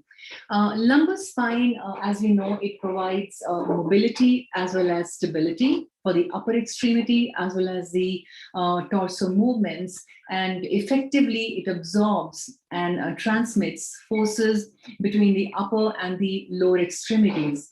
And because of its greater mobility and load-bearing function, and as compared to thoracic and the sacral spine, the injuries are less as compared to thoracic and sacral spine, and it's a lumbar spine which is more susceptible to these injuries and to pain as well as the injuries.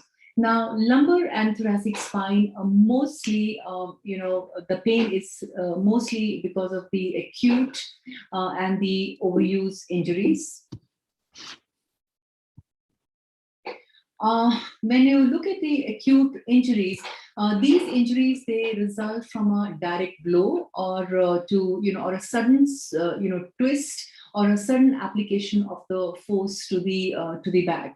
Now, injuries like contusion. Now, the spinal structures, overall, they are very vulnerable to a direct contact and contusion of the spinous process and the overlying superficial, ligaments. So you see this injury primarily in a contact sport like football, baseball, or a direct contact to the ground. Athlete has fallen, and they are rarely serious.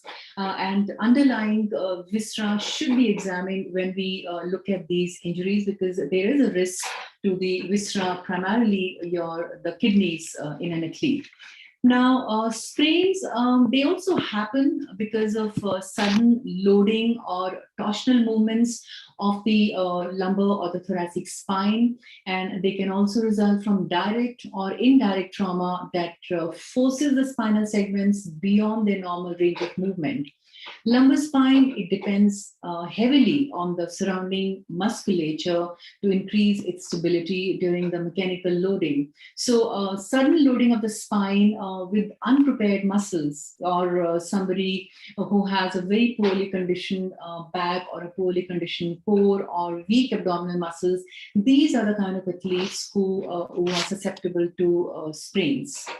The strains are, the mechanism of strains is very, very similar to sprain, and it is because of the sudden contraction or stretching of the musculature, poor posture, poor, muscle imbalance in the back, and also poor conditioning or weak musculature, tight hamstrings, tight hip flexors, tight extensors of the back. They can increase the susceptibility to the muscular strains. When we talk about acute and traumatic dislocation, thoracic spine, we know it's fairly stable. So the fractures or dislocations are rare in the thoracic spine. The fractures are very, very rare. Typically, it involves, if at all, the compression of the vertebral body, which results from a violent forward movement, forward flexion rather, or axial loading of in a forward flexion position, in a flexion position of an athlete. So axial forces can be transmitted by a hard fall on the buttocks and contact on the ground, or forces which are exerted through the head and to the shoulders. So it is common for an athlete to get up and and walk away from the field. So an athlete who's had a fall, a very hard fall on the ground, or or an impact, from the upper extremities, or from the that is shoulders or the head, should be examined very, very carefully, and then only we should basically allow the athlete to go back into the field. The fact that they can walk up and and walk away from the athlete, that doesn't mean that they need rest and you can put the athlete back into the field. Now, if you look at the this is the kind of compression fractures the athletes get, if at all. Now, acute traumatic fracture and dislocation in the lumbar spine, again, these are very rare, and the exception is if there's a high-speed impact sport.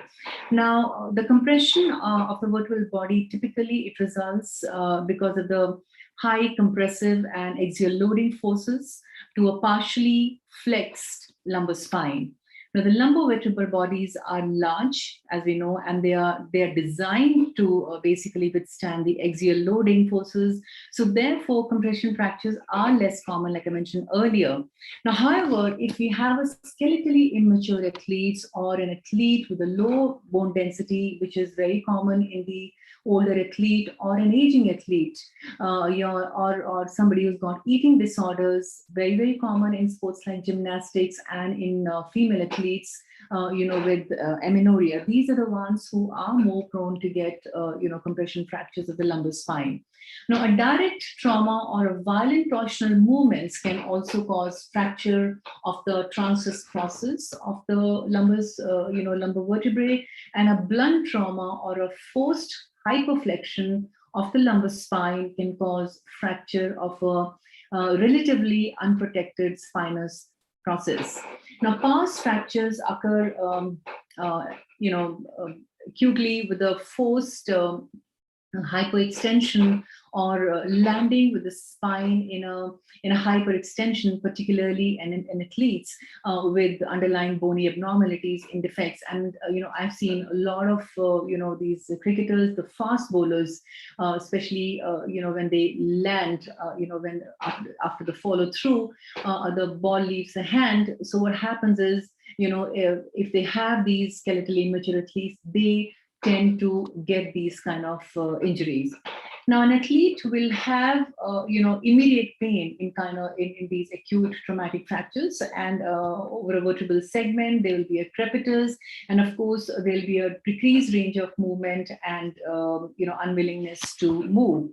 Although these fractures, they are, unstable fractures with the nerve involvement are rare in the lumbar spine, but it is very, very important when you're examining these athletes to do a full neurological examination to rule out if there's any kind of involvement.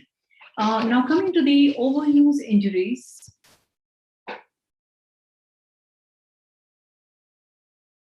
This picture basically shows a fracture of the transverse process. So overuse injuries, they result from repetitive activity, and they are more specific to the training phase of the sports participation. Mechanism of the injury is combination of repetitive flexion, extension, and rotation of the spine. And these injuries, they are very gradual in onset, and they are the athlete normally cannot remember exactly when or he or she experienced the back pain, but definitely gives a history of frequently increasing in the severity and the duration of the pain during their progressive training. Overuse injury, if you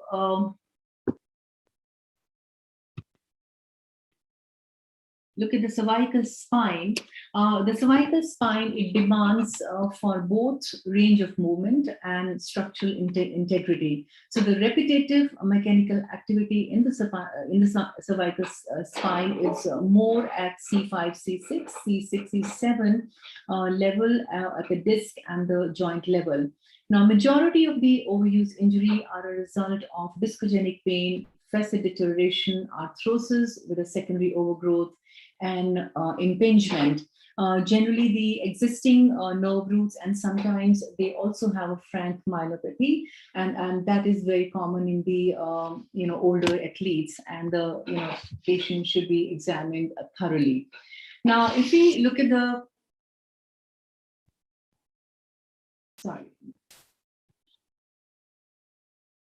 overuse injuries in the thoracic spine, again, they are very rare. Structural abnormalities of the thoracic spine, they can indirectly contribute to the overuse injuries in the cervical and the lumbar spine.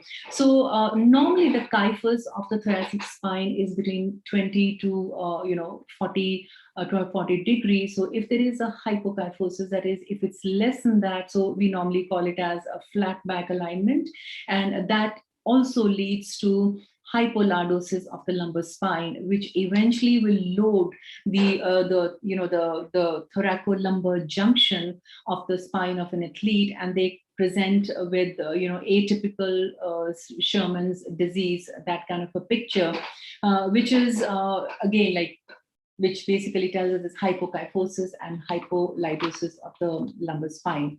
Now, in contrast, if an athlete has hyperkyphosis. So what happens is that leads to hyper lordosis of the cervical spine as well. So which is associated with the forward head thrust, and it causes, this kind of a condition can cause chronic strain to the upper and the lower thoracic muscles, and you see very, very commonly in swimmers or in tennis players. And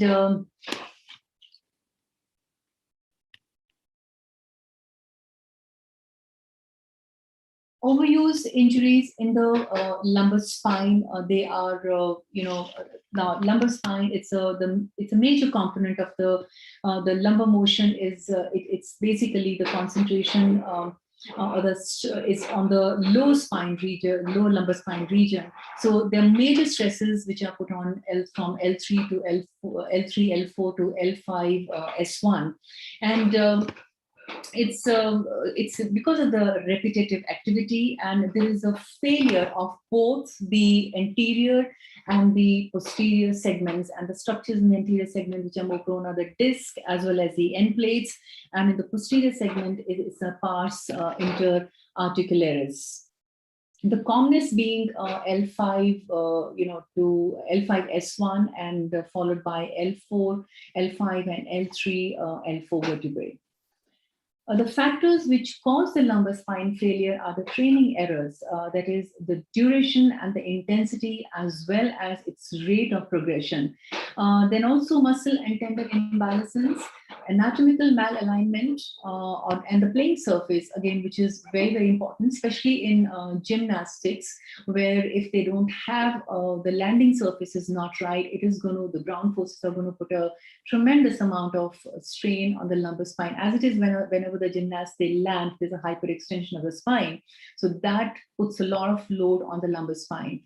If there's any associated disease state, or if they have nutritional deficiencies, or if there's a culture deconditioning, let's say the athlete has been sedentary for a long period of time, and if you subject his spine to flexion, extension, and rotation, we are basically risking, for overuse injury in such a kind of athlete.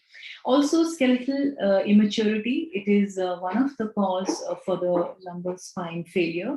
Now, it's seen that when there are repetitive stresses which are applied to the growing spine, for example, in athletes who are in gymnastics or figure skating or tennis, hockey, soccer, they go through intense training, which is subjected to intense training, and these forces are subjected to thoracolumbar spines, and there's a repetitive micro trauma that leads to the failure. Now, coming to spondylolysis, the mechanical injury that happens to the pars articularis is it's most frequently encountered anatomical lesion, which is diagnosed in the younger athletes. So there is a stress fracture in the pars located between inferior and the superior facets, and the commonest age group is about 15 to 16 years, and 85% of the lesions are commonly seen at L5 vertebra. It's in ballet dancers, competitive diving, pole vaulting, hurdling, and gymnastics. And if you look into the history of such athletes, so it normally, they give a history of injury which coincides with the growth spurt. So it is very important when you're dealing with the spine injuries, in younger athletes, then you elicit the history, very, very detailed history. Also, spondylolysis, it's generally in such patients, it's not that it's mechanically unstable spine. It's just that the main problem for the athlete is that they complain of pain during the training and during the competitions, and it's not instability, what I'm trying to say. So this is spondylolysis. Coming to spondylolisthesis, normally it is a bilateral pars defect, and there is a slippage of the vertebra on the one below, subsequent to the this pars defect. It's commonly seen in gymnasts, weightlifters, and football linemen, and it is secondary to repetitive flexion and hyperextension. Now, if the slippage is less than 30%, we don't normally restrict the activity. But if it is between 30 to 50%, especially in a skeletally immature athlete, we do closely monitor for the signs of progression. And if the slippage is 50% or more, then definitely the surgery is advised. Now, another condition which we've seen in the younger athletes is Sherman's disease, and it is, they like sometimes, these athletes, younger athletes, they compensate for tight hamstrings, tight lumbodorsal fascia, and they develop a round back kind of a deformity. And this kind of a deformity, it is normally transient, but in some cases, some of the patients, they develop anterior wedging of the vertebral spine, and if radiologically it's in 3 to 4 adjacent vertebra, and and they along with the end plate irregularities, we do kind of diagnose this. So a treatment initially addresses tight lumbosacral fascia and tight hamstrings and flexibility exercises. If the kyphosis progresses beyond 70-degree, surgery is definitely indicated, and we do allow the athlete to go back to the sports, but always non-contact sports following the surgery. So these are the injuries which I've discussed, which we commonly encounter in the athletes. So thank you so much for listening. Thank you, Dr. Renu. Thank you, ma'am. The last speaker for this session is Dr. Namrata Dabas. Ma'am, if you are on the portal. Yes, thank you so much, ma'am, for joining us. Yeah. Thank you. Thank you, ma'am. Just give me a minute to introduce you to the audience. Dr. Dabas, she is a medical doctor from Maulana Azad Medical College. She is also specialized in anesthesia. She has a wide experience working as a senior resident at MEMC New Delhi and the BSA Hospital New Delhi.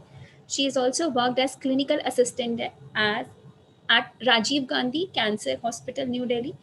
She is also a specialist anesthesia at an ESI hospital. She is a consultant pain physician, IPSC Dwarka, and the medical director and the consultant pain physician, Advanced Medical Center. Today, she'll be sharing her experience on role of regenerative interventions in sports injuries. Over to you, ma'am. Thank you so much for joining. Good afternoon, everyone. First of all, I would like to thank the organizing committee of RSESR 2021 to provide me the opportunity to talk about this topic on this international platform. Now, not taking much of your time, I would directly start with my topic, because this role of regenerative interventions, basically, I can talk about on this topic for the whole day. But we have very less time, so I'll try to wrap it up as soon as possible. Now, the various interventions which are included in the regenerative interventions are the prolotherapy, the platelet-rich plasma therapy, and the stem cell therapy, which includes the bone marrow, aspirate concentrate, and the adipose-derived mesenchymal stem cells. We'll be focusing on the upper two, the prolotherapy and the PRP therapy, because the role of stem cell therapy in the sport injury has not much been studied. There are not much literature available to provide the role of stem cell therapy in the sports medicine. As Dr. Pankaj has already told you that it is still in the infantile stage. So we'll be not talking much about these stem cell therapy. Now, talking about the prolotherapy, it is a very important tool for musculoskeletal pain management.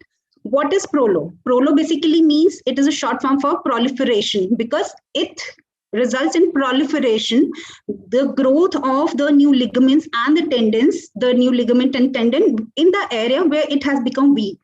These ligaments and tendons, they have very limited blood supply. So once any injury occurs in these areas, these are not very amenable to, they don't heal very fast. Okay, these tendons, they are basically attach the muscle to the bone, and ligaments, they attach the bone to the bone.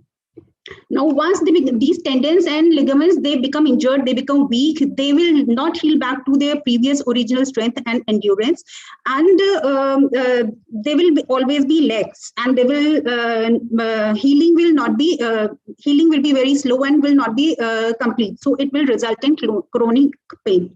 So if we talk about the history of the prolotherapy, the practical protocol of prolotherapy was formed by the American surgeon George Hackett in 1930s, and the Hackett and Hamwell, his student, they are known as the fathers of prolotherapy.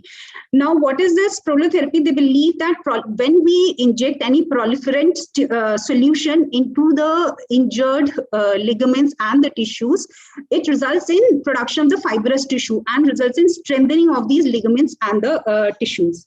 Most common, so basically what is the aim of prolotherapy? Basically it starts the acute inflammation. The most common solution used in prolotherapy is hypertonic dextrose solution in a concentration of 12.5 to 25% solution. This hypertonic dextrose solution, what it does, whenever we inject it, it results in some osmotic gradient outside the cells where it is injected. These cells then basically they lose the water, they break up their lives, and this results in influx of the circulating growth factors in the body and the inflammatory cell to that area.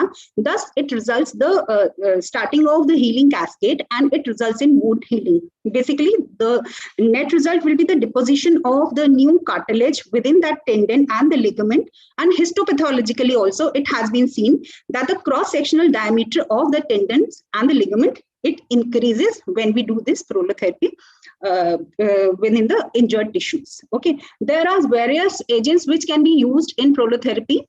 The P2G, the pumestone, hypertonic dextrose, sodium lauryl, cod liver oil, and these basically growth factors. These all are a type of prolotherapy. The mechanism of action is different, but the basic principle behind all these things is same.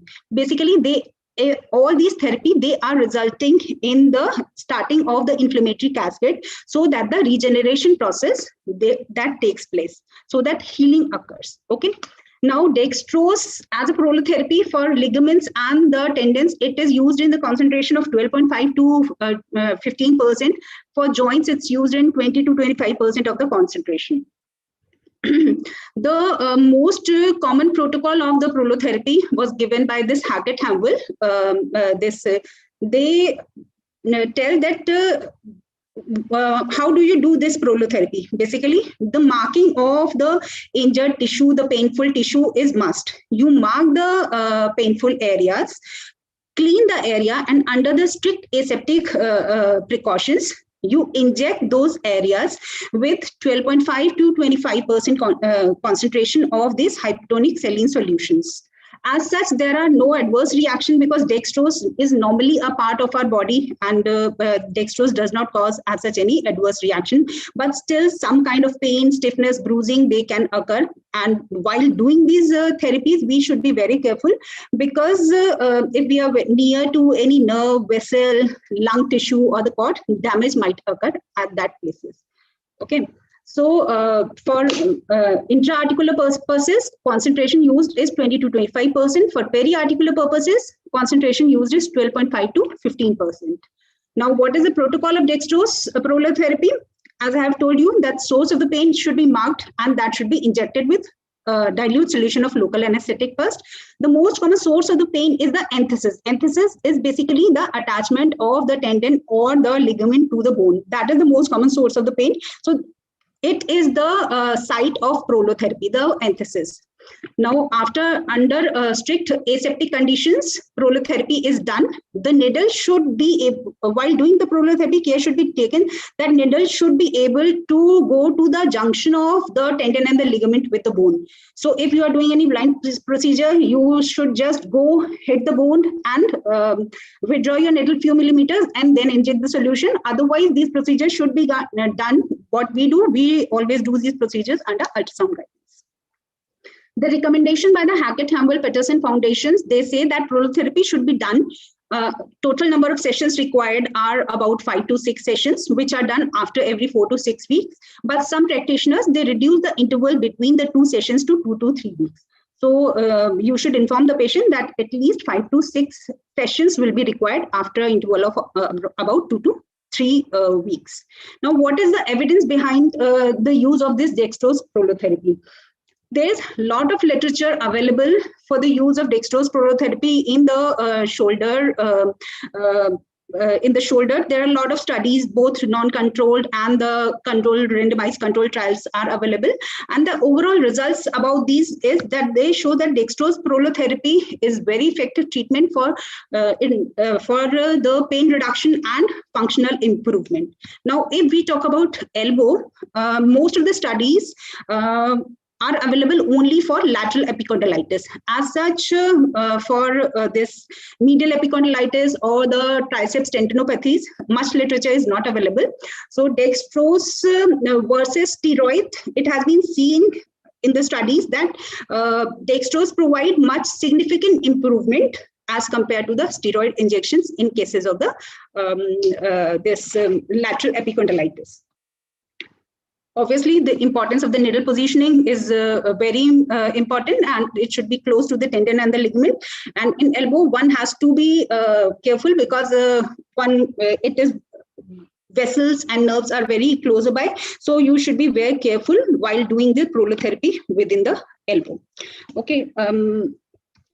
Now, if we talk about wrist and elbow, as such, not much of studies are available for the various pathologies in the wrist and elbow of prolotherapy. But in cases of, yes, osteoarthritis and the osteoarthritis first metacarpophalangeal joint, for these things, the studies are available. And the studies say that osteoarthritis hands prolotherapy, it provides a good pain relief and the movement of the fingers. Now, if we talk about the hip and the groin, dextrose prolotherapy, as such, no study is available for its use in most of the hip conditions.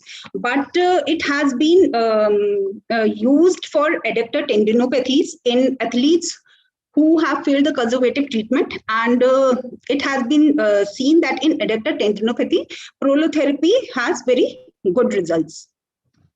If we talk about the knee, as such, dextrose prolotherapy has been used mostly for the osteoarthritis knee. And osteoarthritis as such is not directly a sports injury, but yes, most of the injuries will eventually lead to osteoarthritis knee.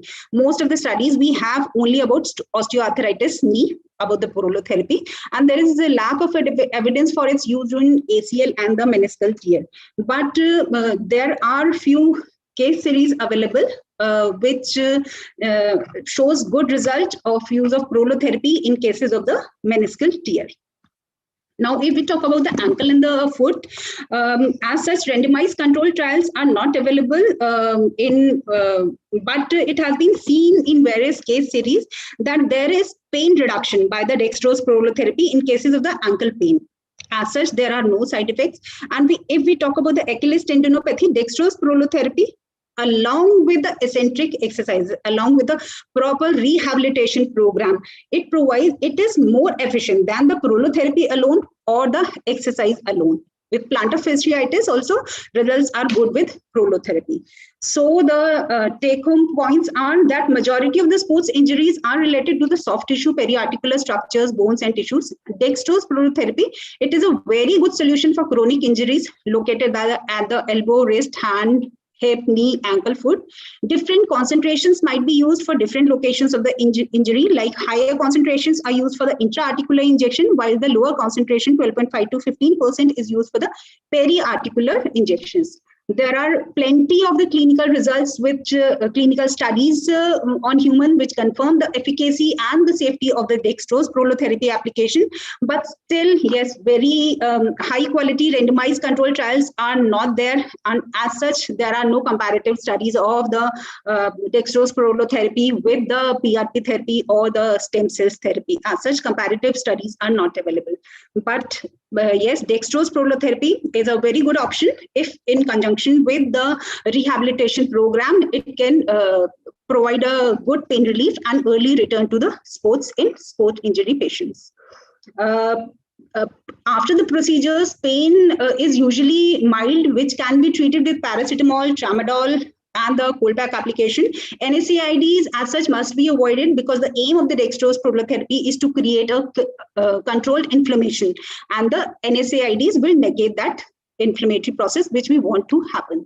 Now, talking about the platelet-rich plasma therapy, platelet-rich plasma, it was initially used many years back in as early as in 1980s. It has been used in open heart surgeries, maxillofacial surgeries. In all those things, it was being used, but it has received that attention only a decade earlier after it's used in the sports medicine. It's only after that 2009 when it was used in pro golfer Tiger Woods and these Super Bowl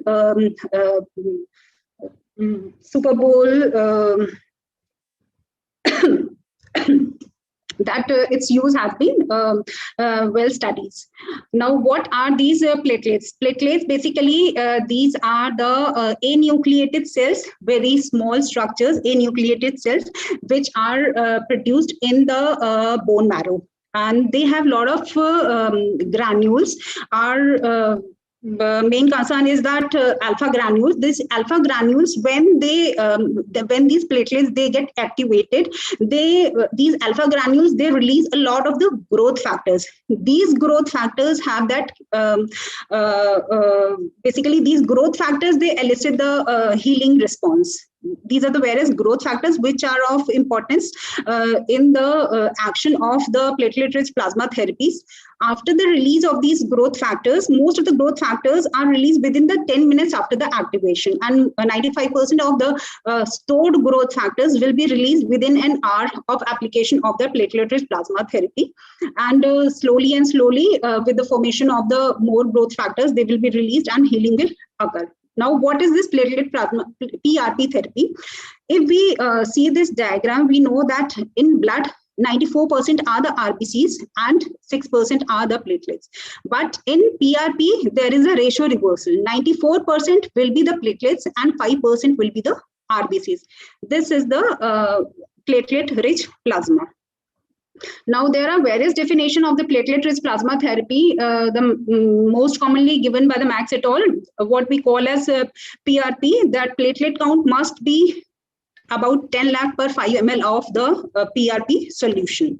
Now, if we talk about the various classification of the platelets PRP, the most common is given by the Ernfest et al., which classifies the PRP depending upon the presence of the leukocytes and the fibrin density, and it classifies it into 4 categories: the PPRP, LPRP, PPRF, LPRF.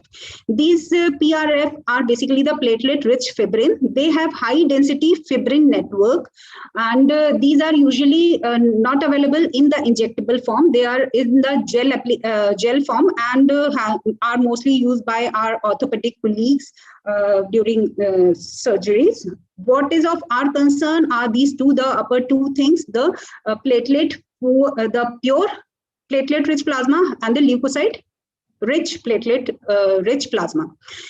These two have low fibrin density, so they are available in the injectable form. The only difference is the concentration of the leukocyte. The pure PRP are poor in leukocyte concentration, and the LPRP is rich in leukocyte concentration. So basically, PRP, what does it contain? It contains platelets, it contains a lot of polynuclear cells, granulocytes, the stem cells, the hematopoietic stem cells, and a lot of anti-inflammatory cytokines are there in the PRP. Now, what is the mechanism of action of this PRP? how does these PRP they act? We all know that they release a lot of growth factors which help in the starting of that inflammatory cascade, and it helps in healing. What are the other effects of the PRP? It results in upregulation of the local growth factors which are present in the body in the tendons. It also has positive effects on the chondrocyte proliferation. It results in production of the type 2 collagen fibers. It also stimulates the endogenous hyaluronic acid production, and it is a chemoattractant for the circulating stem cells within the body. So by all these mechanisms, PRP help in that reparative, that regenerative process. Now, what are the different methods to prepare the PRP? Of our use are these two things. This platelet pheresis is basically used in the blood banks.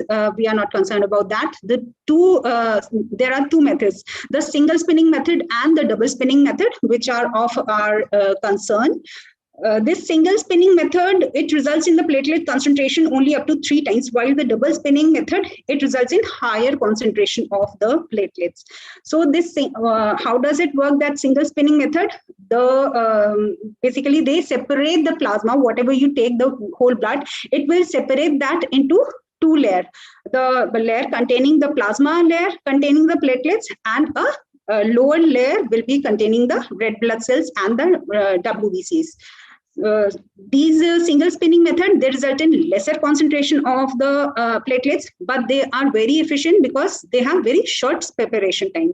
This is basically to show that how the single spin PRP kits, there are a lot of kits available in the market for single spin or the double spin methods, and this is a type of kit for the single spin PRP. These usually they have this separation gel-like thing which separates upon centrifugation. It separates the red blood cells, and the leukocytes will be separated below the gel, and above we will be left with the plasma which is rich in platelets.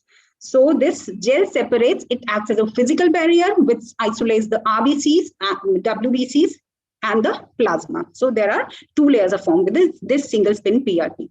What are the double spin? For double spin also, there are a lot of kits available in the market. They separate the blood into 3 layers. The RBC layer, the center one will be the buffy coat layer, which will be containing the platelets and the WBCs, and the above will be the platelet poor plasma.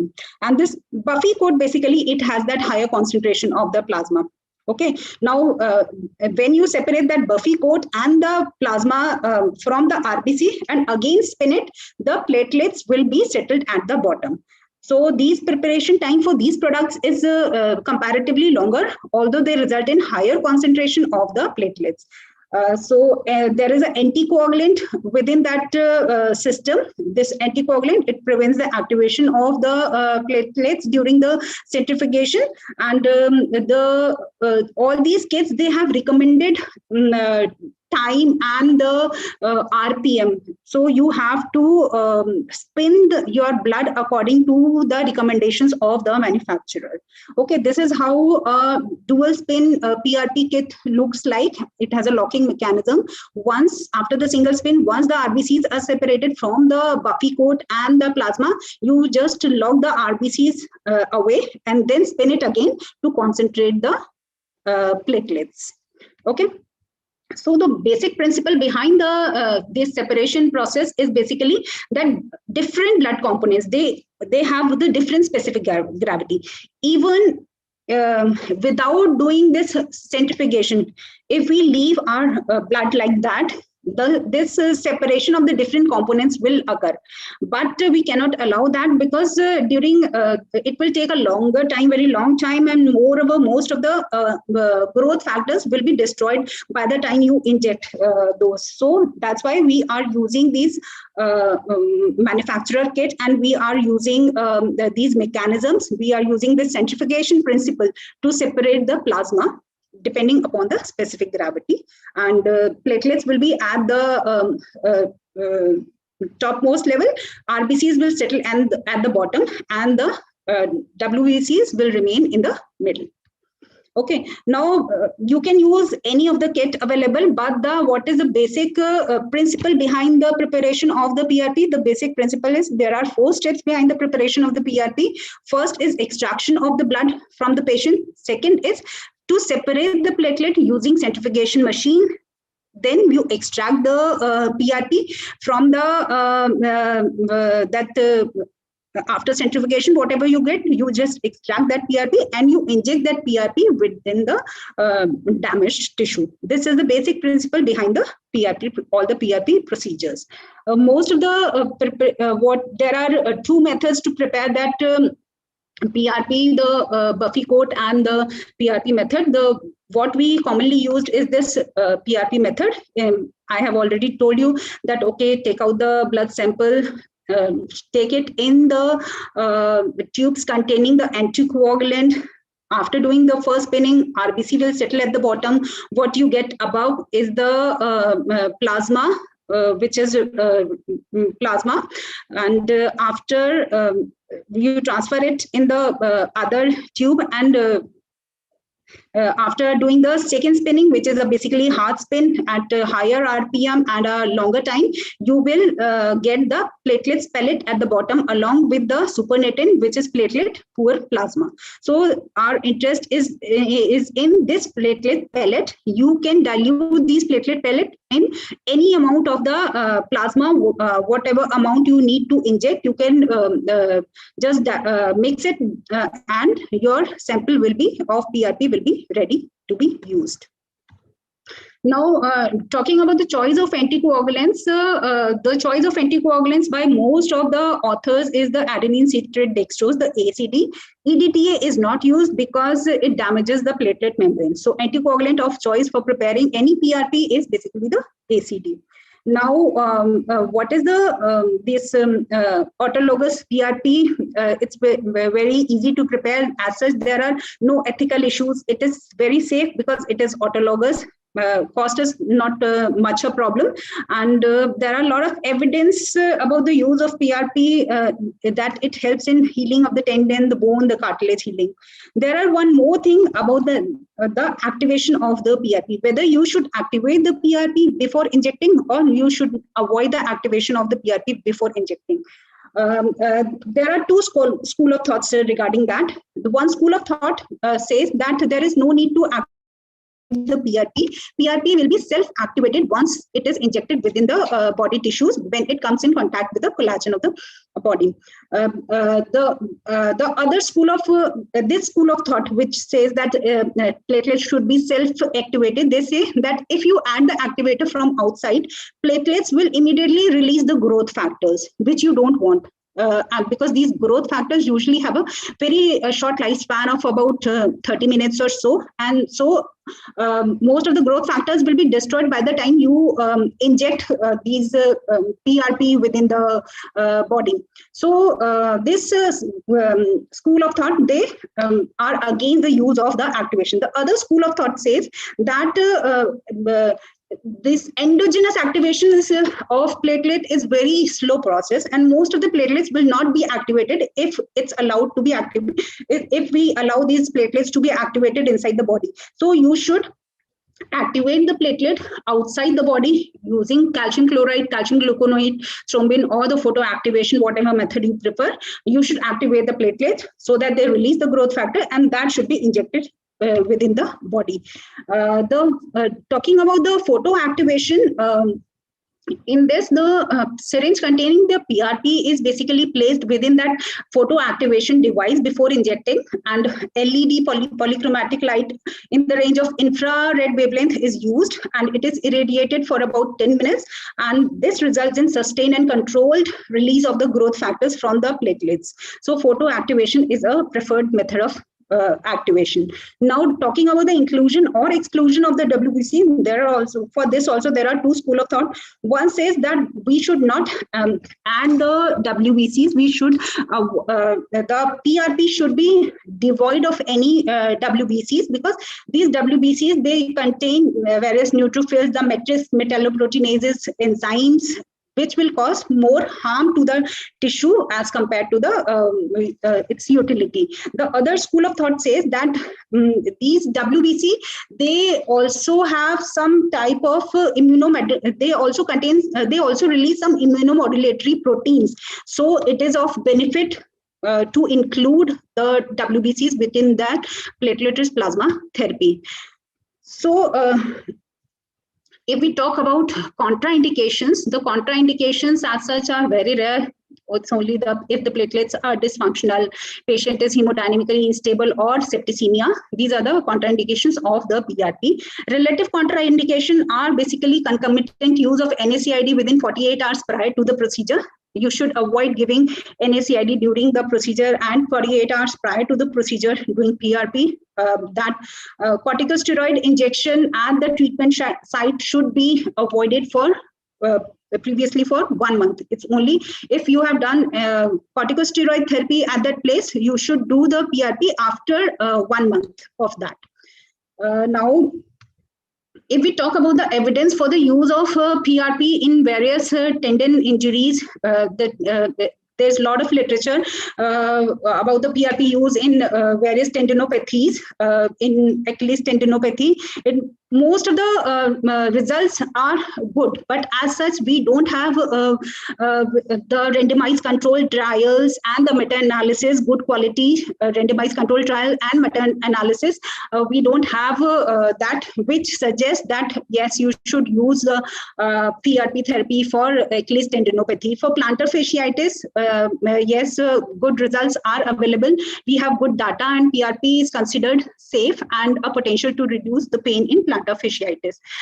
It has been, PRP therapy has been studied versus the shockwave therapy in cases of patellar tendinosis, and it has been studied against the use of steroids for lateral epicondylitis.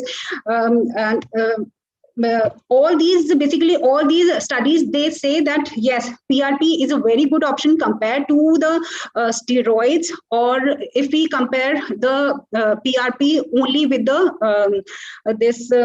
conservative treatment. If the patient is not responding to the conservative treatment, PRP is a very good option. We have PRP as a very good option to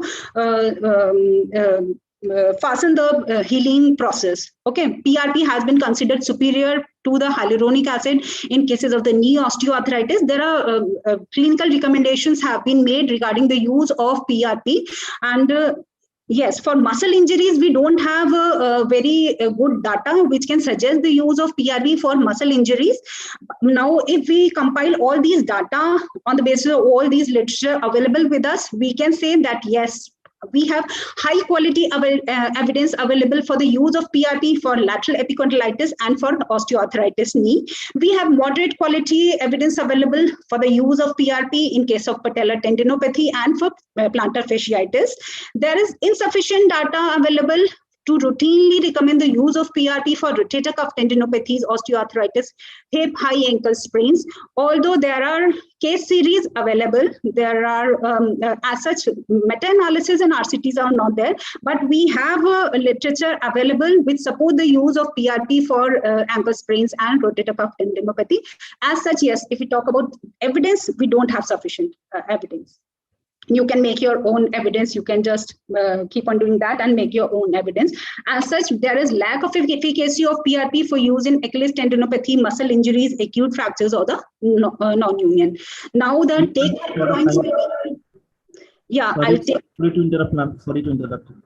Yeah, I'll take 5 minutes more. I'll just wrap it up.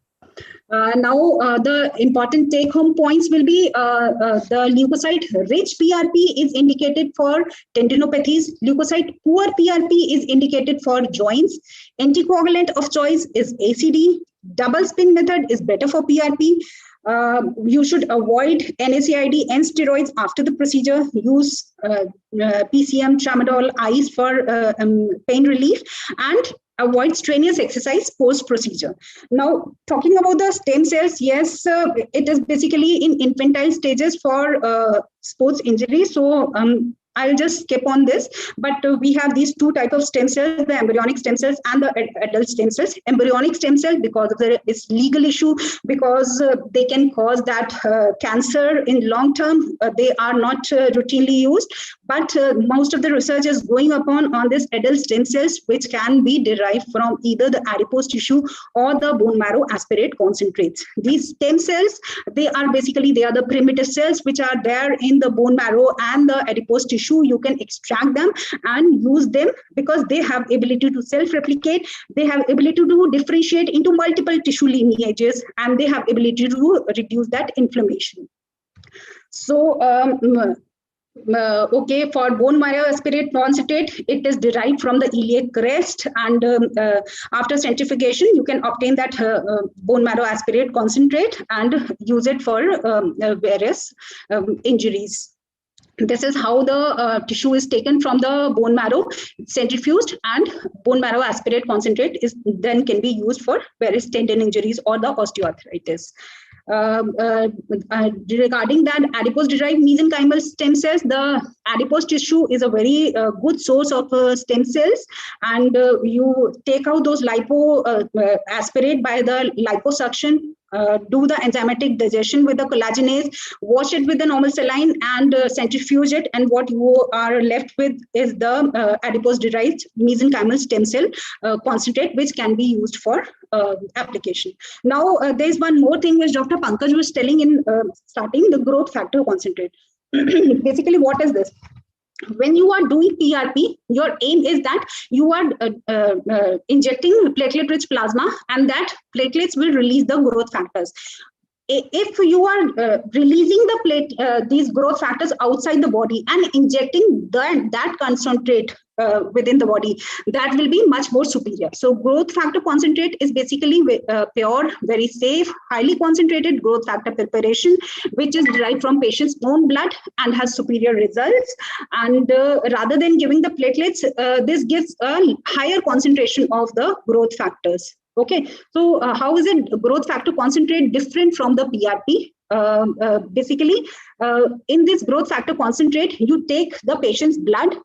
You have a special kit which has activator gel within it. You keep that sample for 30 minutes before centrifugation. You keep it for 30 minutes. These platelets will be activated. They will release the growth factor. Then you do the centrifugation and you collect the growth factor concentrate. While in PRP, what we are doing, in growth factor concentrate, we are not adding any anticoagulant. But in PRP, we are adding anticoagulant because we don't want the blood to coagulate. We are adding that anticoagulant, doing the centrifugation one, and then taking out the extract. In this, we are adding that activator first and resting it for 30 minutes, then doing centrifugation, then you do the centrifugation, and what you get is the growth factor concentrate therapy. Okay, now there is one more thing, the regenerative rehabilitation, which is coming up in a very big way. That rehabilitation. Sorry to interrupt, ma'am. I think we need to stop. We are already 25 minutes over time, ma'am. Ma'am, sir, it's just the last slide. Okay. Now we have that rehabilitation after the regenerative interventions. These are very essential for early return to the sports. If we look at this graph, that regenerative medicine alone and rehabilitation alone, they will not give that good results. But if we combine these two modalities, the regenerative medicine with the rehabilitation, what is being known as regenerative rehabilitation, the clinical and the patient outcomes are optimized. They enhance the tissue function, they reduce the disability, and they increase the quality of the life. This is just a short video to show that how we do these PRP therapies at our center under ultrasound guidance. Just few seconds video. This is the common extensor tendon under ultrasound guidance. We are putting the needle, we are doing the fenestration into that common extensor tendon, and after doing the fenestration, we inject the platelet-rich plasma into that tendon for better healing of the tissue. Thank you. Thank you so much, ma'am. It's very informative and quite extensive information. Thank you so much. There are a few questions in the chat box. May I request Dr. Pankaj, Dr. Reenu, and Dr. Namrata, please take those messages from the chat box, and can you please answer, since we are running short of time and we have to start with the next session also. So it's my kind request to all three of you, please. Yeah, you can just answer there in the chat box itself. Thank you. Thank you, Vandana. Thank you. Thank you, Dr. Pankaj, Dr. Namrata, and Dr. Reenu for such an enlightening session. And we are very honored to have all three of you for this symposium. May I request now Dr. Priyanka Sethi, from Assistant Professor, Faculty of Allied Health Sciences, to take on the next session on oral presentation. Yes, thank you, Dr. Vandana. Thank you for handing over the screen to me. So after the expert talks, I would request all of you to be with us, for the oral presentation for day 2. So before we start the presentation, I would like to introduce to all of you with our respective chairpersons for the session 2. So I would request Dr. Majumi M. Nuhu and Dr. Saurav to please show your presence, sir. So please switch on your camera.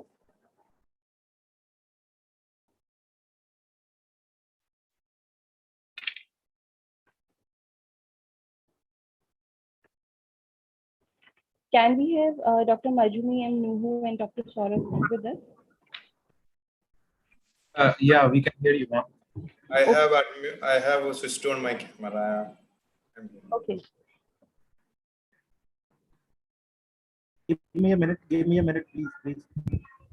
Sure.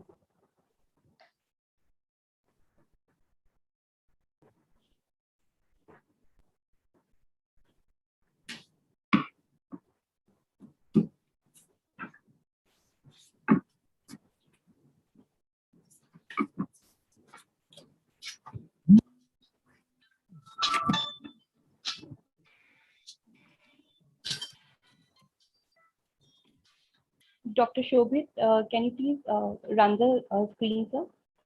Can you please run that presentation, please? Yeah, just give me a minute. Just I'm handing over the co-host rights to the chairpersons. Just Okay, wait. sir. Sure. Thank you.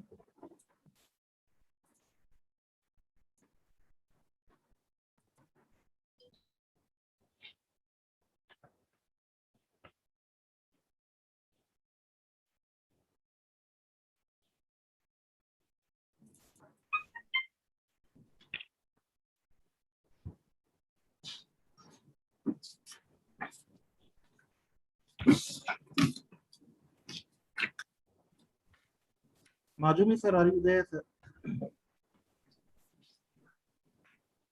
Majumi sir. Here, I cannot find you, sir. Sir, he has M. logged in with M. M. Okay.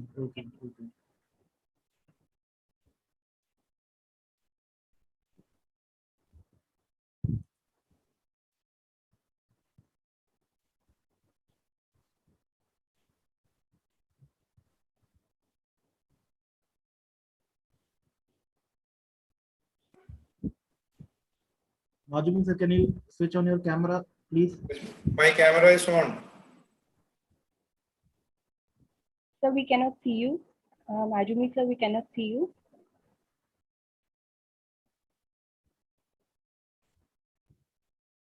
Yes, we can see you now. Thank you.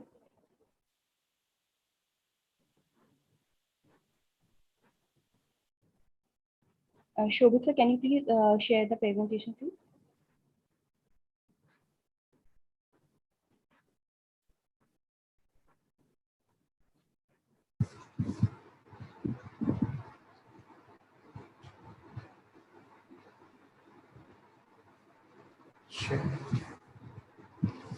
Share the.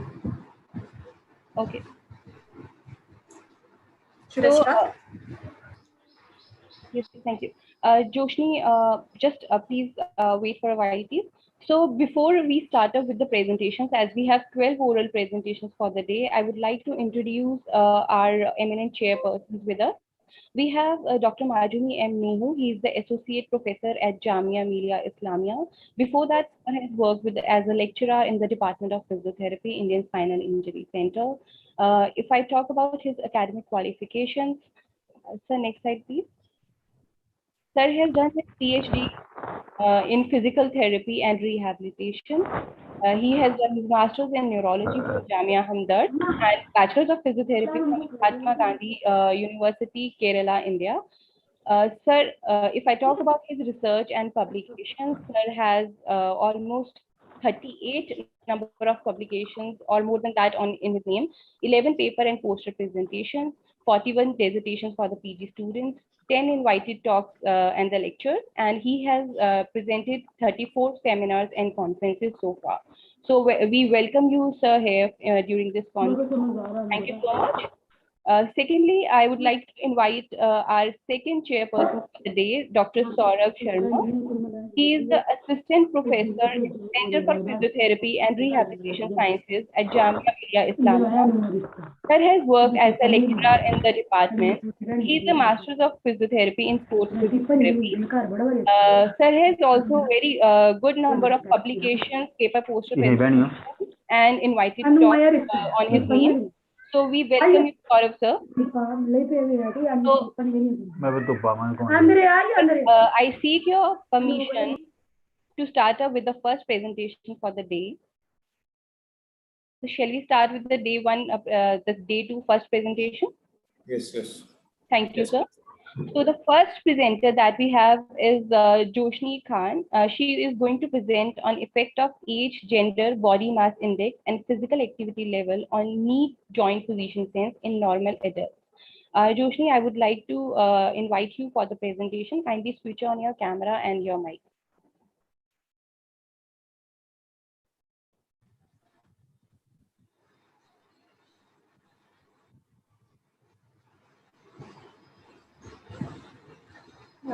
Good afternoon, everyone. I'm Joshni Khan. I'm a PhD scholar in Department of Physiology, Indira Gandhi Institute of Medical Sciences, Patna. The topic of my study is effect of age, gender, body mass index, and physical activity level on knee joint position sense in normal individuals.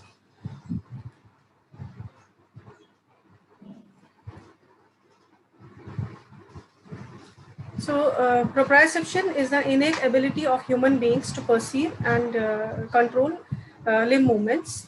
And two common protocols for proprioception testing are threshold to detect passive movements and joint position sense. Out of these tests, joint position tests are easy to perform in clinics. They are reproducible and have a good reliability, which has been tested.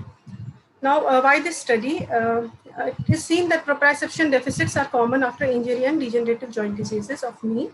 And most of the research has been done in sports persons, arthritic patients, and ligament injured patients. So there is a paucity of studies which investigated the effect of these factors on knee joint position sense in normal non-athletic individuals. Now, the purpose of study was to investigate the effect of age, gender, BMI, and physical activity level on knee joint position sense in normal adults. This study was conducted in the Department of Physiology, IGNS, and sample size 114, healthy volunteers in the age group 30 to 60 years.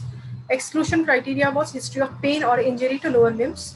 Independent variables tested were gender, age, BMI, and physical activity index, and the dependent variable is knee joint position error scores.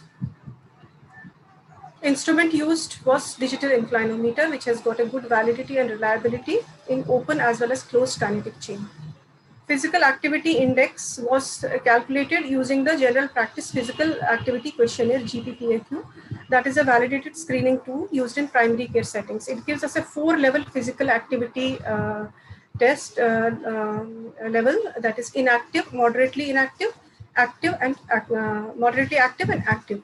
Here we are asking patients about their physical activity based on their occupation and their day-to-day activities they are doing. Now coming to the joint position sense test, a digital inclinometer was used, and the protocol which has been proved to be effective by Relf et al. And Olson et al. Was used in this study. Subjects were seated on a high chair and blindfolded. Inclinometer was placed on the dominant leg and which was passively brought to an angle of 45 degrees. the subject had to memorize the position for 5 seconds. They had to hold and memorize for 5 seconds actively.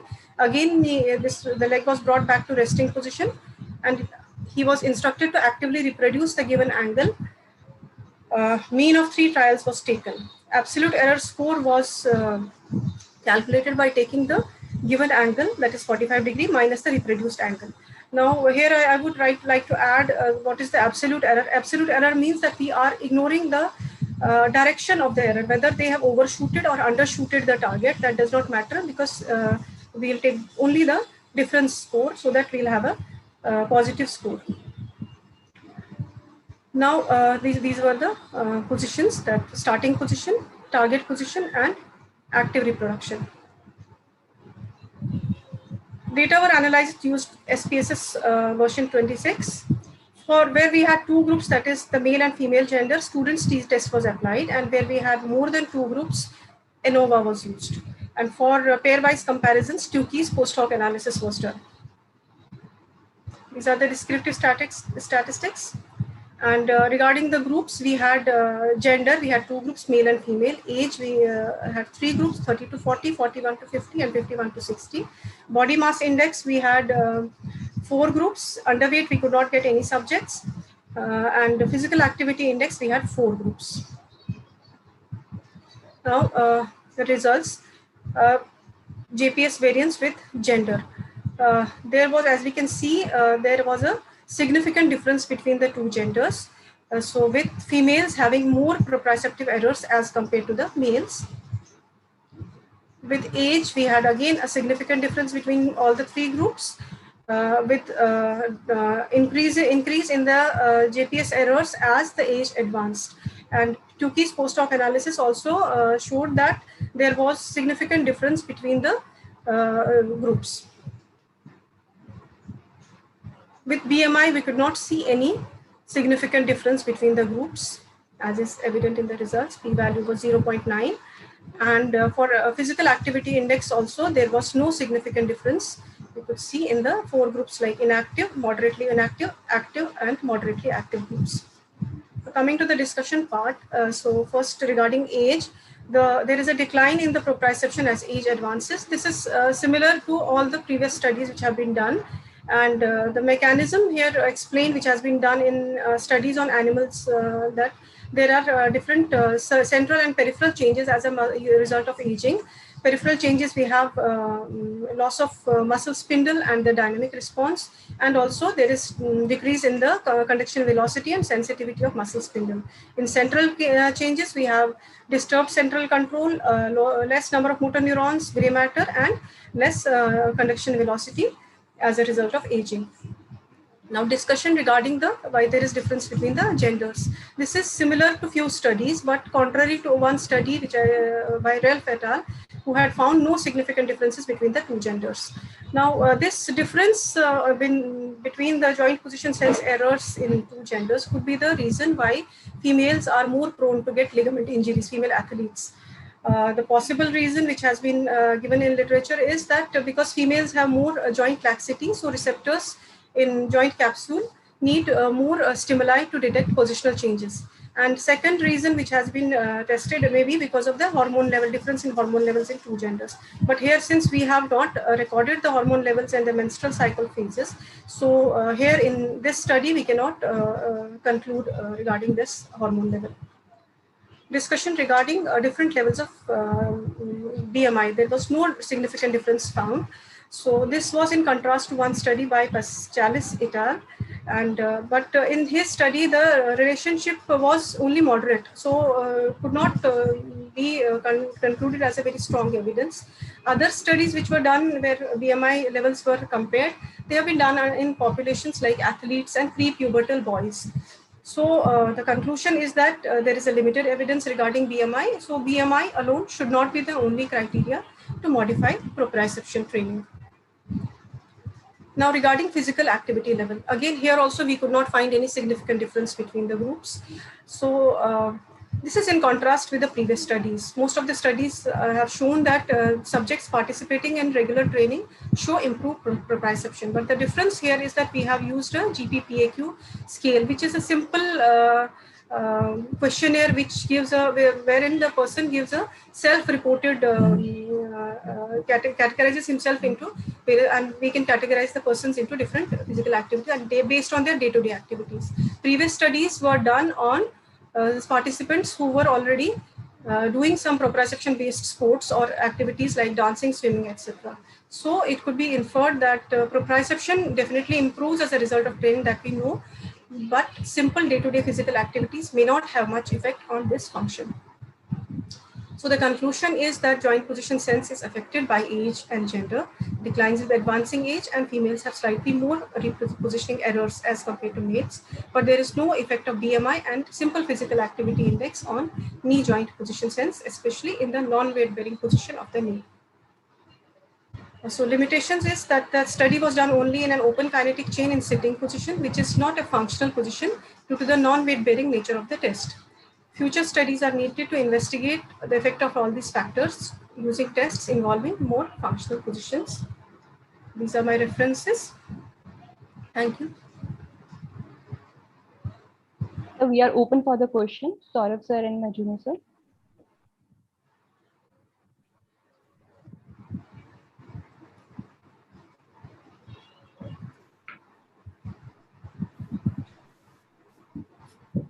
Regarding madam, the analysis part. Yes. You used ANOVA. Yes. Can you justify that thing? Why not ANCOVA?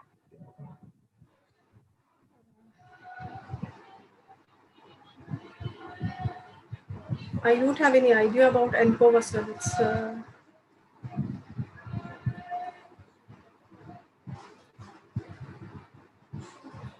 Majumi sir? Yeah.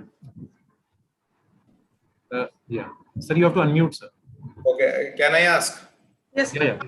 Okay. One question, that is, you have measured the joint for measuring the joint position sense. You have measured the error. Okay, joint positioning, repositioning error. Yes, sir. So how much degree that was considered to be normal? That is, if the error was also the patient, not everyone is going to consider, or not everyone is going to be able to reproduce the same position again.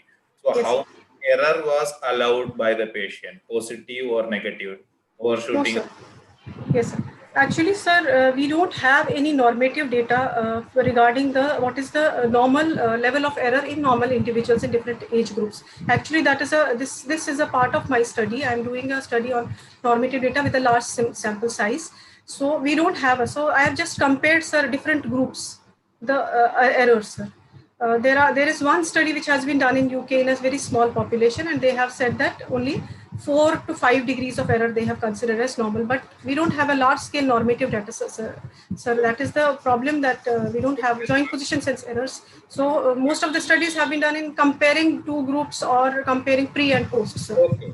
So my question is, even though there is a small sample, that is, you are telling that is 4 to 5 degrees is normal. Yes, sir. We didn't include that study. Yes, sir. No, sir. I am just comparing the groups without considering that what is the normal and what is abnormal, sir. The problem is that is an error. That is, you have to give a scope of error, because you are scheduling everything as a error. Yes, sir. My point is that is, when you have a data, at least there is a small data, that is, you should have considered that before you putting that is everyone under, because I think that is this is your part of your paper. Yes, sir. Send for publication or something like that. So Yes, sir. Yes. Also they may raise the same question. So what was the error that is you have allowed for the normal population? Because this is a normal population. This is not any population with any disease or any condition. So there is a scope for error also, that is, which is considered to be normal. So that should have been taken into consideration while calculating the scores and analyzing the scores. Okay. Thank you, sir. Thank you, Joshni. Thank you, Joshni, for the presentation. So before we proceed further with the second presentation, I just want to give a small instruction to the presenters that this presentation is for 10 minutes.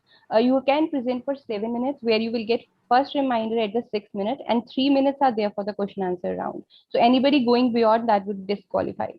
So coming up with the second presenter, that is Dr. D. Sridevi. She is presenting on quality evaluation and acceptability of soybean curd coagulated by using starter culture as fermented rice rinse water for sports person. So Dr. Sridevi, I request you to please switch on your video. Yes, go ahead, Yes, ma'am. ma'am. Is my voice audible? Yeah, your voice is Yes, audible. ma'am. Yes. Please share your screen, ma'am.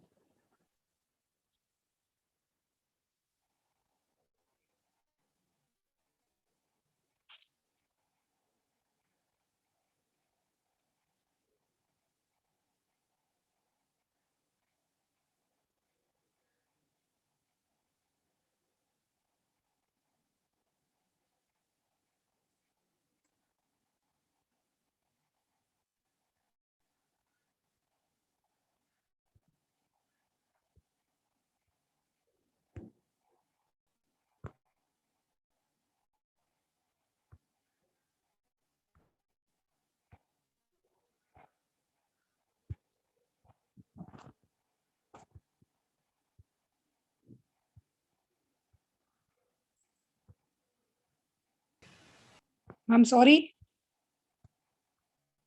Is my screen visible? Hello? Yes, not yet, ma'am. We can't see your screen. I'm on it, please. You are visible, but your screen is not visible. You have to share your screen. Yes, sir. Yes, sir. We can move to the next. Yes, ma'am, just confirm us. Otherwise, we will take you at the end. That is not an issue. Ma'am, 1 minute, ma'am, please. Sure, sure.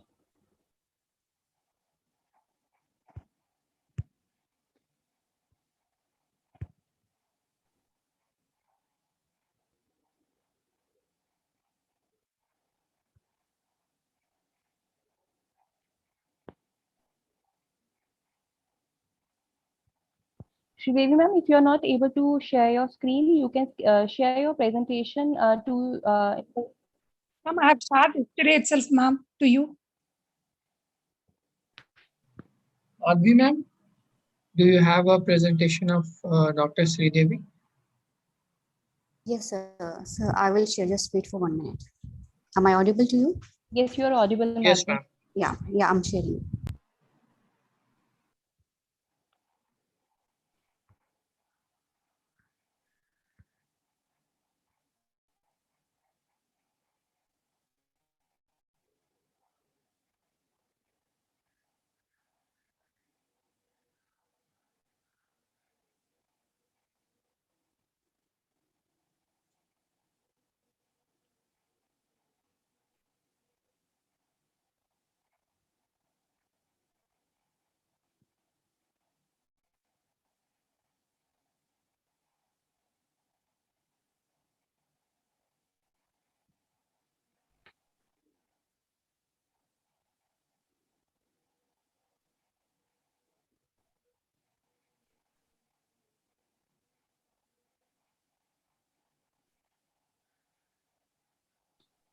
Madhvi ma'am, still we can't see the screen. Yeah, ma'am. It's processing. Just 1 minute, ma'am.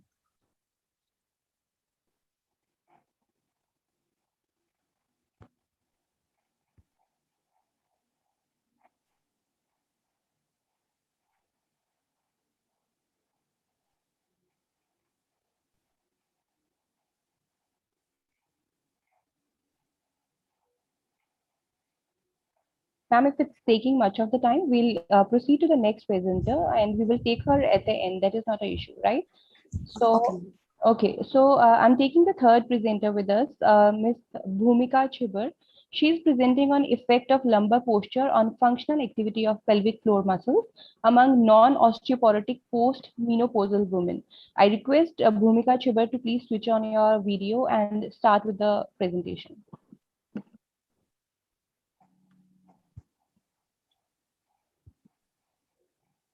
Ms. Bhumika Chibber? Yeah, I'm just putting it in place. Sure.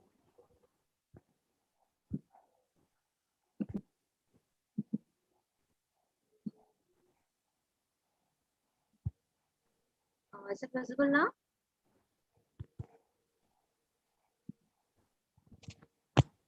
Not yet. Now?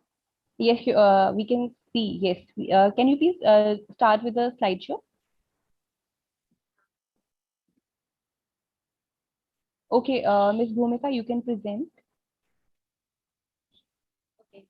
Well, hi, I'm a PhD. My name is Bhumika. I'm a PhD scholar with Amity University, Amity Institute of Physiotherapy. And I'm presenting over here in the first International Virtual Conference. And my co-authors for this study are Dr. Aparna Sarkar. Voice too low. Voice too low. Hello. Am I audible? Hello. Am I audible? Voice is too low. Voice is too low.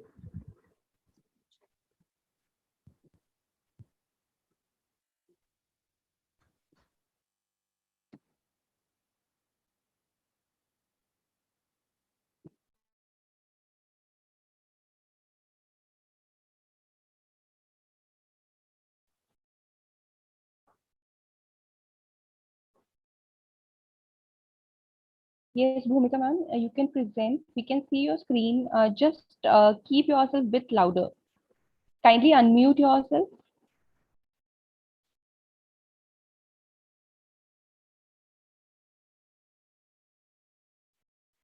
Ms. Bhumika, are you there?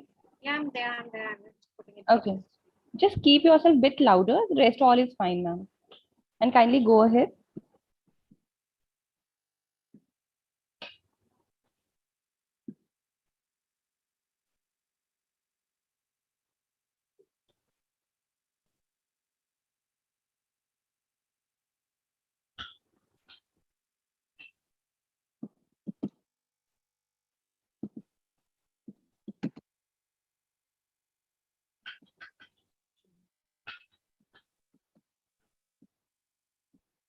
We can't hear you.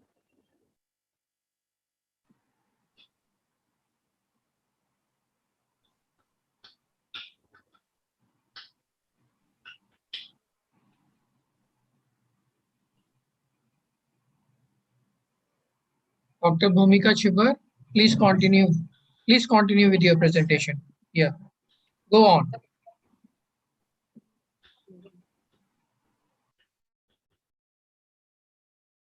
Second actually presentation. Okay. The topic of my presentation is effects of lumbar posture on functional activity of pelvic floor function among non-osteoporotic postmenopausal women. I'm presenting over here in this conference at the recent trends and challenges in sports rehabilitation. And I'm really grateful to my co-authors, Dr. Aparna Sarkar, Professor AIPS, Amity University, and Dr. H. Chawla, Chief of Science Services and Medical Directors, RNSIC, New Delhi. Introduction. Pelvic floor muscles contribute to the support the pelvic contents, postural control, intra-abdominal pressure, and continence. Pelvic floor dysfunction is an important cause of morbidity in women, and its prevalence impacts the quality of life, and the incidence are higher in postmenopausal women. Pelvic floor muscle activity is required to maintain continence and organ support during increases in intra-abdominal pressure. Lumbar posture has been suggested to alter the subjective awareness of a voluntary PFM contraction in healthy women, and a sense of decreased activation of the PFMs is reported in different positions. Whilst ortho lumbar signs are major with respect to muscle imbalance and alterations in the activation pattern of the lung muscles during the functional task, which if left untreated may result in pelvic floor dysfunction. In normal conditions, human body protects pelvic region to maintain this function, which according to Lancy, there are 3 levels of support for vagina, which are upper, mid. These soft tissues also play pivotal role in supporting pelvic region increasing intra-abdominal pressure, and accordingly, it has been stated that any abdominal abnormality in might cause pelvic organ prolapse, which as a result of decreasing control of intra-abdominal forces on the pelvic floor. And with regard to the role of intra-abdominal pressure in causing pelvic organ prolapse, it should be noted that changes in normal spinal curve might cause extra intra-abdominal pressure onto the pelvic floor. So it becomes important that larger studies between lumbar posture and incontinence are undertaken, as prevention and early treatment may result in quality of life. If any relation is found between the lumbar posture and pelvic floor functioning, then one can know that posture correction exercises can also be a part of management of disorders associated with reduced pelvic floor muscle functioning. Mean of the study. Many studies investigated the immediate changes in the pelvic floor muscle functioning in adult females using voluntary adaptation of different lumbar posture, but no consensus is available on effects of long-term adaptation of these postures over pelvic floor functioning. Significance of the study. To find the effect, finding of the study will help to provide information about the effect of lumbar posture on the pelvic floor functioning, hence will open a new era of pelvic floor rehabilitation. These findings will also help clinicians to adapt better therapeutic techniques or strategies clinically.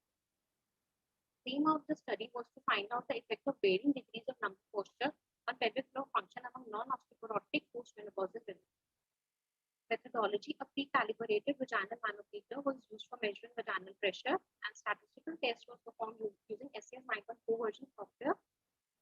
Methods included research design as a cross-sectional observation study. Place of research was Indian Spinal Injury Center. Sample design was non-probability. Sample size was 78. Gender chosen was, for the study was female, and age group included was 45 to 65 years old. Selection criteria for inclusion criteria: the menopause attainment or amenorrhea should be greater than 2 years, and having a T-score of less than -1 on the DEXA scale. BMI should be between 18 to 24.9, and should be having biparous or uniparous. Parity should be biparous or uniparous. Exclusion criteria will be history of spinal surgery, any scoliosis, urinary incontinence, ICQS score should be greater than 0, any history of C-section, history of hysterectomy, and NPRS score greater than 4, which is for which we can rule out people having low back pain. Procedure: before undertaking then for any procedure, all the subjects were explained the study procedure thoroughly, and written consent was obtained. Subjects fulfilling the inclusion criteria and not fitting into the exclusion criteria assessed on a prescribed format.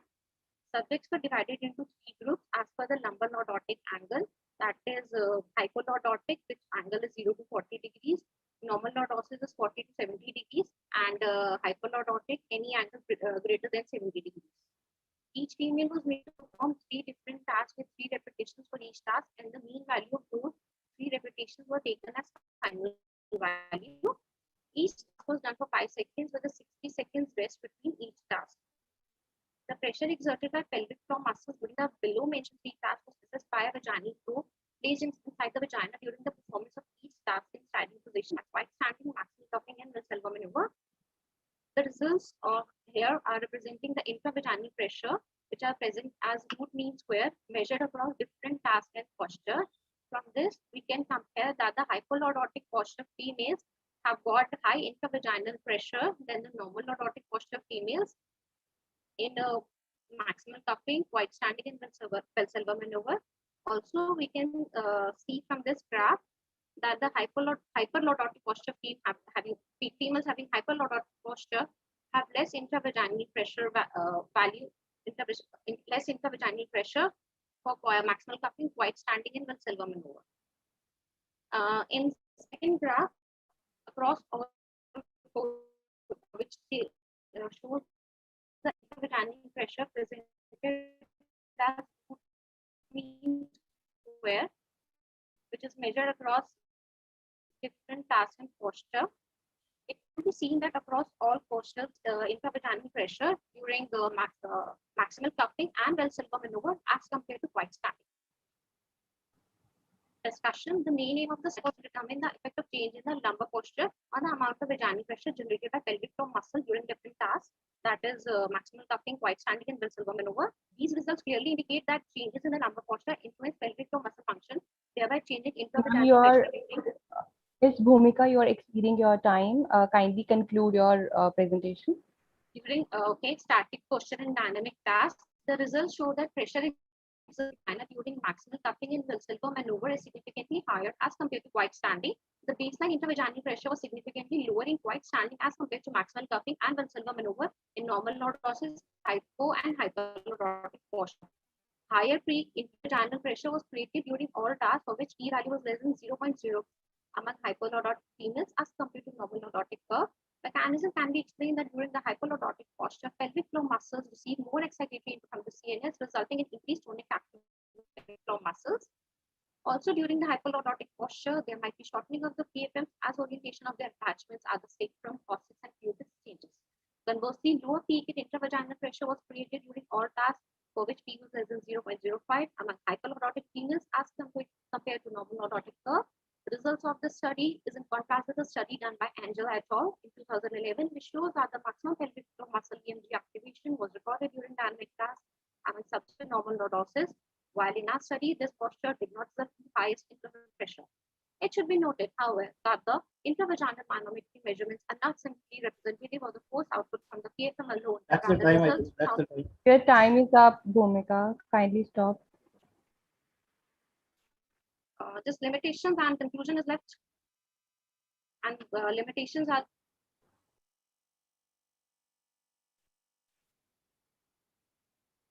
I request the chairperson to kindly ask the question answers, have question answer with Bhumika, and then we'll proceed to the next presentation. Dr. Saurabh, Dr. Majumi.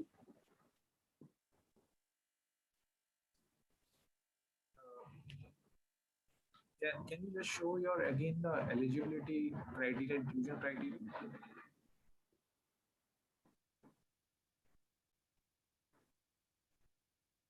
is it visible? Am I or yeah? Your inclusion criteria, I think, was I think there's a discrepancy between the age group and the you are saying the menopause, the range. Yes, there was a discrepancy. Yeah. Yeah. So there was a discrepancy in the age group pattern and the menopausal, the age. So I think according to that, what was the sample size? Sample size was 78. That sounds very interesting that you got so many, I would say, in how much duration of time you did the study? Around 5 years. 5 years. Okay. Yeah. And what is the significance you want to justify with this? What is the clinical implication of the study? So you're not audible. What is the clinical implication of the study? So clinical implication. Okay. So since the hypolordotic posture resulted in generation of higher intravaginal pressure during different tasks, so this posture may be a good posture to be assumed during exercises to facilitate PFM contractions amongst women. And further, the larger intravaginal pressure was created during maximal cupping than other tasks, and as such may be a useful approach to initiate strengthening of the pelvic floor muscles in females who have difficulty in activating their pelvic floor muscles voluntarily. And post-menopausal women with stress urinary incontinence who present with postural defects and increased PFM functioning may benefit from postural interventions to improve tonic and phasic PFM activation. Why did you use the SAS software? Because of the. So it was the software. No, it was the software available to me for doing the data analysis. Majumi sir.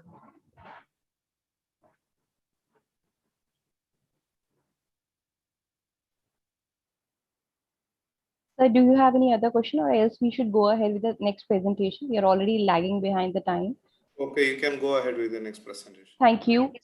Thank you, Bhumika. So I would like to invite Dr. Pushpendra K. Yaduvanshi. He would be presenting on comparison of shoulder rotational range of motion and its association with scapular kinematics in healthy overhead athletes, a cross-sectional study. Dr. Pushpendra, over to you. I request all the presenters, please stick with the timings. Thank you. I'm audible? Yes, you are audible.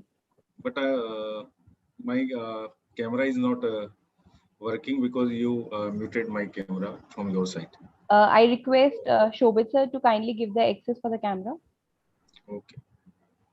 Because you it is there already. It is there. Yes. Okay.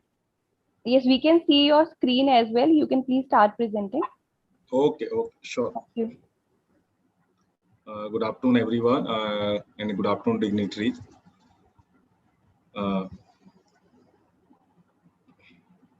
Today, I am presenting here my paper, Shoulder Rotational Range of Motion and its association with scapular kinematics in healthy overhead athletes. show in a full slide. Introduction: the shoulder complex is involved in the many sports activities and athletes activities requiring spacing gestures. Sports in which demand placed on the shoulder are extremely high, and the quality of the depend on the interaction between the scapular and glenohumeral kinematics. With the aim of the describing more precisely the motion capacity of the shoulder, the kinematic interaction between the scapula and the humerus were introduced by Codman in the term scapulohumeral rhythm. Kibler has summarized several rules of the scapula function in the shoulder complex also. The primary rule indicates that the scapula moves in a coordination with the moving humerus, and the second role of the scapula is provide the adapted motion along the thoracic wall. These are the two motions, or the two indication of the moving the scapula and the third role of the scapula in shoulder function is elevation of the acromion to clear the acromion from the moving rotator cuff. And another role of the scapula in the shoulder function is that the being in a link with the proximal to the distal sequencing to of velocity, energy, and forces. Repetitive pitching and high velocity over the time leads to the chronic adaptation to soft and osseous tissue in the glenohumeral joint. And these anatomic adaptation likely lead to the difference of the range of motion. Those are the internal or external when shoulder are compared bilaterally, and when the overhead throwing athlete are compared with the non-overhead throwing in the athletes. Need of the study: rotational range of motion changes in overhead athlete has been well established in literature. However, its relation with any change in scapular kinematics has not been studied extensively. There is a lack of literature existing in relation to the association of the rotational range of motion deficit and scapular kinematics in healthy overhead athlete. AIMS had objective to analyze any association between the GH rotational ROM deficit, if any, in conjunction with the scapular positioning differences in dominant and non-dominant extremity in the healthy overhead athletes. It is hypothesized that altered shoulder rotational range of motion will have a correlation with the scapular positioning differences in healthy overhead athletes. Operational definition: I am mentioning here the overhead athlete operational definition. Sports which involve about 90 degrees of the shoulder abduction is considered overhead play. Athletes involved in the overhead sports from past 2 years, 8 months a year, at least 20 days in a month, and would be the interrupt. study. With the permission of the chair, I think this can be skipped, and we can come directly to the methodology part. Okay. Sure. ROL is skipped. Is that all right, Majumi sir and Saurabh sir? Methodology. Yeah, so sir, I start from the methodology. Inclusion criteria: asymptomatic healthy overhead athletes, only male overhead athletes in this study, age between 20 to 35 years. Exclusion criteria: any fracture of the upper extremity in the past 1 year, any neurological condition affecting upper extremity and trunk, any musculoskeletal injury in the shoulder and arm and last 6 months, or neck and upper extremity pain greater than 3 months. Instrumentation: these are the digital inclinometer, vernier caliper, guide pole, protector chalk, and marker. Outcome measures: shoulder rotational range of motion, scapular forward rotation, 0.7 to 0.9 intrarater coefficient correlation, and scapular lateral slide test, ICC 75 to 0.80. These are the diagram of the showing when I'm taking a rotational range of motion, scapular upward rotation, or scapular Kibler slide test. Now, this is a flowchart. The subject recruited as per the inclusion-exclusion criteria. Now, 64 subjects recruited for the study. Written consent object each of the subject. Subject divided into group: age, elder age group against the small age group. These are the age group. Elder age group with the age between 26 to 33 years, and the lower age group between the 18 to 25 years. The shoulder rotational, non-dominant, dominant side both measured from the upward rotation and scapular protection were the vernier calipers in the both the side, dominant in the middle elder age group as well as the small age group, and the mean data analysis and then the result. These are my flow chart, and data analysis was performed by using SPSS 70. Result was set on 0.5 level of significance. T-test was used to comparison of the mean value for rotational range of motion, Kibler lateral slide test, and scapular upward rotation for dominant and non-dominant and between the elder age and lower age group athletes. Person correlation test was used to correlation between the dominant and inter-rotation, and Kibler lateral slide test for scapular upward rotation. Result: these are the chart of the showing the initial starting from the 0 degree, when is the 45 degree and 90 degree. These are the dominant side, elder age group, and non-dominant side, and the mean also available in the table. These are the show the mean deviation for the scapular lateral slide test, difference in the elder age group and the lower age group overhead athletes. These are the comparison chart of both the groups, lower age group and the elder age group. Again, comparison of the mean of the SD of the rotational range of motion, dominant and non-dominant hand of the elder age group and lower age group of overhead athletes from the internal rotation and as well as the external rotation. On same both the group A and B, elder age group and the lower age group. These are the comparison mean of the SD in the shoulder rotation range of motion difference in the elder age group and lower age group of the overhead athletes. These are the chart. Again, these are the scapular upward rotation from the 0, 60, 90 and 120D, elder age group and lower age group. Again, comparison of the mean deviation for the scapular upward rotation difference in all position of the elder age group 0, 60, 90 and 120D in lower age group and overhead. Please conclude. Please conclude. Yes, sir. Sure, sir.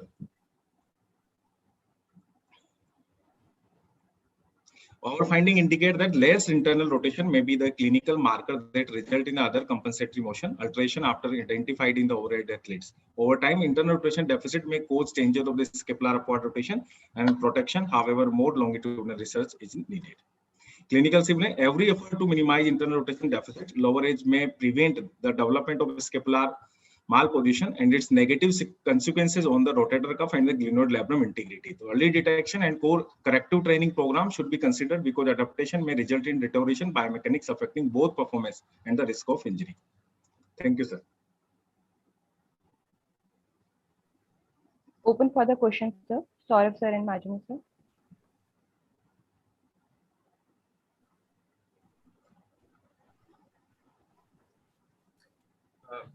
I don't have any questions. Majumi sir, if you want to ask.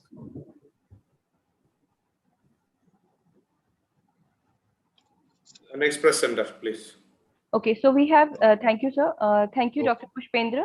We are coming up with the next presenter, Mr. Shagun Agarwal, and he would be presenting on effect of proprioceptive neuromuscular stretching versus aerobic training on blood glucose level in patients with type 2 diabetes mellitus, a comparative study. This platform is yours, sir. Thank you, Dr. Penka. Good afternoon, everybody. Good afternoon, respected chairpersons. The topic for my presentation is effect of proprioceptive neuromuscular facilitation stretching versus aerobic training on blood glucose level in patient with type 2 diabetes mellitus. As we know, diabetes is fast gaining the status of epidemic in India. More than 77 million adults are currently not visible. So your screen is visible, but we can't see your presentation. Just a second. Just a second.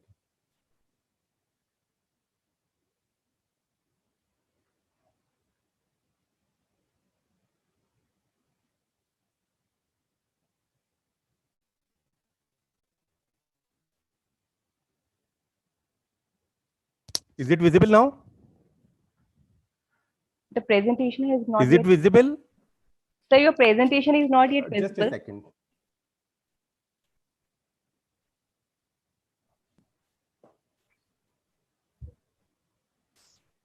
Now is it visible? Yes, please start the slideshow. Yeah.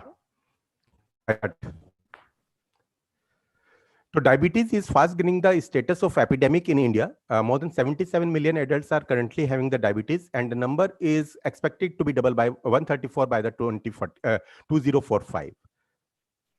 Exercise is considered to be as the cornerstone treatment of type 2 diabetes, along with the diet and the medication of proven efficacy is there. And recent reviews and meta-analysis, including the 2016 joint position by the American Diabetic Association, its statement says physical activity and diabetes mellitus 2 from the America has highlighted the beneficial effect of chronic endurance training, resistance training, or the combined. That is your endurance training plus the resistance training intervention for ameliorating insulin sensitivity and glycemic control in individuals with type 2 diabetes mellitus. Along with this, Nelson et al. Conducted a study on effectiveness of stretching on blood glucose in subjects with diabetes and concluded that passive static stretching of the skeletal muscle may be an alternative to the exercise to help in lowering your blood glucose level.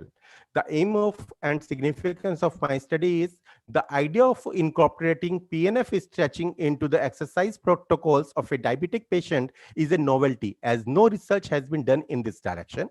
It can emerge as an alternative regimen in treatment of a diabetic patient who does not want to push much efforts in aerobic and your standing exercise due to your various reasons is there. My study method is the pre-post comparative study is there. Sample size 40. Study setting is IMR.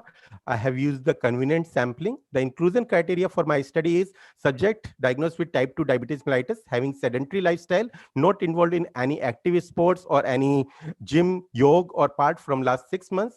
Age group from 35 to 55 years of age group, both males and females. HbA1c level from 6.5 to 9, and they should be ready to adhere to the diet chart.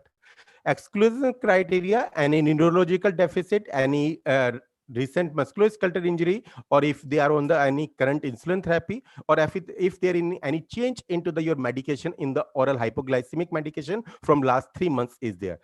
The intervention for the group A was your aerobic training was there, and program was planned according to the study of the Buer et al. Maximal heart rate was determined for the all subject in the study by the single exercise bout to the self-reported exhaustion, and subject went for the 30 minutes of the aerobic. They was given the choice of the walking, brisk walking, jogging session at the 60% of maximal heart rate with the 10 minutes of the warm-up and 10 minutes of the cool-down period was there. Exercise was given 5 days a week for 12 weeks during of the study. Group 2, please. Group B, PNF stretching group was given PNF stretching, hold and relax in the D1, D2 flexion, D1 extension, D2 extension pattern for both upper limb and lower limb in the 3 days a week for the 12 weeks. The patterns was included in the study because they stretch all the major muscles of the lower limb and upper limb. Each pattern was held in the stretch position for the 30 seconds and repetition was done for the 4 things. 15-second relaxation was given between each repetition and 30 seconds relaxation period was given between the different groups. I used as the outcome measure HbA1c because it's a gold standard for using up the glucose level. Using the SPSS software with the 95% confidence interval, I used the confidence interval of 95%. P-value was kept less than the 0.05. This is the result between within the group. Your peer t-test was used for the within the group, and I find it out there is a significance decrease was there in the group A and the group B. The unpaired t-test was used for the checking the result between the group A and the group B, that is your aerobic training versus your stretching group, and I find out p-value was the more than 0.5 and there was no significant difference. So what I find it out in my discussion in our study, 12 weeks of aerobic training had induced control of HbA1c. Our findings support the study of Grace et al. That the exercise training improve hemostatic model assessment of insulin resistance is there. Aerobic exercise force the body to burn the stored fat for energy and may also enhance the strength of the respiratory muscle, thus facilitates the body utilization of oxygen. In our 12-week of the PNF stretching has induced the control of HbA1c. These changes may be due to your several mechanisms of passive stretching of skeletal muscles, which decreases blood glucose level. The glucose transport into the skeletal muscle is primarily mediated by a protein that is called the GLUT4. Accordingly, exercise can increase GLUT4 levels in skeletal muscles, further increasing.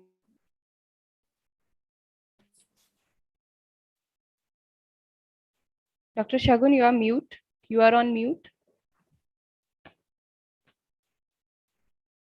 The last minute for you, Dr. Shagun. Sorry. Yeah. Please come up to the result. Please come up to the result. I know. Passive stretching changes in the muscle activation, and I find it out there is a nitric oxide result in the increased glucose transport is there. So I conclude my research. The study shows both PNF stretching and aerobic training reduce blood glucose level, but there is no significant difference between the two intervention is there. And in the further study, I am going for a larger sample size, and I am doing with the study on your resistance training also, and for your stretching and your aerobic with the control group. Thank you. These are the references. Thank you. Over to you, sir, Majumi sir and Saurabh sir, for the question answers. Shagun sir. Yes, sir. Sir, I have a question, that is, what type of stretching did you use? That is, whether you have used the hold relax or contract relax? Hold relax, sir. Hold relax. Hold relax. You have used the hold relax. Hold relax, sir. PNF in the hold relax. Any other questions, sir? No, I don't have any question. Thank you so much. Sir? Dr. Saurav? No, ma'am. No, I don't have any question for Dr. Shagun. Okay. Thank you. Thank you, Dr. Shagun. Thank you. So the next presenter we have, Mr. Raymond. He's presenting on difference between the first year and the second year college students' sports involvement. Please come up with your presentation, sir. Am I audible, ma'am? Yes, you are audible, sir. Please share your screen.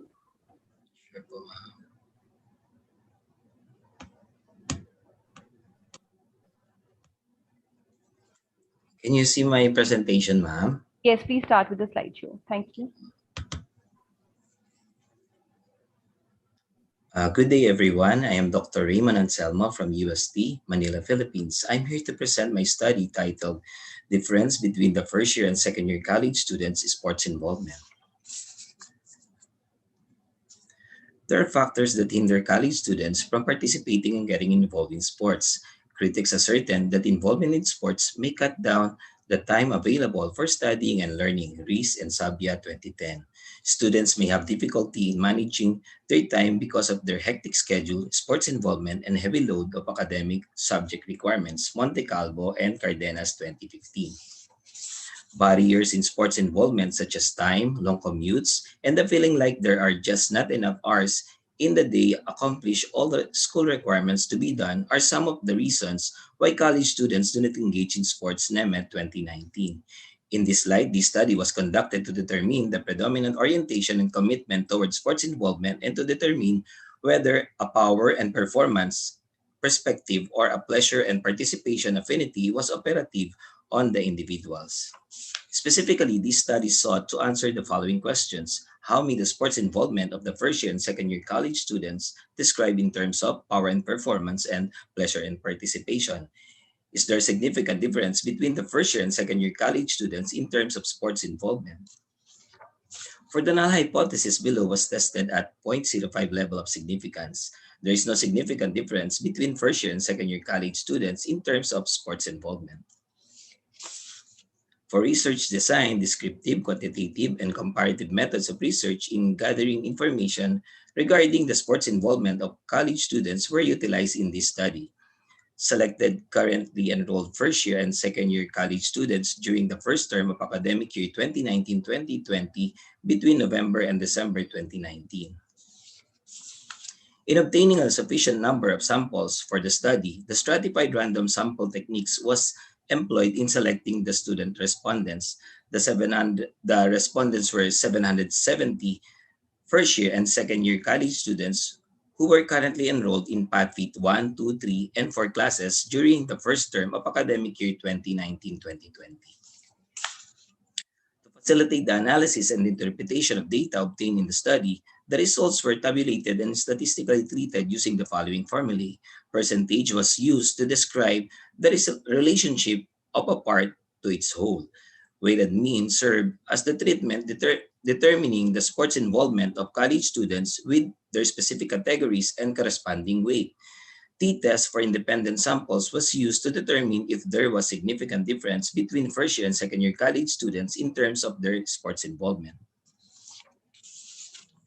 Research instrument was adapted and modified from the Sports Participation Model Questionnaire by Eisenema and Eldridge 2003. It was administered to determine the predominant orientation and commitment towards sports involvement and to determine whether a power and performance perspective or a pleasure and participation affinity was operative on the individuals. Items corresponded to each orientation and were randomly placed in the questionnaire. Modifications were made for statistical consideration and cultural sensitivity. The generic or universal features of the research instrument were specifically aligned to suit the needs and demands of this study. The questionnaire were validated by 4 experts consisted of a physical education director, a service PE moderator, an athletic moderator, and a psychometrician. The research instruments were tested for reliability through pilot testing. The pilot testing was conducted among 20 student respondents of the first term of academic year 2019-2020. The responses were excluded from the actual study. The Cronbach alpha of 0.84 indicated that the research instruments were reliable. As shown in Table 1, an equal number of respondents were obtained for both freshmen and sophomore students of student with 385 apiece. Table 2 shows the sports involvement of first year and second year college students during sports activity in terms of power and performance. First year respondents gave an average rating of 3.06 agree, while second year respondents gave an average rating of 3.07 agree. The results suggest that the student respondents were not after winning when they were involved in sports as seen in item 7. I believe that greatest measure of success in sports experience is winning.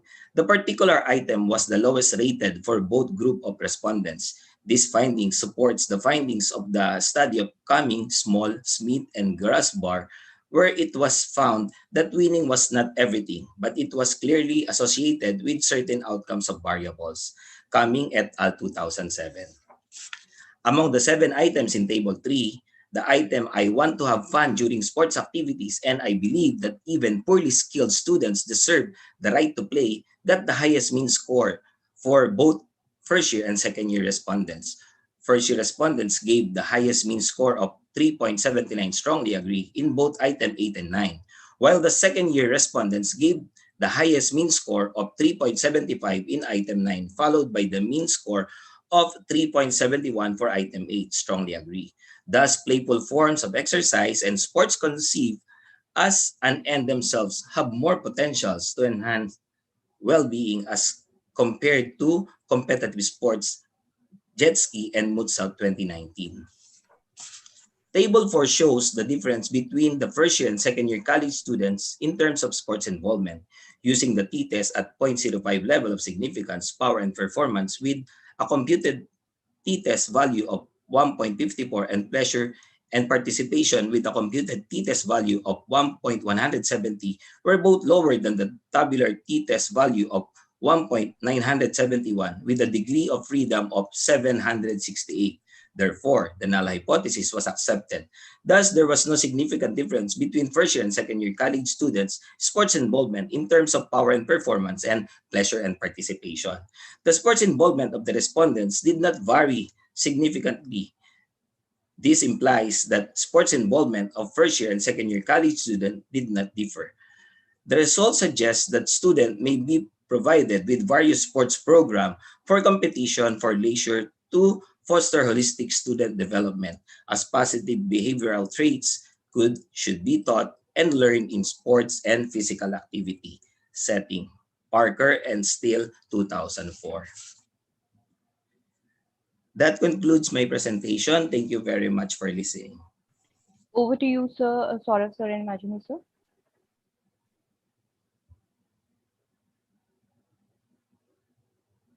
What is the knowledge that is you add to the current existing information? That is what you have done from your research. Pardon, sir. I'm sorry. The question is, what is the new information that you add with your findings to the existing knowledge? Okay. The knowledge or the takeaway or the knowledge that can be imparted to this study is it can help the school administrator to craft or to create a quality program, or it can help the administrators to craft a ideal program for physical education curriculum.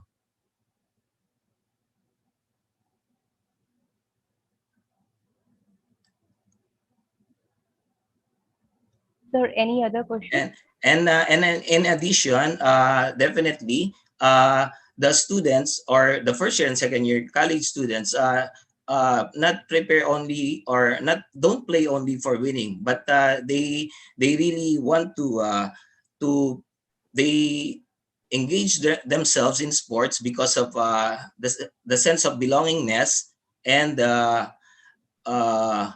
to engage in physical activities and in promoting good health also.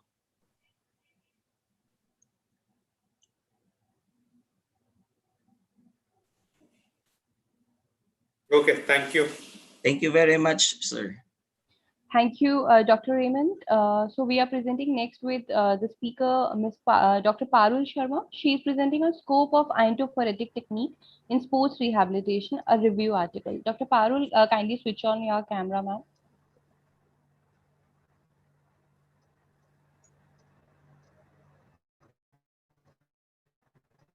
Good afternoon, ma'am. Good afternoon, everyone. Is my presentation visible? Yes, it's visible. Please start with the slideshow. Thank you.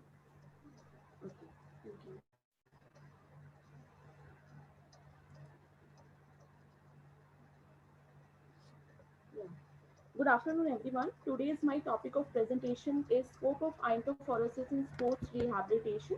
So as we all know, sports injuries mainly due to overtraining, lack of conditioning, and you can say the improper techniques. So it can maybe like acute chronic in nature. And in sports, many soft tissue injuries are commonly affected in case of like example, tendinitis, bursitis, lateral epicondylitis, medial epicondylitis, plantar fasciitis. So the sports therapy should use evidence-based method, which helps in managing and preventing an injury with greater ease method, that is iontophoresis. So iontophoresis, everybody knows it is a non-invasive technique in transdermal drug delivery. Transdermal drug.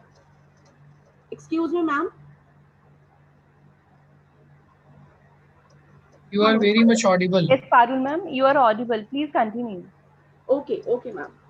So iontophoresis is a non-invasive technique and transdermal drug delivery method also by increasing the permeability of stratum corneum to pass through the like ions into the body for therapeutic purpose by means of like low voltage direct current. So the sports physiotherapy should be aware of multiple application of iontophoresis with a wide variety of chemicals, or you can say ions or drugs also. So the major transport of ion mainly via the sweat glands, or to a lesser extent via the hair follicles and the sebaceous glands also. So mainly these iontophoretic drugs, used for the sports injury in the preliminary studies. That is acetic acid for the myospasm mainly, potassium iodide for scar mobilization, sodium salicylate for inflammation and pain, calcium chloride for myospasm and tremors also, and dexamethasone is the most wide, or you can see the commonly used in sports injury, dexamethasone for preventing or to relieve pain or inflammation. So if I talk about the studies, according to this study, this was conducted in 2010, experimented on 19-year-old male sustained a soft tissue injury, and he was diagnosed with myositis ossificans and complaining of like pain, tenderness, blisters, change in the progression also, and limited movement also at the elbow joint. Functionally, he was able to perform activities of daily living. He was okay. So athlete was diagnosed with this disease. So the treatment regime was continued. I think that can be skipped. You can come directly to the methodology. 29 days. Yeah, to decrease pain, increase range of motion, to decrease tenderness. So the next study, according to this author, please come to the methodology. Please come to the methodology. Hello. The review hai. Sir, your voice is not audible. Please come to the methodology. Is it audible now? Parul ma'am, we have a request to please come up with your methodology slide. Am I audible to you?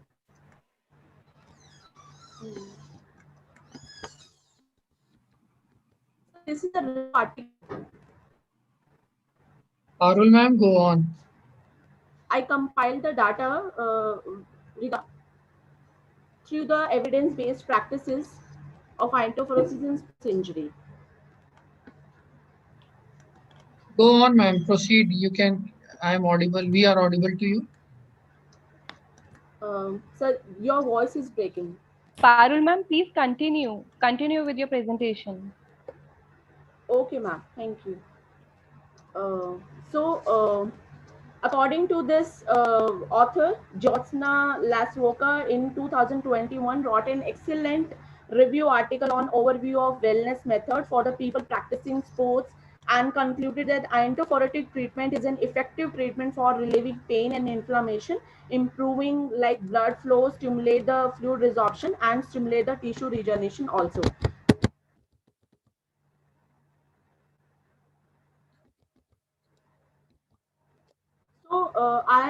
So I want to share one blog like relation between hyperhidrosis and you can say the iontophoretic treatment. So this author experimented on athletic foot. This is so-called Tinea pedis. So it is a fungal skin infection to prevent this plantar hyperhidrosis of in case of like athlete or sports field. To prevent excessive sweating, we can use iontophoretic treatment, and this is just a blog. And the author reported using tap water iontophoresis, having like 8 sessions over 28 days. So this author concluded that iontophoretic is in forefront of therapeutic modalities in the field of athletic training, and more researches should be completed. So I have compiled the optimum level of the parameter which were used like in the preliminary studies, what will be the level of pH, what will the level of the current strength. So pH should be like 5.5 or below than which, and 1 milliampere should be the current strength, current density in between like 3 to 5 milliampere. So the what I have found from the literature, so researchers are not in total agreement, lack of clinical knowledge, parameter inconsistence, or you can say the lack of the clinical guidelines. Short-term studies were performed. Majority of the studies were non-specific. And if I conclude, according to my view, iontophoretic has been shown to be a very useful modality in the field of sports-related injuries, or in case of like mainly in case of musculoskeletal purpose or musculoskeletal disorders, or you can say anti-inflammatory treatment. So there is need for more studies to be carried out in this regard, and long duration studies should be conducted for increasing the efficacy of this treatment. So this is my recommendation as a physiotherapist. It should continue to perform like research, and it should utilize physiotherapists or sports physiotherapists should utilize iontophoresis, and the decision to use iontophoresis should be used on the experimental basis or the experimental foundation basis, considered specifically for those therapeutic conditions which are still in questions in sports field. So these are references. Thank you. We are open for the questions. Majum sir and Saurav sir.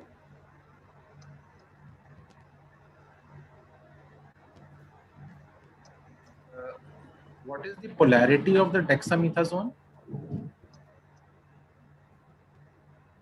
Hello. Yeah, what is the polarity of the dexamethasone ion which you use for sports injuries? The dexamethasone phosphate. Yes, sir. Polarity negative. Negative. Sir, negative. Sir, are you asking about the ionic polarity? Yeah. Yeah, sir. Negative. I'm asking about the polarity. You told me negative. Yeah. Any other questions? Yes, sir. Majumi sir, any questions from your side?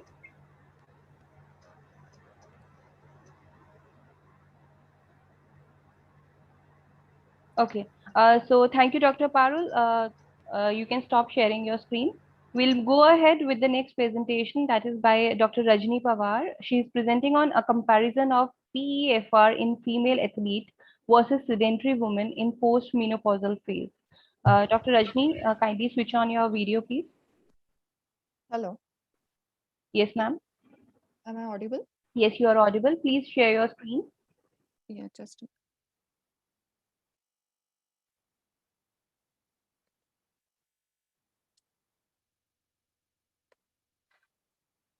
Is it visible? Yes, it's visible. Please start the slideshow. Yeah, just a second. Yeah. Very good afternoon to all. I'm here to present with a comparison of peak expiratory flow rate in female athlete versus sedentary woman in post-menopausal phase. Sedentary lifestyle. Sedentary lifestyle is becoming a public health issue there had been a large shift from manual work to the mechanical work. It is the activity involving long sitting job and having very low energy expenditure. Women as a vast part of the society are more prone to mobility deficiency sickness. According to the survey done by the health site on 1 million Indian women, 53% of Indian women were inactive and about 80% of urban women are getting fat.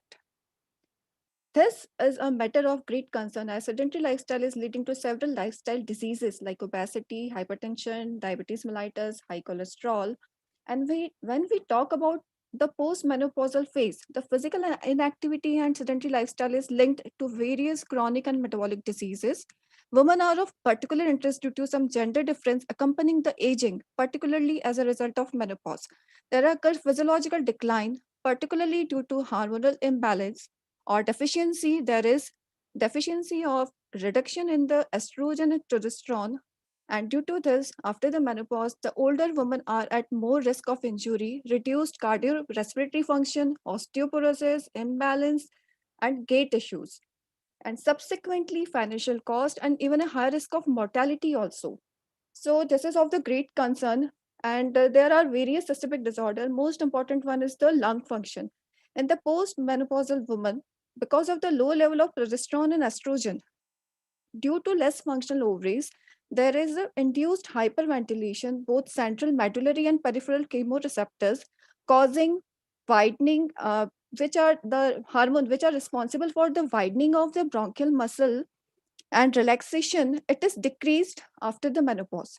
Simultaneously, due to aging, there are various factors like there is decrease in the bone mass, same with the due to hormonal deficiency also.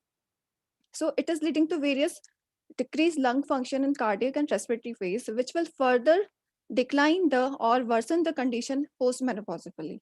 So there is a apparent need for the involvement of women in the sports and physical activity to attenuate the decline in lean mass, muscle mass, and the bone mineral density that accompany aging and inactivity. The maintenance of adequate level of physical activity can result in increased in longevity. So the need of the study was, as the women are less physically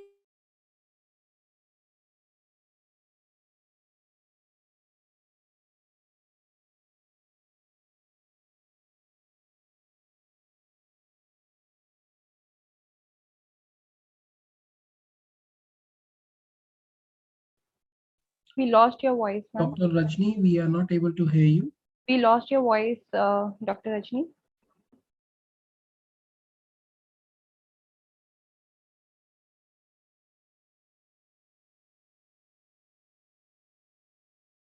Dr. Rajni, we cannot hear you.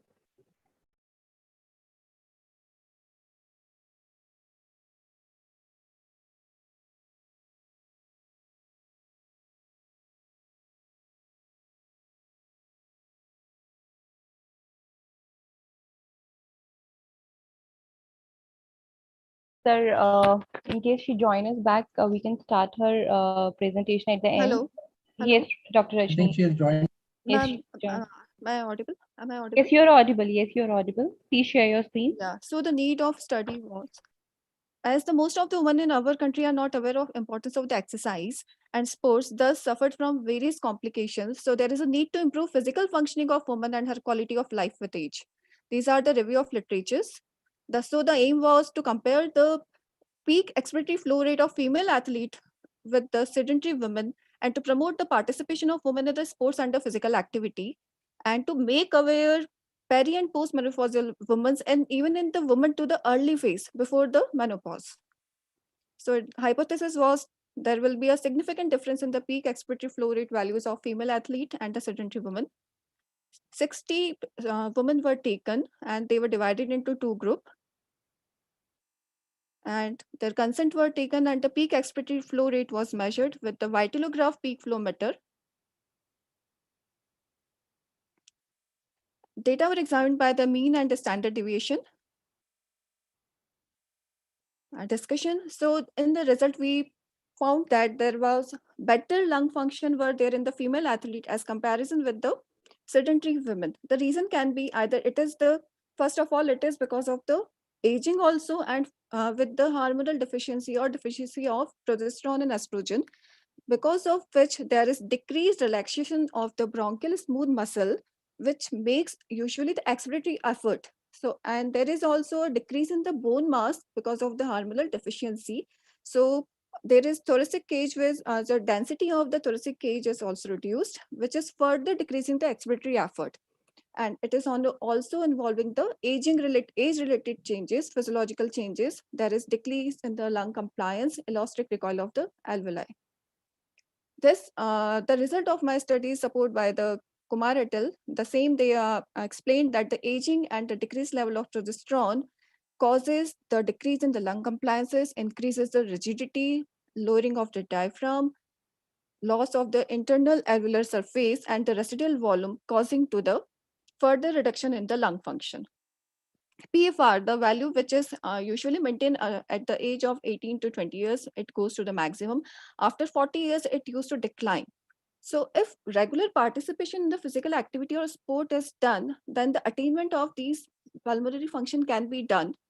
So the effect that occurs after the menopause can be increased with the delay. It can be either delayed or improved with involvement of the woman in the sports and the exercises.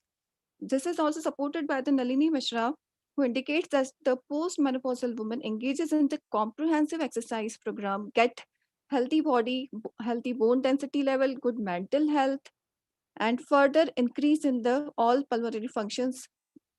So the conclusion is there should be an awareness program to promote the participation of women in the physical activity and sports to incorporate, if it should be incorporated in the early phase or perimenopausal phase to reduce the postmenopausal complications. Menopause should not be viewed as a sign of impending decline, but rather a wonderful beginning of good health program with a lifestyle modification and exercise. These are the references. Thank you so much.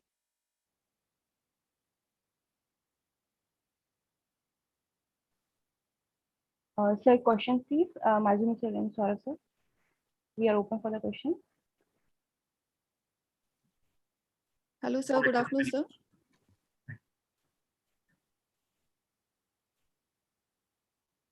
Hello. Yeah, I don't have any questions. Majumi sir, if he has, he can ask. Okay, thank you, sir. So all your participants were between the age group of 45 to 75 or 65? Sir, 45 to 55. Old. So they were also athletes? Out of which 30 women were sedentary women and 30 were female athlete. But in your criteria, you didn't mention that age group. Sir, I have mentioned. No, it is from your study, it is what you are getting is all the people were postmenopausal women. No, yes, sir. They were postmenopausal, but 30 were, out of which 30 were sedentary women and 30 were female athlete. But whether they were right now where they were engaged in athletic activity. They are doing physical activity. They are exercising. But they were athlete and yes, sir. They can't be called as athletes, but you have to mention that is a retired athletes, and you can expect. Okay, fine. Thank you. Okay, sir. Thank you, sir. Thank you, Dr. Rajni. We have next presenter with us, Ms. P. Jayavarshini. She is presenting on standardization and quality validation of breakfast coconut bar. So over to you, Jayavarshini. Ma'am, can you hear me, ma'am? Yes, I can hear you. Please share your screen. 1 second, ma'am.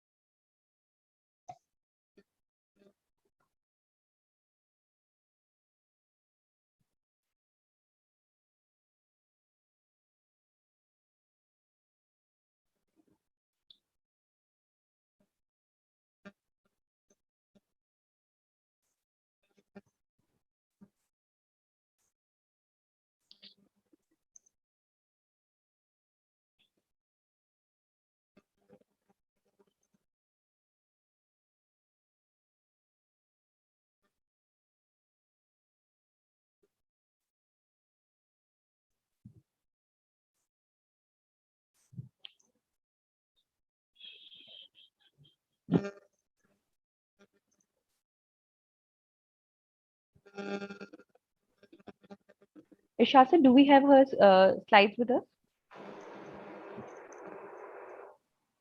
Madhvi No, ma'am? ma'am. No, ma'am. Jayavashni, please share your PPTs with Madhvi ma'am. Okay, And okay, sir. we can Okay. present your PPT on your behalf. Priyanka ma'am, you So, can proceed with yes, the next. sure, sir. We'll go ahead with the next one. So we have next Miss Anula Venya with us. She's presenting on standardization and quality evaluation of probiotic drink using common grade extract and rice rinsed water. So I welcome you, Anulya. Ma'am, am I audible? Yes, you're audible. Yes. Please share your screen. Okay, ma'am.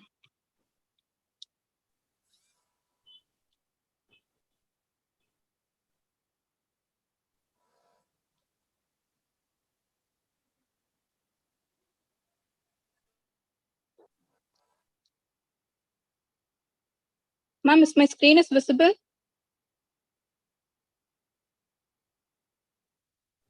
Not yet.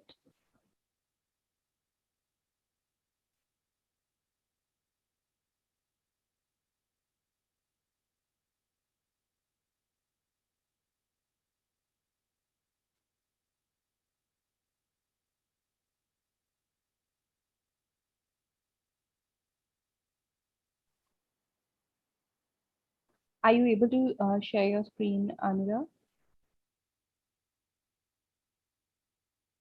Ma'am, it is not showing. I request you even to share the same with Madhvi ma'am or Irshad sir. We will present. We will ask you to present at the end. Okay, ma'am. Okay. Okay. So I'm going ahead with the next presenter. That is Ms. Ananya Mandal. She's presenting on to assess and correlate cardiorespiratory adaptation in endurance trained cyclists and recreational cyclists. Ananya, please open your video. Ma'am, am I audible? Yes, you're audible. Please share your screen. Am I visible now? Yes, you're visible. Okay, thank you, ma'am. I'll share my screen. Ma'am, is the screen visible? It's visible. Please start. Okay. Slide share. Okay. A very good afternoon to all. My name is Ananya Mandal. I am an MPT sports student from Indian Spinal Injury Center. I'll be presenting my topic to assess and correlate cardiorespiratory adaptations in endurance trained cyclists and recreational cyclists. Moving on to the introduction, road cycling is basically a highly endurance demanding sport. And because of that, the elite cyclists, they ride approximately 30,000 to 35,000 kilometers each year during their training and competition. The performance in cycling is mainly determined by the maximal aerobic power over the long lasting distances so that they can sustain for longer duration and distances. And also they require a better adaptability in anaerobic power so that they can sprint fast during the close gaps and also to finish the race first. The individual optimum balance between the workload or their training and the recovery is difficult to achieve, especially in highly trained athletes. And because of that, we require a relevant indicator of the stress recovery status, which can be a real advantage for monitoring the athletes'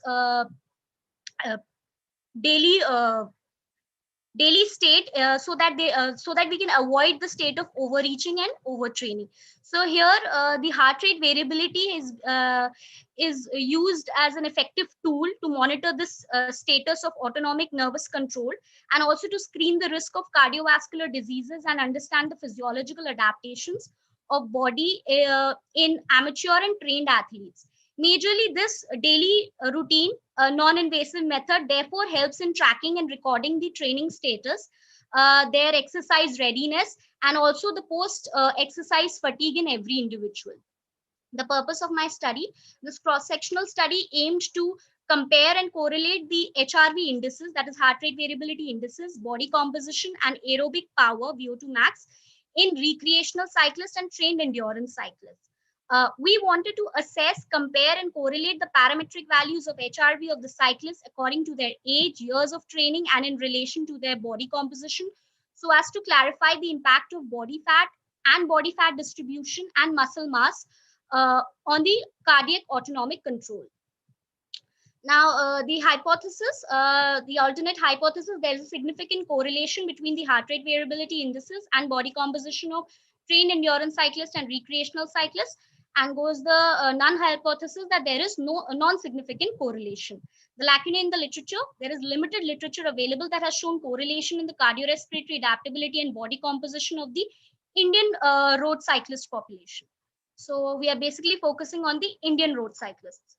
The research design is a correlational study. The inclusion criteria, we have considered all male cyclists between the age of 18 and 27 years. And trained cyclists must have a minimum experience of 1.5 years, and they must be training for at least 6 days per week, and with a recovery of 1 day. And average kilometers or distance they have to cover during their training should be 60 to 70 kilometers. And the exclusion criteria for the subjects, that anyone taking medications that could affect the heart rate, or subjects with premorbid respiratory conditions, and anyone with a history of alcohol consumption or smoking. So I'll mention one of the inclusion criteria for the recreational cyclists. They were basically recruited on the basis of like they recreationally, or even on like on weekends they go for cycling, and their kilometers, average kilometers should be below 50 kilometers. So I come to the methodology part. In total, I had recruited, we had 47 cyclists in total, and out of it, the 32 male road cyclists were recruited from for the study from the IGI stadium, and the second group in cyclists were taken from the Delhi road cycling team.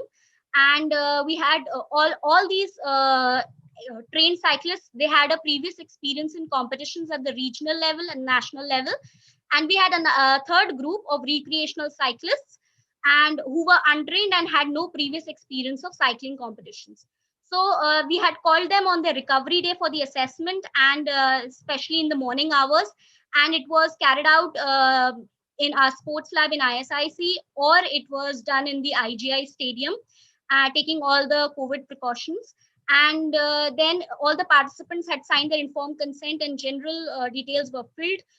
They had filled the stress symptom checklist for screening their stress levels, and only then we had performed the heart rate variability test under the controlled circumstances. They were also pre-informed for not taking or drinking caffeinated beverages at least 2 hours before the HRV testing, because that could alter the heart rate. After the HRV test, the physical fitness variables were also measured, including the body composition, height, and body mass index, skin fold for defining the percentage of body fat, and later the aerobic capacity was estimated with the indirect field test, 3-minute McArdle step test. So this is the instrument. This is a hardware shimmer instrument, you can see. Basically, this device is by S Medtech, and this is only used for recording. And for recording, we require a software, which is the consensus software. So the machine is basically connected with the electrodes, and simultaneously it is connected to the software in the laptop via Bluetooth. And then the HRV is recorded. The first 2 minutes of HRV was recorded to look up for the observations, and then the actual ECG was recorded for 5 minutes. Then we had another machine for measuring the body mass and body fat percentage using bioelectrical impedance analysis. And for the anthropometric profiling, we use this anthropometry tape Lufkin for measuring the circumference of the waist, hip, abdominal, thighs, and calf. And to estimate the body fat percentage, we use the 7-side skin fold technique also, and using the skin fold caliper, Harpender calipers.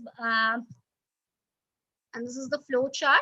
So data analysis, you analyzed with the help of SPSS 25, and statistically we have applied the Spearman correlation test and Crucial-Wallis test. So these are the results. Subjects showed significant negative correlation of body fat percentage with VO2 max, and fat mass showed significant positive correlation with the LFHF ratio, whereas the body fat percentage and VO2 max is significant within the groups. So this the two graphs we can see, this is we use the Crucial-Wallis test for the within the group comparison, and in this we have three groups: recreational cyclists, Delhi cyclists, and the IGI cyclists. And amongst them we have seen the highest aerobic capacity is seen in the IGI endurance trained cyclists. And also in the body fat percentage, we the 7-fold body fat percentage, we can see the highest body fat percentage is seen in the recreational, and also there and the least in the IGI cyclists. And this is these two are the graphs for correlation. So we can see negative. There is a negative significant correlation between VO2 max and body fat percentage, and the correlation between fat mass and LFHF ratio. In this, we have observed a positive correlation has been, significant positive correlation has been achieved. So the discussion in cycling competitions or road cycling events, it is a stressful situation and can alter the autonomic parameters. Please conclude. Yes, sir. This is just the conclusion, sir. I'm just concluding. The performance and body readiness can be altered with daily cycling training. Therefore, in this study, we have observed increase in the aerobic capacity in more endurance trained cyclists and a significant negative correlations between body fat percentage and VO2 max. Our study has found an evidence of an increase in the parasympathetic activity in those cyclists having less fat mass, showing positive correlations between fat mass and LFHF ratio. This is implying that the body composition also seems to influence the autonomic control, leading to less parasympathetic withdrawal in highly trained endurance cyclists in relation to recreational cyclists. Therefore, the cyclists with high aerobic capacity balancing well with their riding kilometers and recovery typically tend to have good autonomic control. This is the conclusion from my study. There is a significant correlation between body fat percentage, fat mass, and VO2 max, and no significant correlation of VO2 max with the HRV indices. Thank you. Over to you, Majumi sir and Saurabh sir, for the question answers.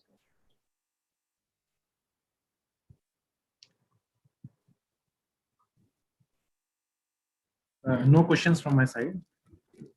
Majumi sir.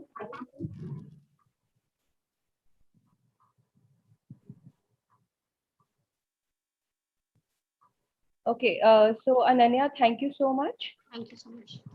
We are going ahead with the next presenter, Monica. So Monica is presenting on comparison of body composition among athletes across strength, endurance, and intermittent sports using DEXA, a systematic review. Monica, please share your screen. Yes, ma'am.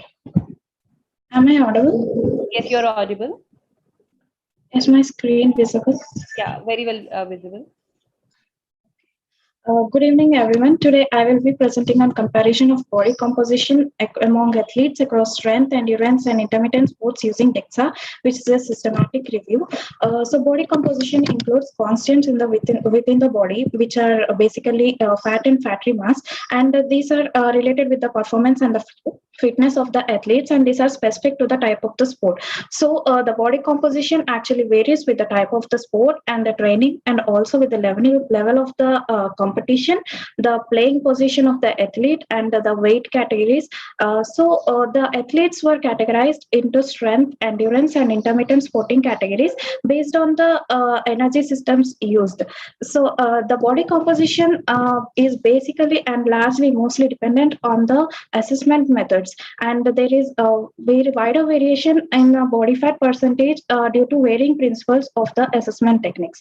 So, mostly previously reviews have focused on the comparison of body composition across athletes, which are specific and also specific to type of sport, like endurance sport. And there were till date there are no systematic reviews which have focused on presenting the body composition specific to the method of assessment and across different sporting categories. So the objective of our present study is to explore differences in body fat percent and fat-free mass differences across strength, endurance, and intermittent category sports using dual energy X-ray absorptiometry, which is DEXA, and also to compare the body fat percentage across gender levels of competition, that is national, international, elite, professionals, and also across age categories. Coming to the methodology, this systematic review followed the